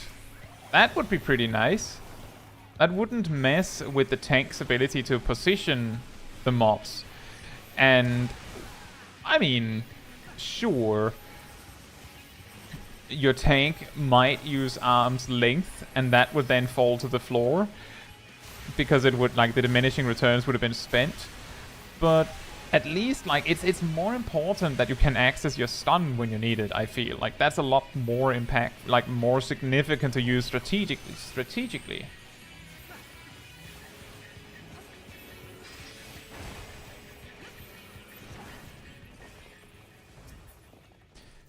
Xanadu says, I've seen so many total party kills on that first boss in Pharos, because stunning the boss is how you're supposed to avoid the raid-wide AoE wipe. In Pharos Serious Heart? Like the one where that gives blue mages etheric mimicry? That one? I think I've done that dungeon too few times to know that, but I don't think I've had a total party wipe to something that you could stun.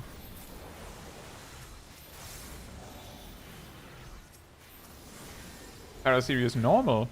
I usually wipe to people just like stacking too close, because the mobs there give you a stacking debuff that makes you explode if you get 3 stacks of them. And if you're too close to each other, that like explodes in a circle and then you all die. I didn't know the boss had anything there.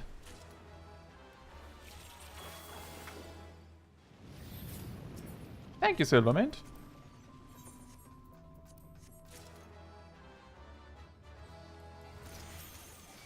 The boss doesn't trigger the explosion I'm thinking of. It's specifically when you have, I believe it's 3 stacks of the debuff that the mobs give you when they die. Then that you explode, I'm pretty sure.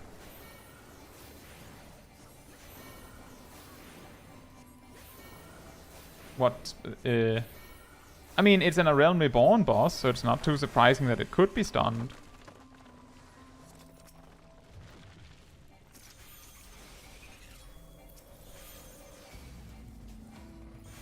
But to my knowledge, the tooltip for the action itself says that if you reach 3 stacks, it explodes. So it would be very surprising to me if the boss needs to be not stunned to detonate them.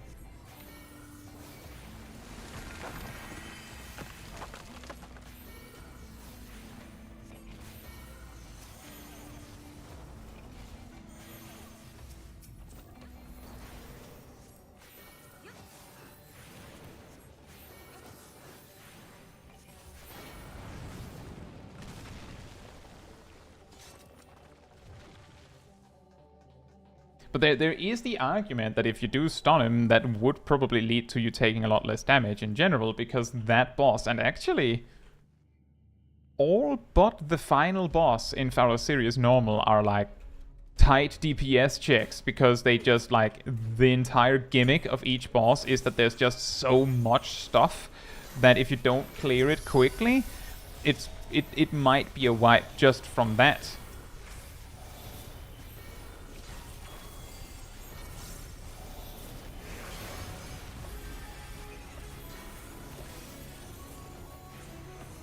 Hey Wolf, hope you're doing well.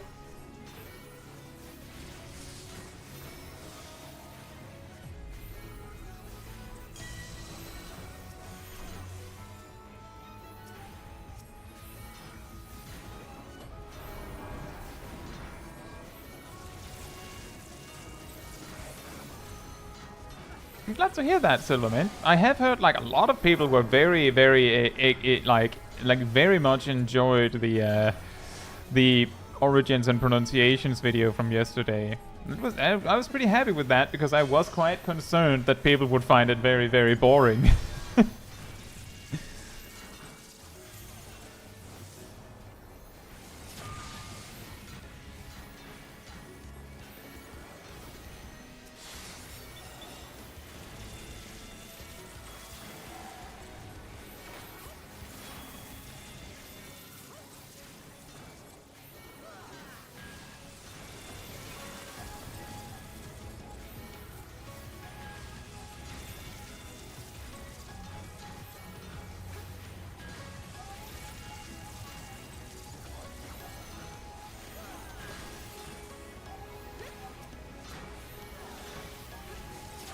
Thank you.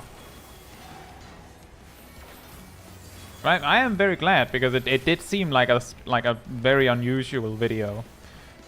I'm very, very happy that it is that it was well received. I also realized there were some actions that I just flat out skipped. Like, I was made aware that I had forgotten Holmgang just completely. And when someone mentioned it, I was like, oh yeah, that word isn't an English word.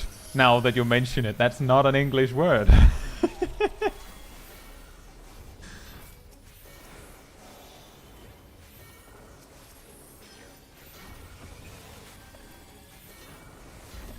And there's also other examples that I just either skipped or forgot.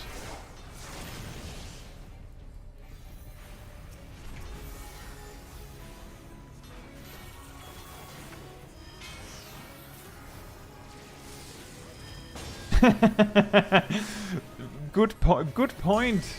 Good point, Silverman. Most English words are not English words. Like me in the video going, ah yes, diagnosis and prognosis. Yeah, in English we also say this. We have that word. You just have to make an updated one in 7.0. Oh yeah, that could be. The entire video is just me naming all of the actions that... Oh, there's the wall, Iron Torch again. Me just naming all of the Viper actions that were added.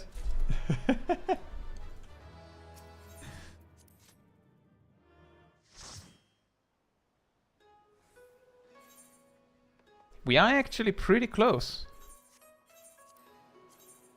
Is there any way that I could level up to 79 effectively without having to do Malika's Well again?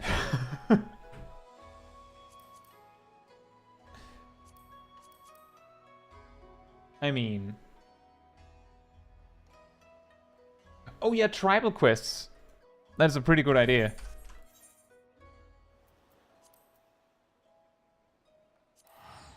Boja Deep Dungeons.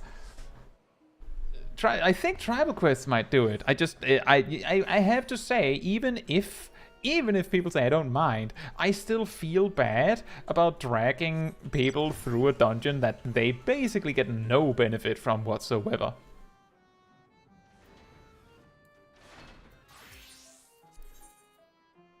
I don't think I'll level up, but I'll get closer.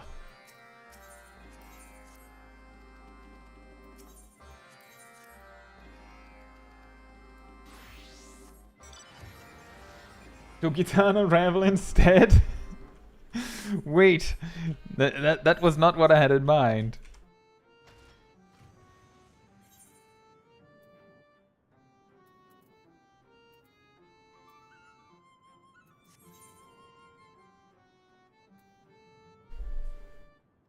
Yeah, that is true.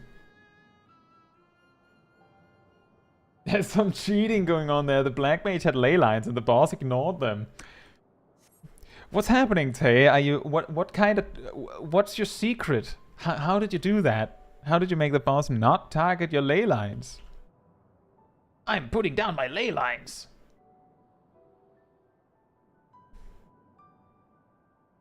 Yeah, see, that exactly as Alexander says, you'll just have to make an updated one in 7.0. The problem there is, like, I did see some people saying I wish there was more.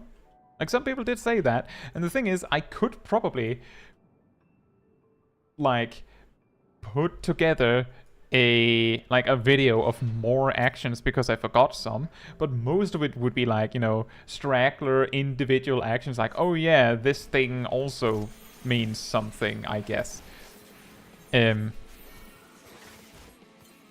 And it would just be a lot like slimmer on stuff unless I could like find things to bring up. Like if I could like make a whole list of like things that are named something in a different language. Like zones, items, dungeons, things like that, and then put that together, and then you could like, you know, slap on that, oh, there was these actions that I forgot, by the way. It just feels like very, like, not really like a good, like a fun video if all I have is, oh yeah, there was like 5 actions that I forgot in the 20-minute video from before.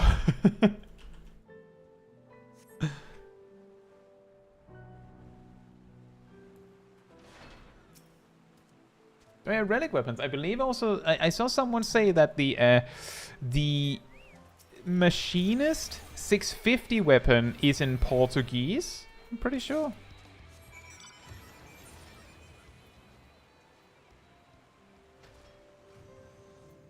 Flower Spider Woman, why? And yeah, fair enough, I did say not Malika as well. That is true, that is what I did say. Put them as a bonus for your next video. Well, it should make sense in the video. Oh yeah, Vittoria de Povo is the Portuguese machinist gun, right?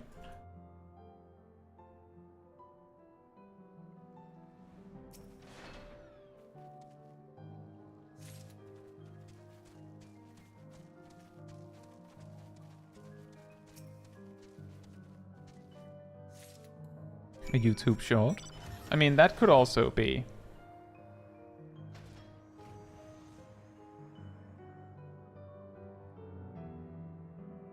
That could also be.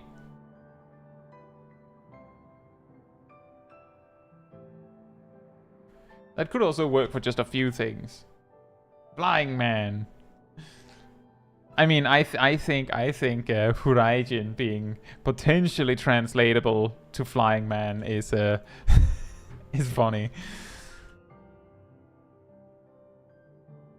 Apparently, anyone who actually knew what Horizon meant looked at their monitor when I said that.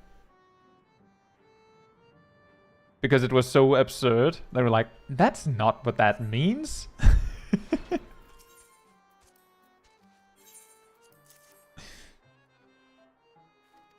Missed an opportunity to have it secretly be Running Man. Maybe a flying man, but deep down, I'm a flying sardine. Ah yes, the signature move of Blue Mage. You thought it was water cannon. Close, but not exactly.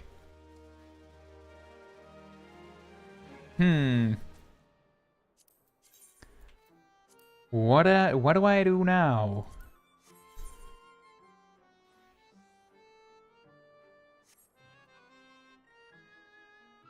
Yeah, exactly. Yeah, I'm almost there. What do we do? What do we do? What do we do? Maybe a Stormblood tribe would work. We do a few fates.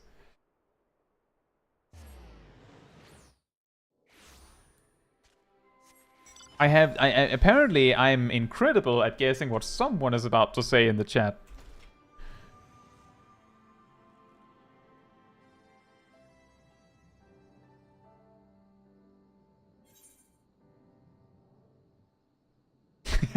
Green Mage casts Flying Man, and it just drops a very panicked looking Hrothgar Rigadin on the target.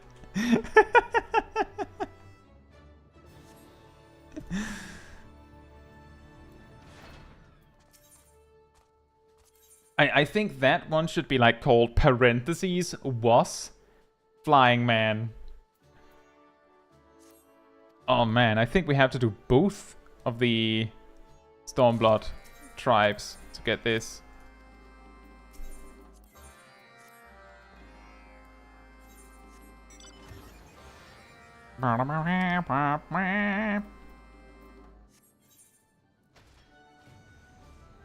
And they drop to the ground on the ground Mandeville style. Well, nothing less would cut it, would it?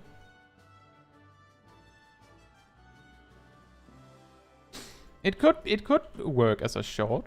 It was also just that I was thinking that maybe I could actually put together a video of more things. I think that would be also nice.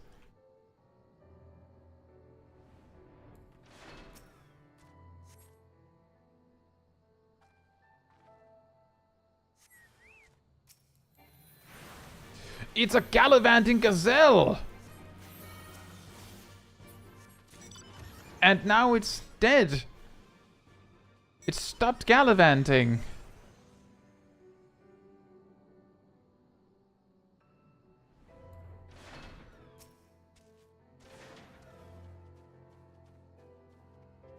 You're flying over a green mage that casts Flying Man and your mount just disappears from under you.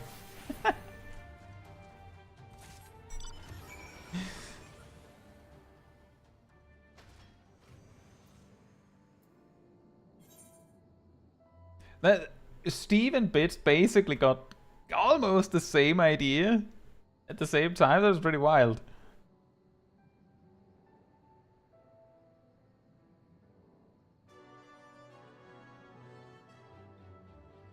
That's what Duty Finder is, isn't it? Kind of. Kind of, I guess.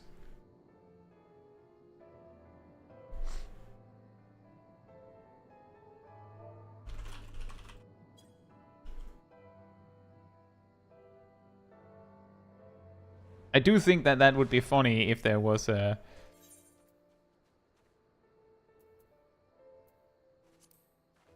Can't remember if it matters what you say. It would be funny if you could have like different kinds of entrances into dungeons.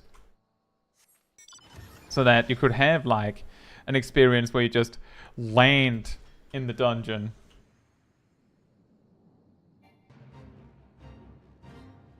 But you don't really get that.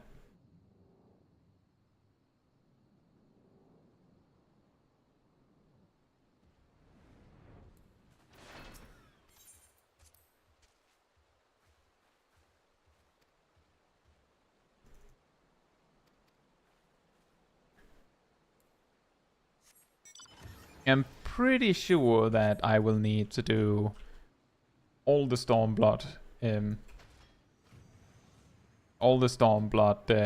tribe quests we have.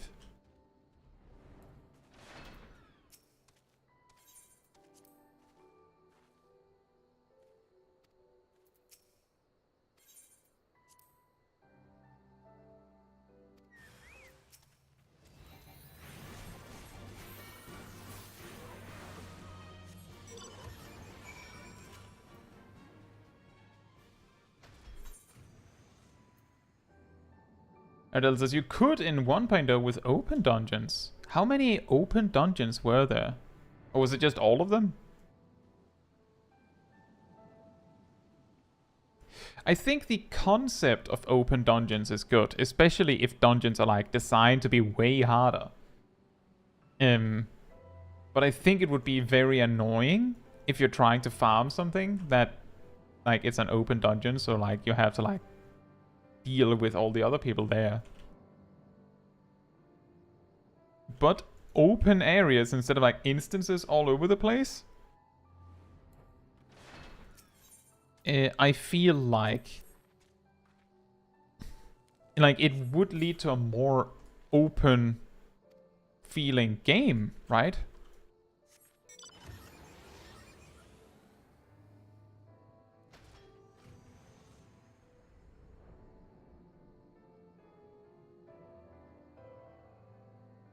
The blade one shot. It is the danger zone when you cast blasting zone on a low level mob.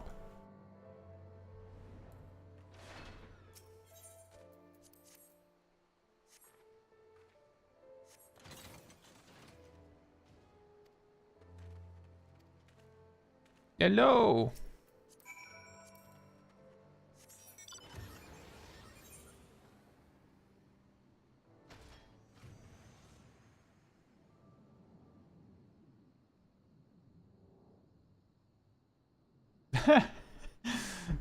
Hey, Coco. Comes in guns blazing. Bam, bam, bam, bam. Just shoots people with memberships. Thank you so much for the 5 gifted memberships, Coco. Crimbus 1 week away. Thank you so much. And enjoy the memberships. Steve, Gassel, Tay, Chelsea, and DJ Kirby.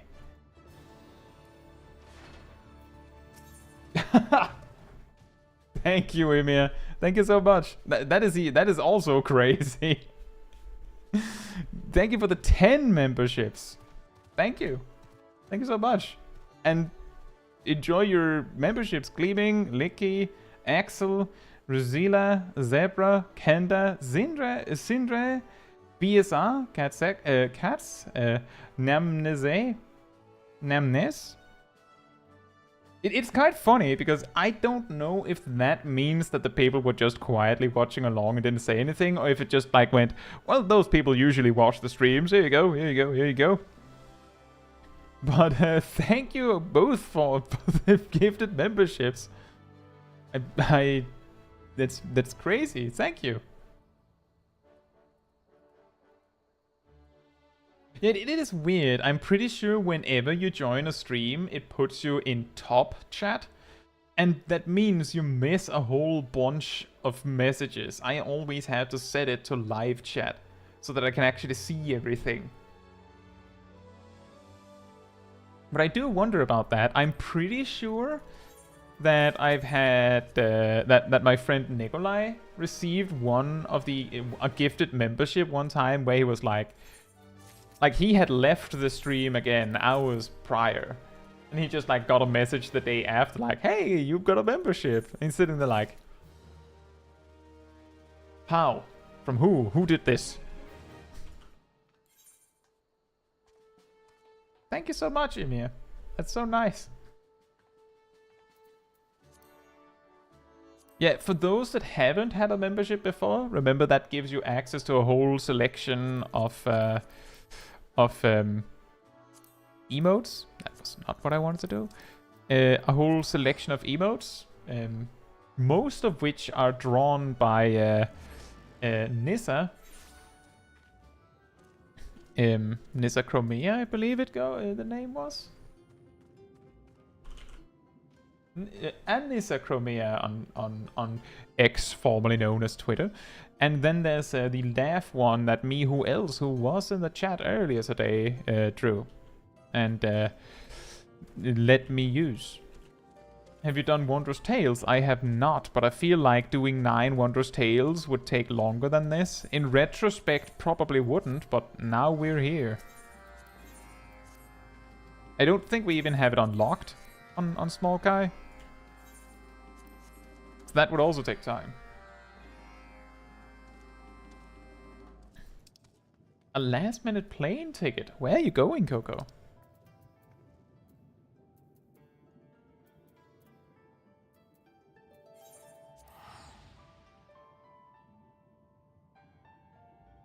That is actually true. It would make more sense to grab Wondrous Tales at level 79 and get the half level there instead, wouldn't it? I think we might be able to make it to level 80 tonight. Wouldn't that be insane? Could you imagine me actually just needing 1 leveling session instead of, was it 3 to get to 70 from 60? Unlocking itself is just accepting the quest and talking to Chloe. Right.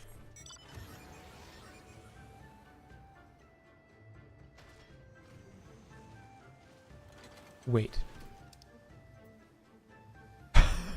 I went through that quest and I had no idea which one of my quests actually progressed. I'm just sitting there like, nope. No idea. Coco, just be careful. I wouldn't want you to suddenly be in a situation where you don't have the money for the thing you need. But it should not be said that I don't appreciate it. I would actually be very sad if it turned out that because of your generosity you suddenly can't get the thing that you need yourself. Wait, what? Where's the other guy? It's somewhere in this. Oh, there you are. Did you need lotion?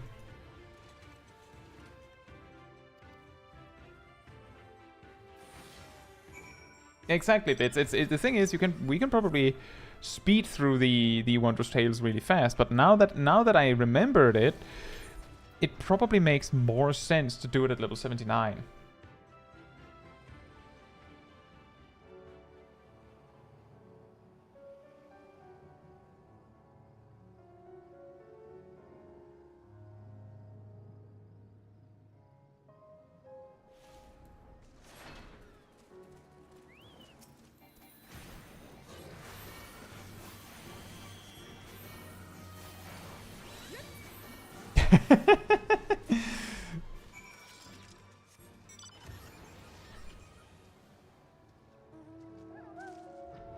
Very, very true indeed.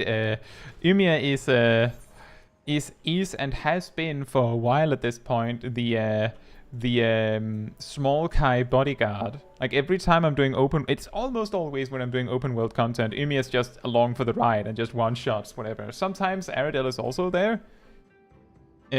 But often Aradel is the secret agent that just appears when I'm like, I can't find a thing, and then I just get like a set of coordinates in the chat. Like, ah, right.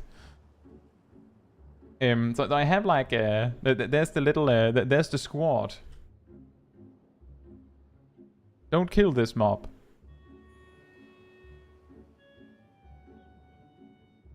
Kills it. Oh yeah, I do remember that. I think there was that one time where I had to do something with the mob and Ymir just comes up. Wha-bam! Oh, not kill. Right. I'll have to work on that one. The side quests from Shadowbringers area also scale with your level.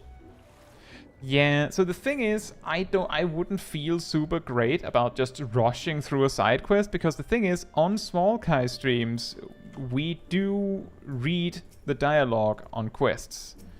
The reason why we're not... Oh, a capital I. I'm sorry. Excuse me.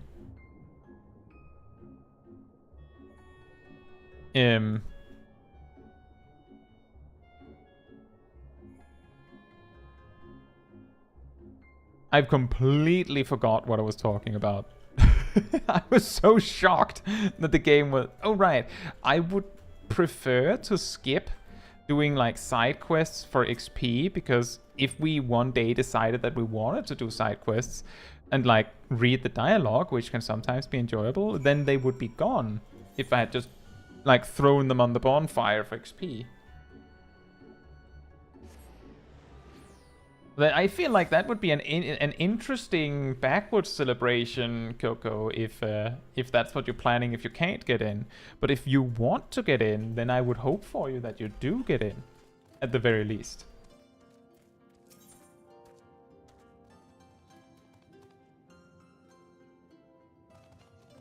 Wait a minute, what's Aradil apologizing for? Oh, that. I just remember that my bodyguards just like completely disintegrated the target. I was like, maybe don't kill this one. Boom. I didn't remember who did it. I just remembered it was the guard. Sorry for pointing fingers at anyone in particular, if I did.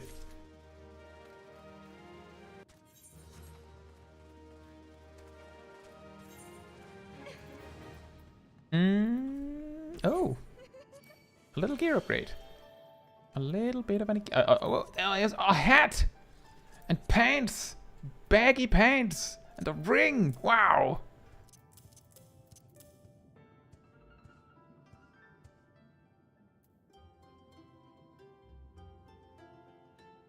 We could wear this. Like we could just wear this for a dungeon. Like we're very close.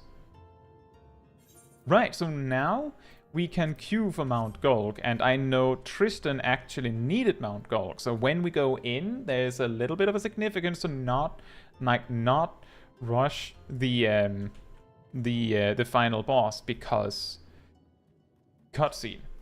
I also like the hat. I actually remember when I got that hat on my main, I was like, I grabbed the hat. I was like, I used it for a few levels, of course, because Shadowbringers, right?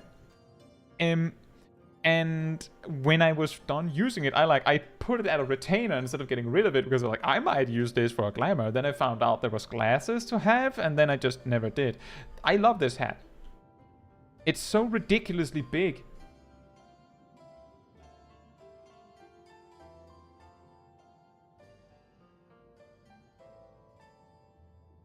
It's actually funny, now that you mention that, Aradil, because I remembered to cover Technomachra on the Sage list, but I completely forgot about limit breaks on both Ninja and Samurai.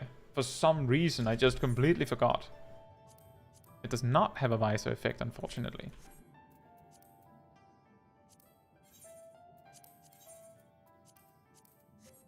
Right, so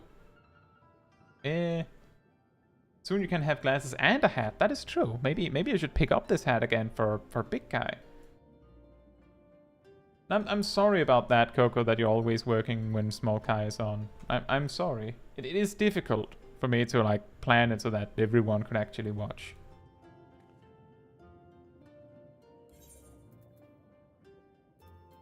I'll hop back to Kogane because that's where we were hanging out earlier. So now the question is, we can only be 4 in the dungeon.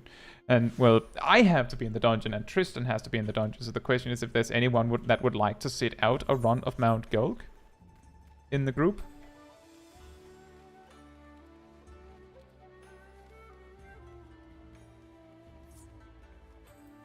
That, of course, also works.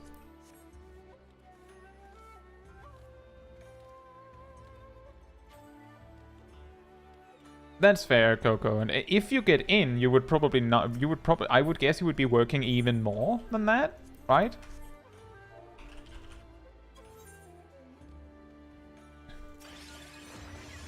By the way, we're hanging out near the inn.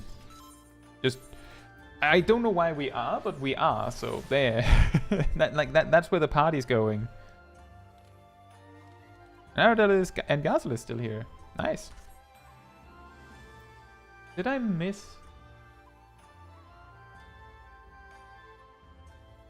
Ah.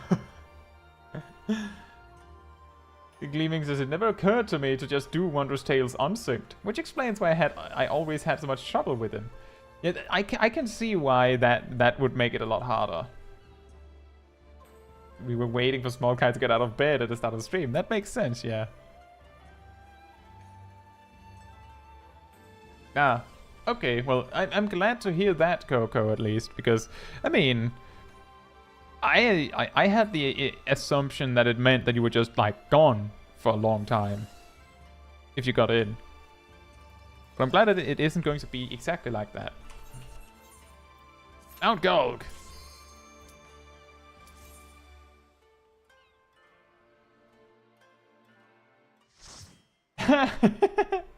Always, Ymia says, always remember that the strong must protect the sweet.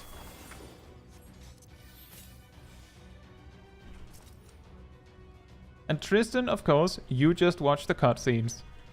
And we will try our best to remember to not just rush the boss at the end. Right?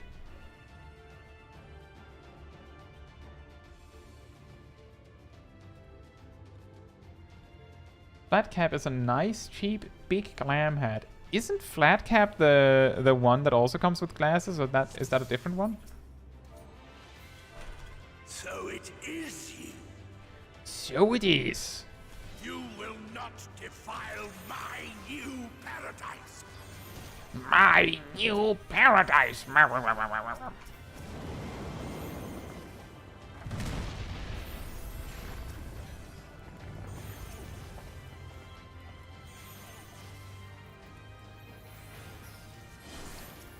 Oh, wait, you were going to use Living Dead. My bad. My bad. I hope I didn't ruin it. I did. And I'm healing the wrong person because I'm so distracted. Oh boy.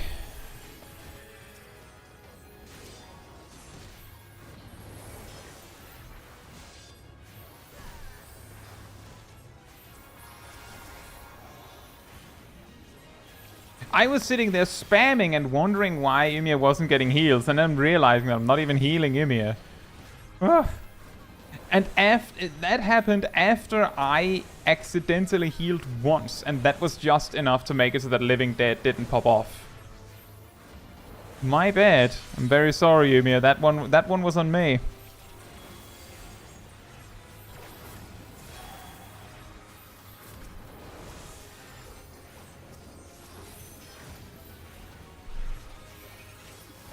Yeah, so we could have pulled an even bigger amount, of course. I don't know if that would have been safe considering how that just went down, but I think we could have done it had I just not, you know, messed up my healing completely.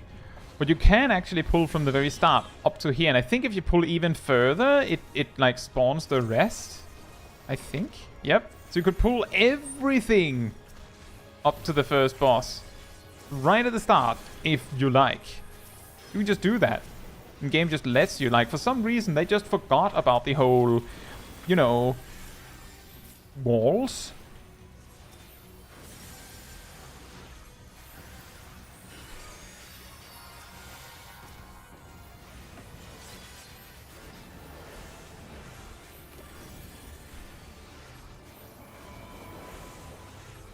You need to watch this guy. Caetsu Chaiji's guys. Yeah, I'm sure. I could imagine if I watched those guys, I would actually be better at Astrologian. Thank you, Coco, and good night to you.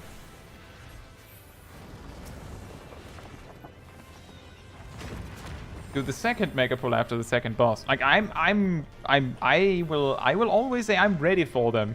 If I have a tank that pulls really big, I'll try my best. I'll try my Kaitsu's guide to being themselves.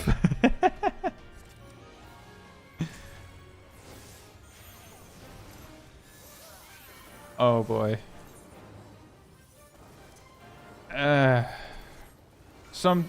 something with this particular music that causes a copyright claim. I just can't be bothered. It's called Torn from the Heavens, if you want to hear it.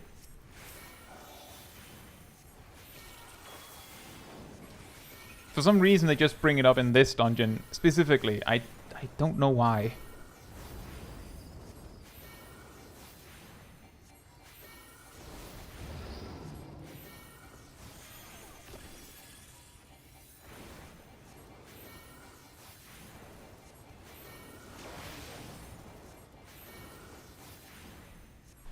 No, not the AR theme. It's specifically the version called Torn from the Heavens. That one specifically has been played in an orchestra once. So, basically, you will get a claim that wants part of the revenue of whatever video that has the song, they will attempt to make the claim. On anything where Torn from the Heavens plays for a significant amount of time with no like voiceover over it, and I'm not entirely sure how much it takes, so I just don't want to deal with it, so I just turn the sound, like I just turn the music off. I've had to make counterclaims for that like 3 times. I've also had them claim the Golden Saucer theme because there was this one time I AFK'd in the Gold Saucer. Like I went be right back, Manatee restored for like 3 minutes. And then they were like, hey, well, I mean, it's quite annoying. So my solution is I just turn the music off in a fight like this, specifically because I have a feeling there's a reasonable chance that I'll stop talking for a little bit, and then they make that dumb claim that has no grounds. I just counterclaim it, and they'll just let the counterclaim tick out over 4 weeks.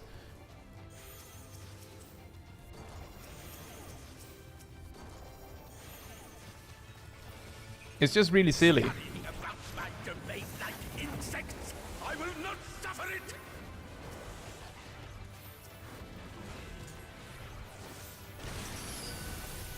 Exactly, Steve. That's why. The reason why they claim it is because there was this one time where they had like an orchestral rendition of the music, which was played.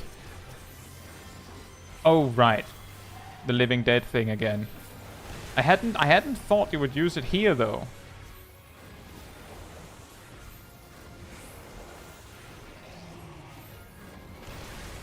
I don't know if your Living Dead is ready. You could use it on the next pull, if you want.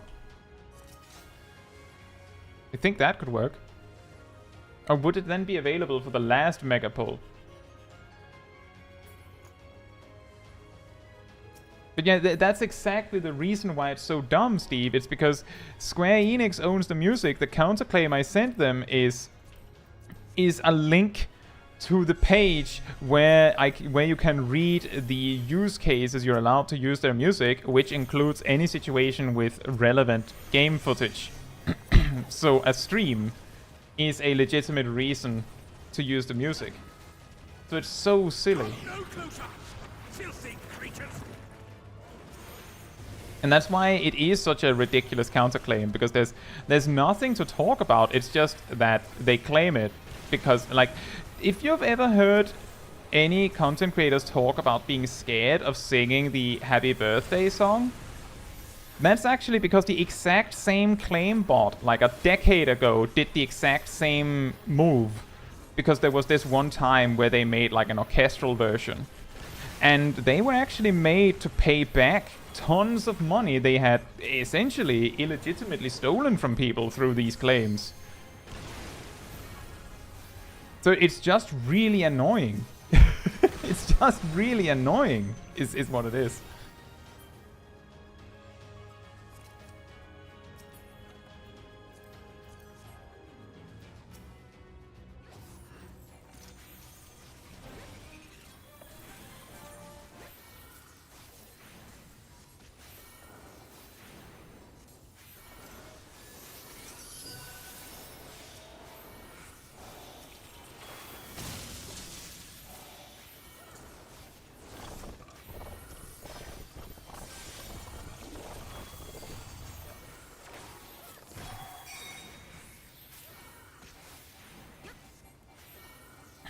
Jeff says, I love it when a tank uses zero mitigation on trash and all of it on boss fights. Makes healing so nice. Well, in this case, I know Ymir, like, if they were to do that, it's because they were planning to use Living Dead specifically. And even when that happened, I'm pretty sure Ymir was using defensive cooldowns alongside it, just to be safe. But I do know that the specific situation you talk about is quite frustrating. When they save all of their defensive cooldowns for tank busters, which is wholly unneeded.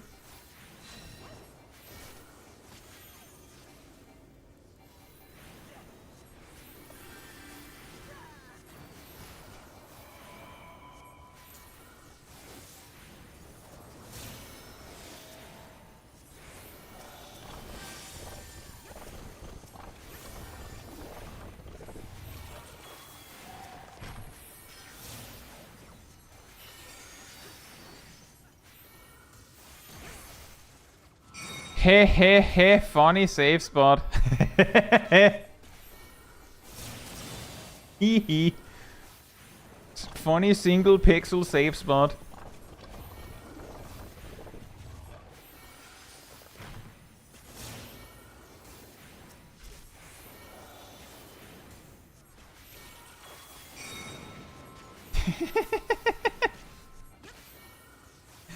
It's one of my favorite party tricks. I'm fun at parties. Take my word for it.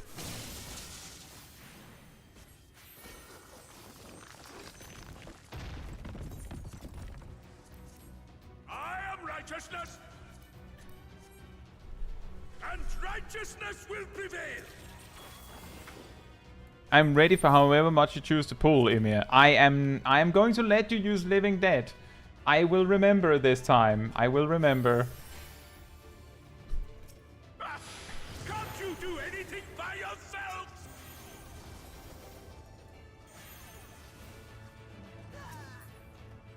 Yeah.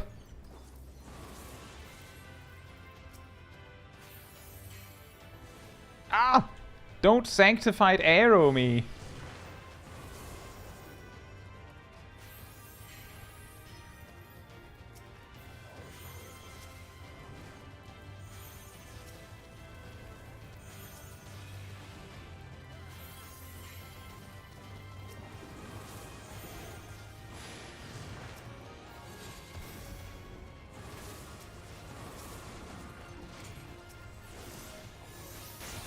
Hashtag test your claims.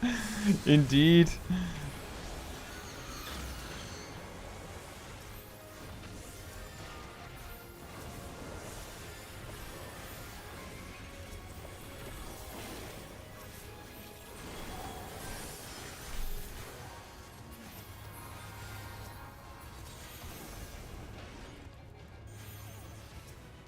I'll just walk down here and grab the chest while you mob up the last mobs.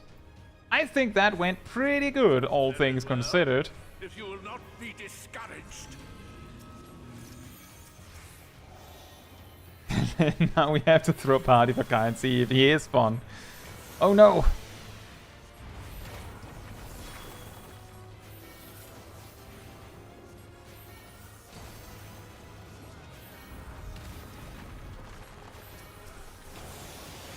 A non-return.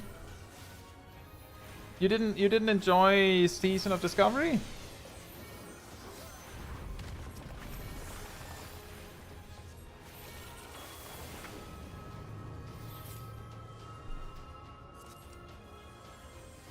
See, I looked into it and I saw pictures of how insanely full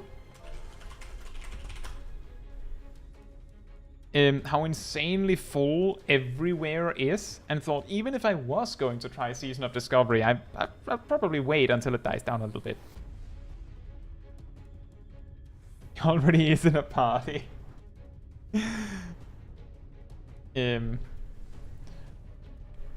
But I would like to know what it is that made you not enjoy it after all, non-return.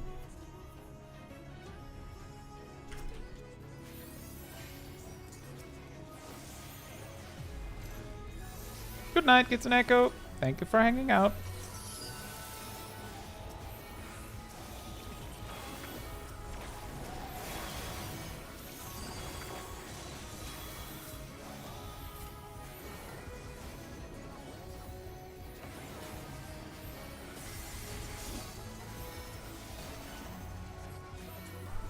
Stop them, damn you!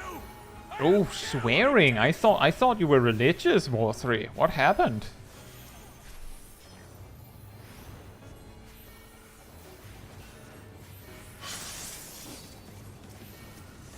Yeah, I was going to wait so that you got the opportunity for the surprise twist, and let me just say that this boss has some like sneaky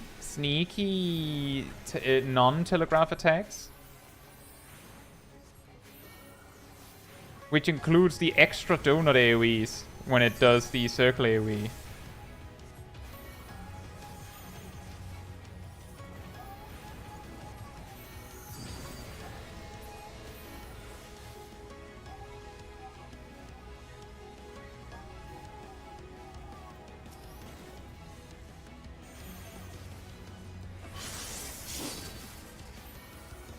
And you can see which one is the real one because it has more light on it.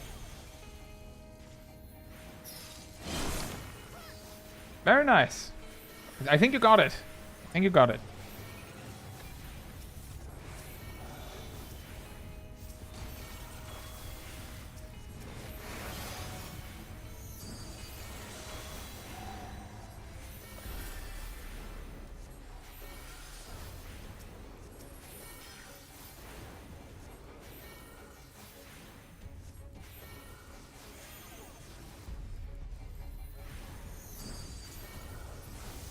Oh, I sure hope this mechanic takes less than 20 seconds to resolve. Otherwise, this is going to be the saddest earthly star in existence.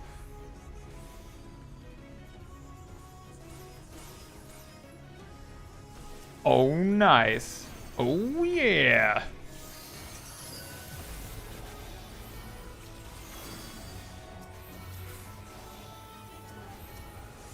When the boss comes back right when you need them to.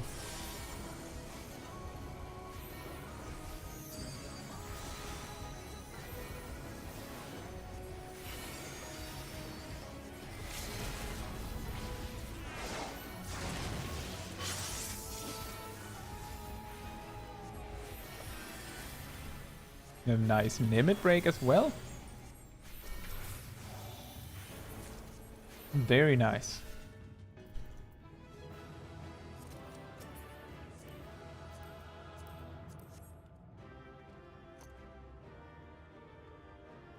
Steve says, Blizzard keeps sending emails saying if I buy the next expansion I can play current game I left after Legion.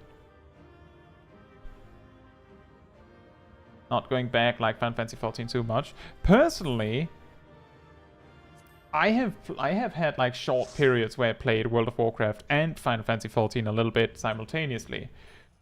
But for the most part, for me, it's not retail that does it.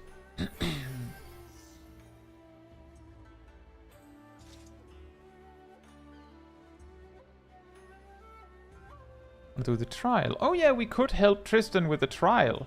Does anyone want to join up for a Tristan trial assist?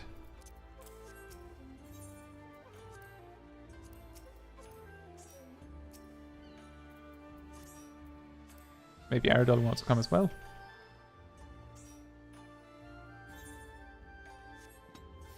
The oh no, he's hot boss.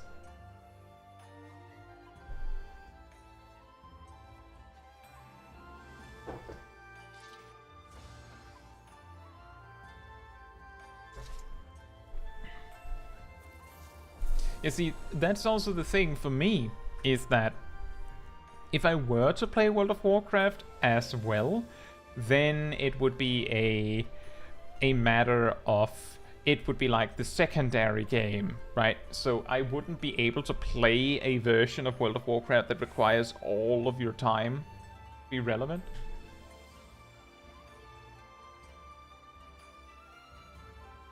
Oh yeah, there are some cutscenes, I guess. I will do that, Tristan. I thought there wasn't that much cutscene.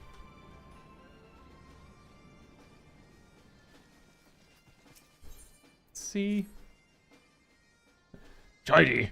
Caetsu Chaiji! Gods, it really is you! I've heard the songs and tales, but to think the day would come that I'd meet you in the flesh. Whatever have I done to deserve such an honor? Drat, if all the days to forget to polish my armor, she must think I'm a total bumpkin. But wait, dare I ask? No, I daren't, to impose on such a hero. But what is the harm in trying? Yes, I must try. You see, I'm in a bit of a bind. A pickle, if you will. You see, I've just taken on a task of sorts. A task far, far beyond the abilities of a two-gill greenhorn like myself. But you, yes, a realm-renowned hero like you, could tackle this monumental task in your sleep, blindfolded and with both arms and a leg tied behind your back. So, you'll do it for me, yes? Wonderful. Just head over to Ravina's and tell Chloe Poe you're there to help. Did I say Chloe Poe? I meant Chloe Aliapo. That isn't my silly little nickname for her, and I certainly haven't been frequenting her shop every day for the past 2 moons. That her ever so cute little smile might brighten my dark and dreary days. Oh, but I've been blabbering on enough, haven't I? Ta-ta! Chloe Poe, huh?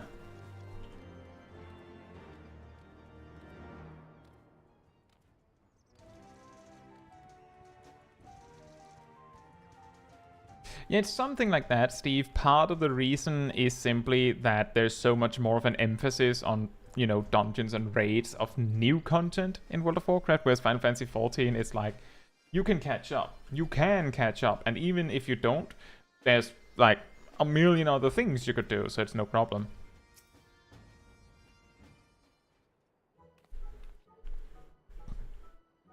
Hey there, lady. I'm Chloe Aliapo. And who might you be? I'm someone with a huge hat. Caetsu Chaiji, the Caetsu Chaiji from all the stories? Wow, you're like a legend, a real living and breathing legend. This is so exciting. Did I tell you I love stories? Well, I do, and not just listening to them. I'm pretty good at telling them too. I have this friend whose mommy and daddy went away and never came back, and, well, she gets lonely and cries sometimes, so I tell her stories to cheer her up. That's right, stories of brave adventurers like you. She likes my stories. She likes my stories. She stops crying and even starts smiling and laughing. Seeing her happy makes me happy too. But lately, she's just been staring off into space again. It must be my fault. Bet all my stories are starting to sound the same. But then I had an idea. Do you know what it is? I'll ask great adventurers like you to tell me your stories, and then I'll put them together to make new stories of my own. It's a really great idea, right? Tell me you think so too. I think that is Rowena, yes. So will you help me? Rowena gives me all sorts of things when I work hard, so if you do this for me, I could give some of them to you. What sort of things? Well, tone stones for one. And, well, all kinds of other special stuff, but not my Mandragora pin. That's all mine. So do me a favor. Remember all your bestest stories and write them in this notebook here. I call it Chloe's Wondrous Tales because I have a tale and I tell tales. Get it? Every time your stories help me come up with a new tale of my own, I'll give you a present. It'll be a lot of fun for both of us, don't you think? Thanks, Caetsu. And by the way, you're even cuter than I pictured you from the stories. Teehee. I don't think I have second chances.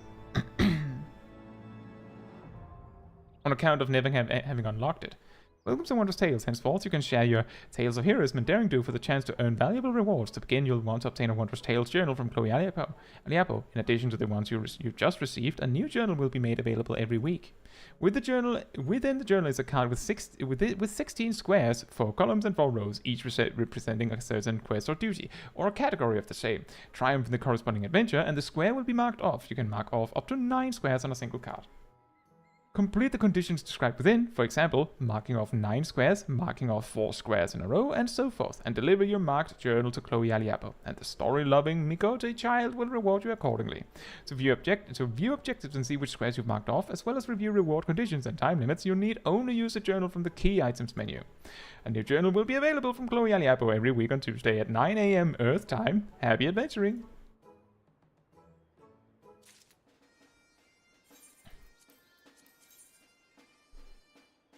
Well, that does make things difficult. I just remembered that Smol Kai does not have most of these things. This would be extremely time consuming to actually do. So maybe not after all.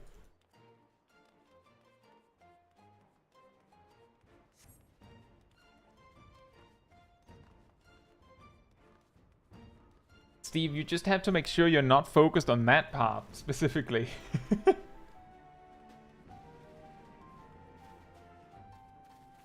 Yeah, 2 weeks. Yeah, that is true. But we specifically picked it up so that we could get like half a level in an instant. But we can't really do that because we don't have second chances and we don't have this. We don't have this.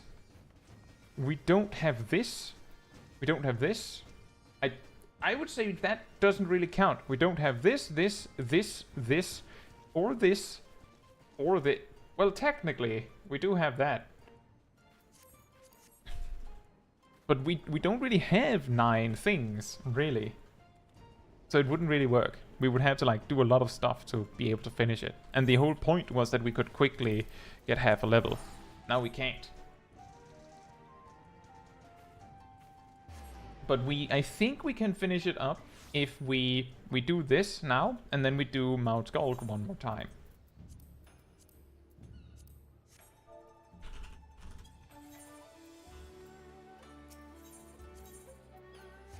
Mount Gulg trial time.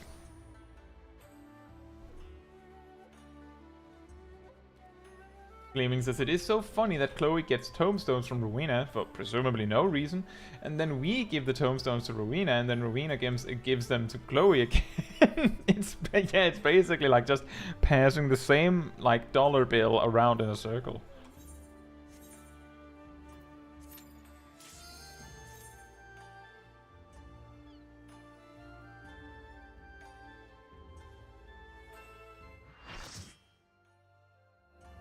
Taste my wrath. I think he says, feel my wrath. Something like that. Something like that. Fortunately, this isn't torn from the heavens, so we can listen to this. Isn't that how economy works? Yes. Technically, yes. You're right. Huh. Now that you mention it, that is how it works. This will be a blessing.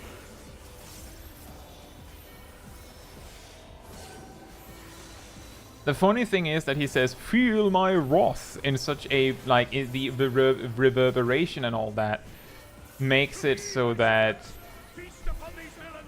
it's easy to mishear it. I've heard people say that it sounds like feel my broth, which is way funnier, obviously. Feel my broth.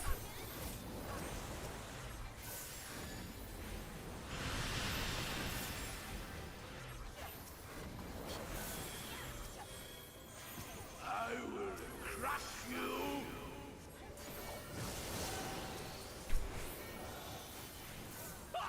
Fine if you refuse to die. For 3 Jews. Wow. You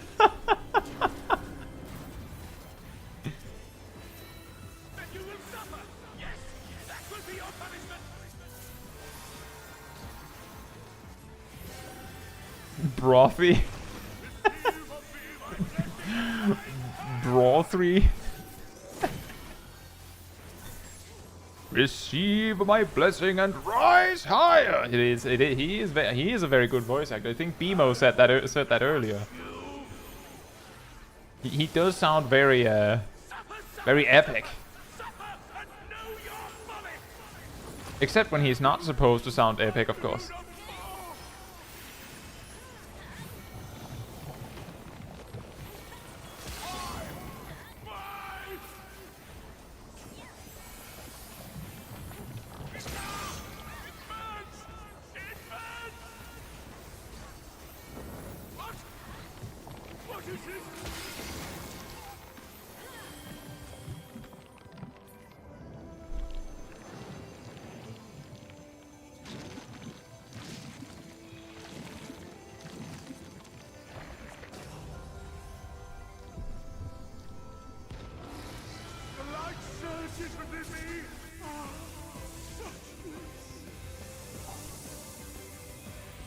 Oh no, he's hot!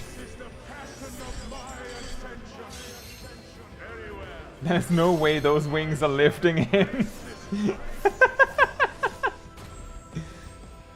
Yeah, I imagine he's floating by other means.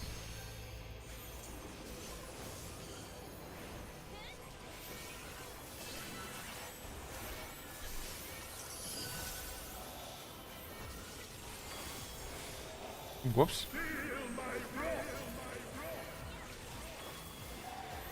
Well, that resolves that question of me going, who should I use my melee card on when I accidentally drop it on myself?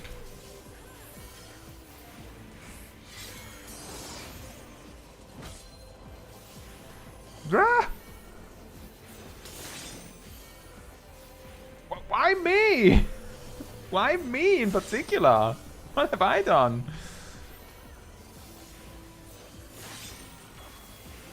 Is it my hat? It's the hat, isn't it?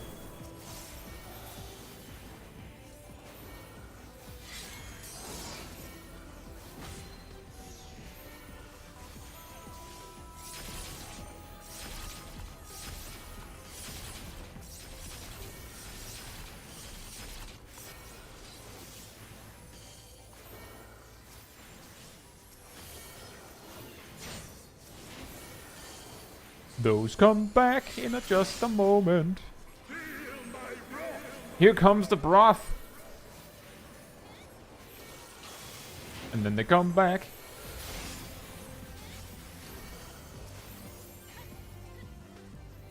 Here's a really funny detail. Innocence also attacks do magic damage to my understanding. But he gives you a physical vulnerability debuff.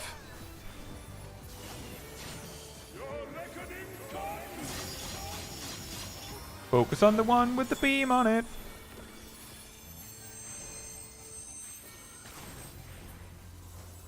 Focus on the one with the beam on it.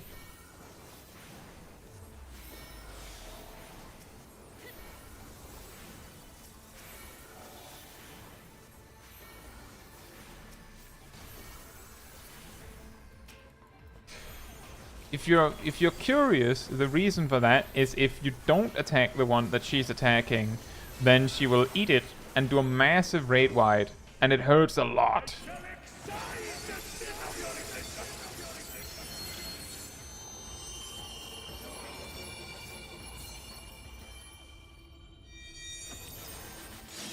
Well, that could have happened a little later. my sad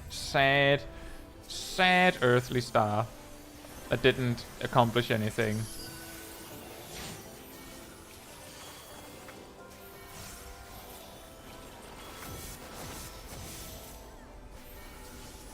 Oh, whoops, that was already a card there. Oh well.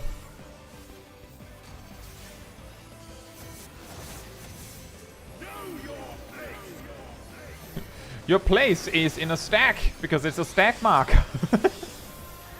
Know your place.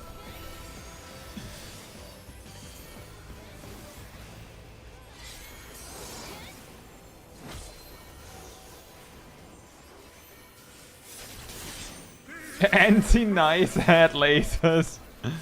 Ow. Ow. Ow. Ow. That hurt a lot.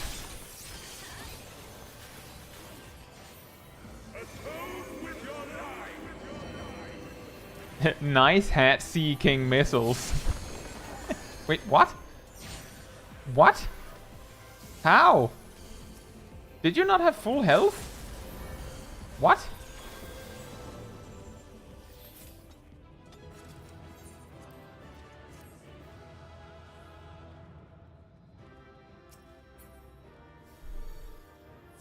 I would have thought you would have survived anyway.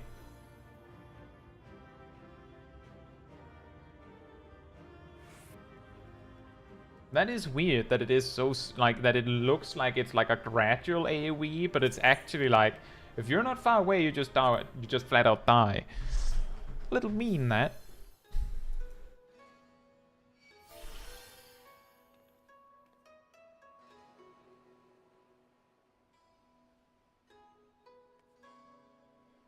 Yeah, 7 comms for the DPS, exactly. That's how that works.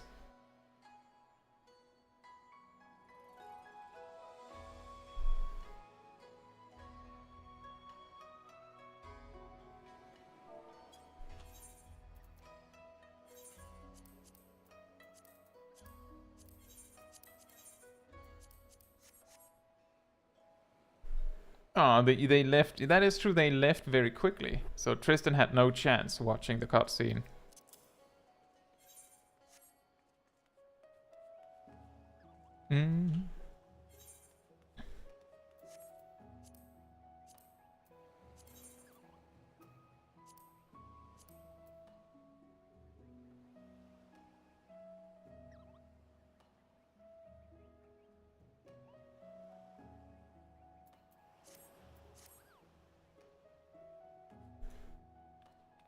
I think maybe what we'll do is I know for a fact that we can reach level 80 somewhat fast. By just doing like a leveling roulette next time. So we can just do that. And then like as a warm-up, and then just do... Oh, should we do raids or trials first? I think trials would make sense, since they should take the least time. Just since we will have a little start next time. Yeah, we do the weapons trials series next time, and then we can do raids, and then we can do alliance raids and such in the next weeks. And that means we will start with trials next week. And we will of course start with like a leveling roulette, just so that we reach that.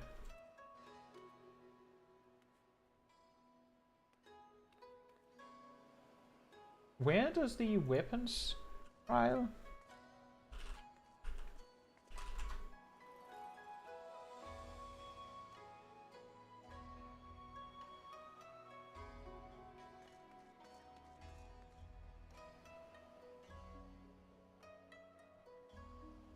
In the drift.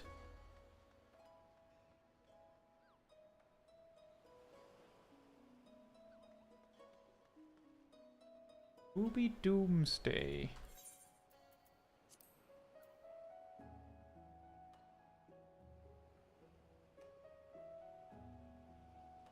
Guess who didn't actually read where they said the quest was? I think it said there.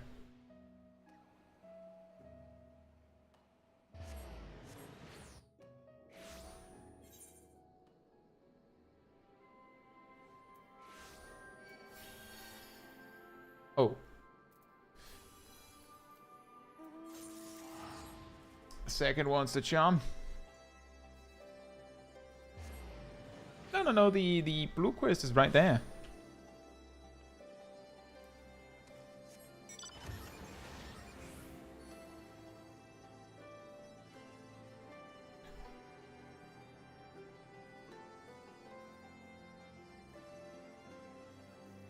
If I remember correctly, Tristan, the cutscenes that are happening now are quite long.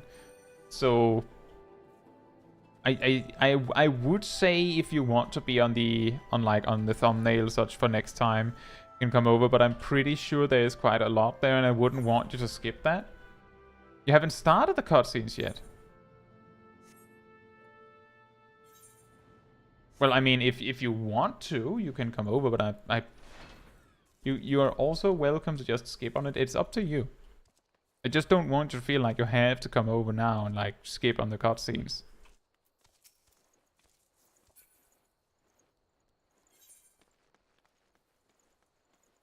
We are in the locks. I thought that it would start with cutscenes immediately, but I apparently remember that wrong.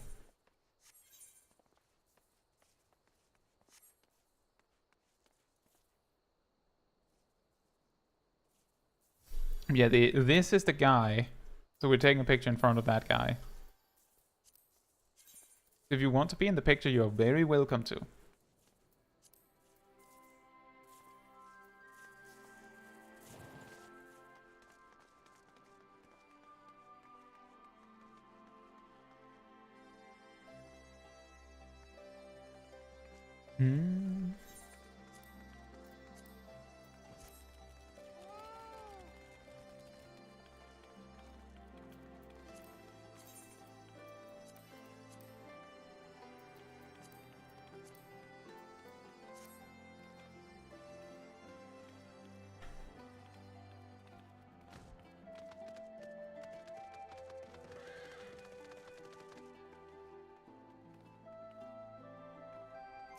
I think it would be better if you come a little bit closer, Viek, if you're like behind Tristan, like there. I think also it would be easier if you're a little bit closer, Tay. I do think it would be very funny if I can't hardly even see the officer as I take the picture. Right, so if you want to do an emote, you do that. If you would like to do an expression, you do that afterwards. When you have... I'll probably hide the spell effects for that one, just so you know. I will do a ready check.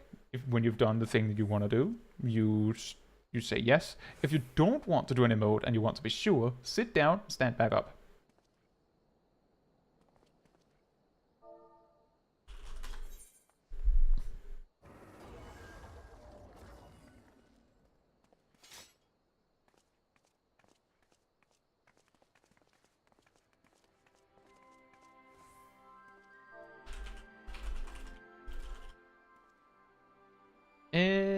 Aradil, if you move a little bit closer toward if you move to the right, so in the direction of Te. So because I saw Ymir had a little bit of a wide emote, it might be easier to see you if you're not standing right behind Ymir.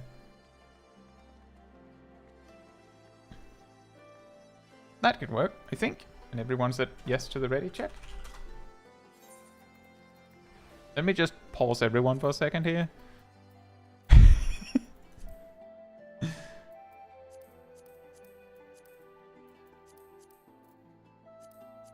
Right.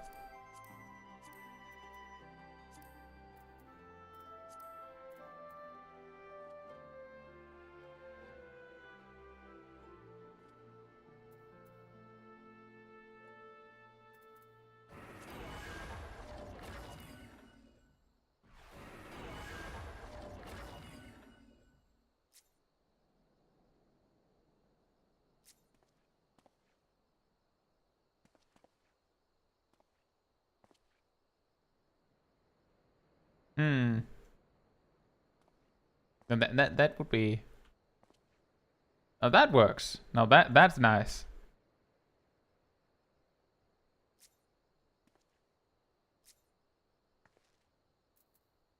Right, the battle effects.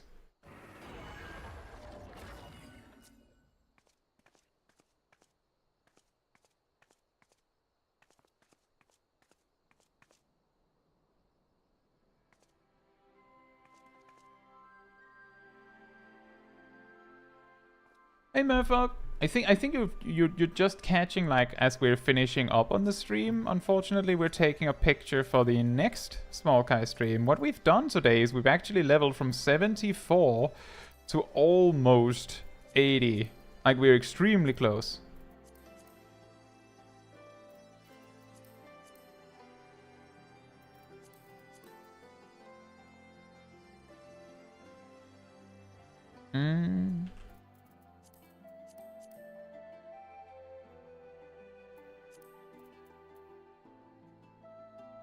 Little stream is better than no stream. Well, I'm glad that you think that way, at least.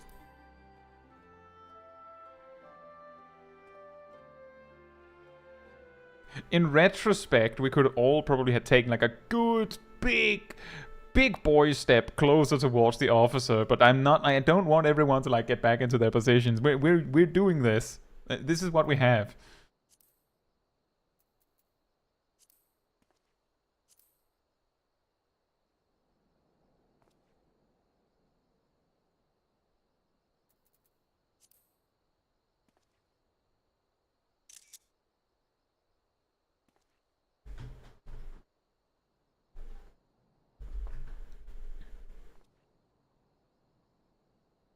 As long as no one thinks about cooking the potato, I mean the lalafels.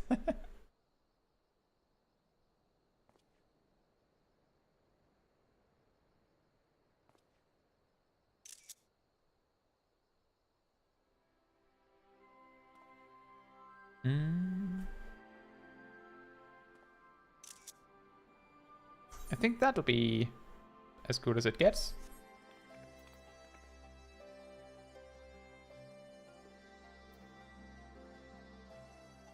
I don't think anyone's thinking of cooking the lalafels. I'll come for your kneecaps if you think about cooking me. Once was enough. Is there a story there, Tristan?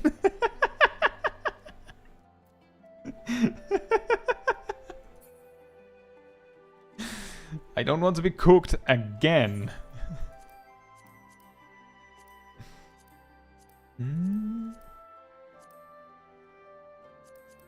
Apparently, Gridania is the closest.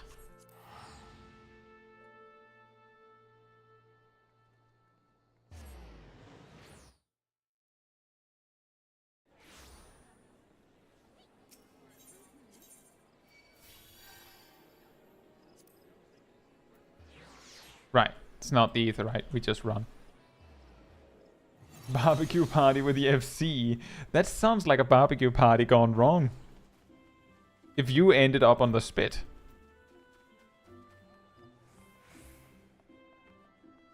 Things got unhinged.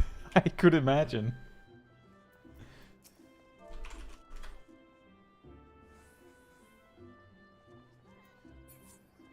I had actually not expected that we'd get this far in a single stream. And if I remember correctly, we did the level 60 to 70 part of the journey over like 3 streams, I think. So I was like expecting it to take way longer because it usually does. Because I'm so easily distracted. Oh yeah, this is... isn't this... Or maybe not. I just remember there's one of the inns where you can literally climb up on this. But maybe it's not this one. Oh. I was so excited.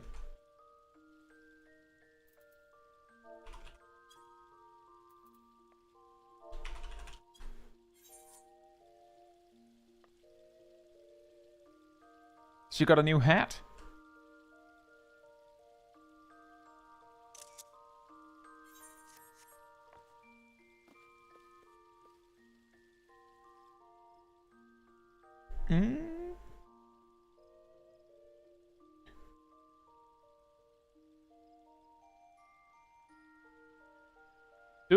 By the way, Ymir, don't worry about the in-frame thing. I generally try to make sure everyone's nicely in frame. If I realize as I'm trying to make the picture that it can't be done, I'll have to like back out and fix it.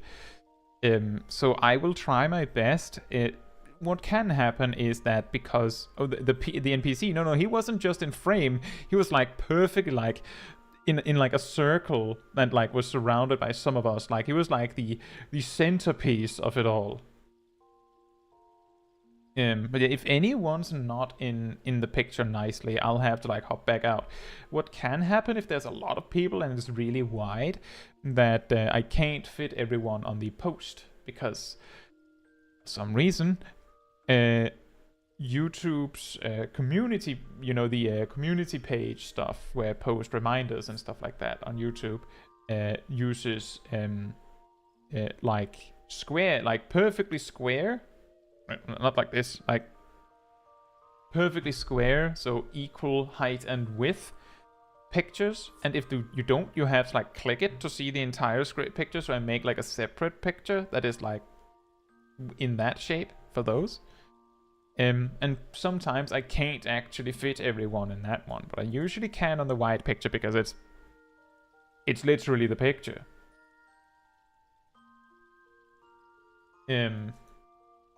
Angel says today's static prog was uneventful.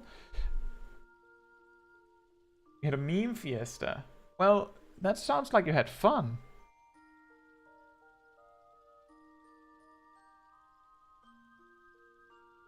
Like, it sounds like you had fun, at least. When you say uneventful, do you mean you didn't progress at all? How do you mean?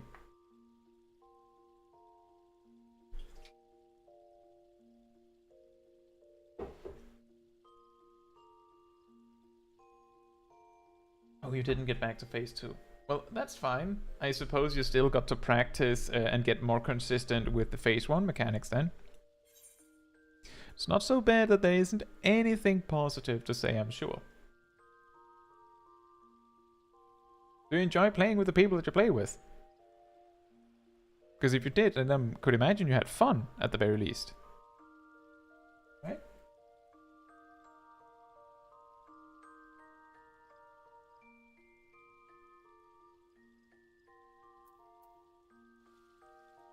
I would at least hope so.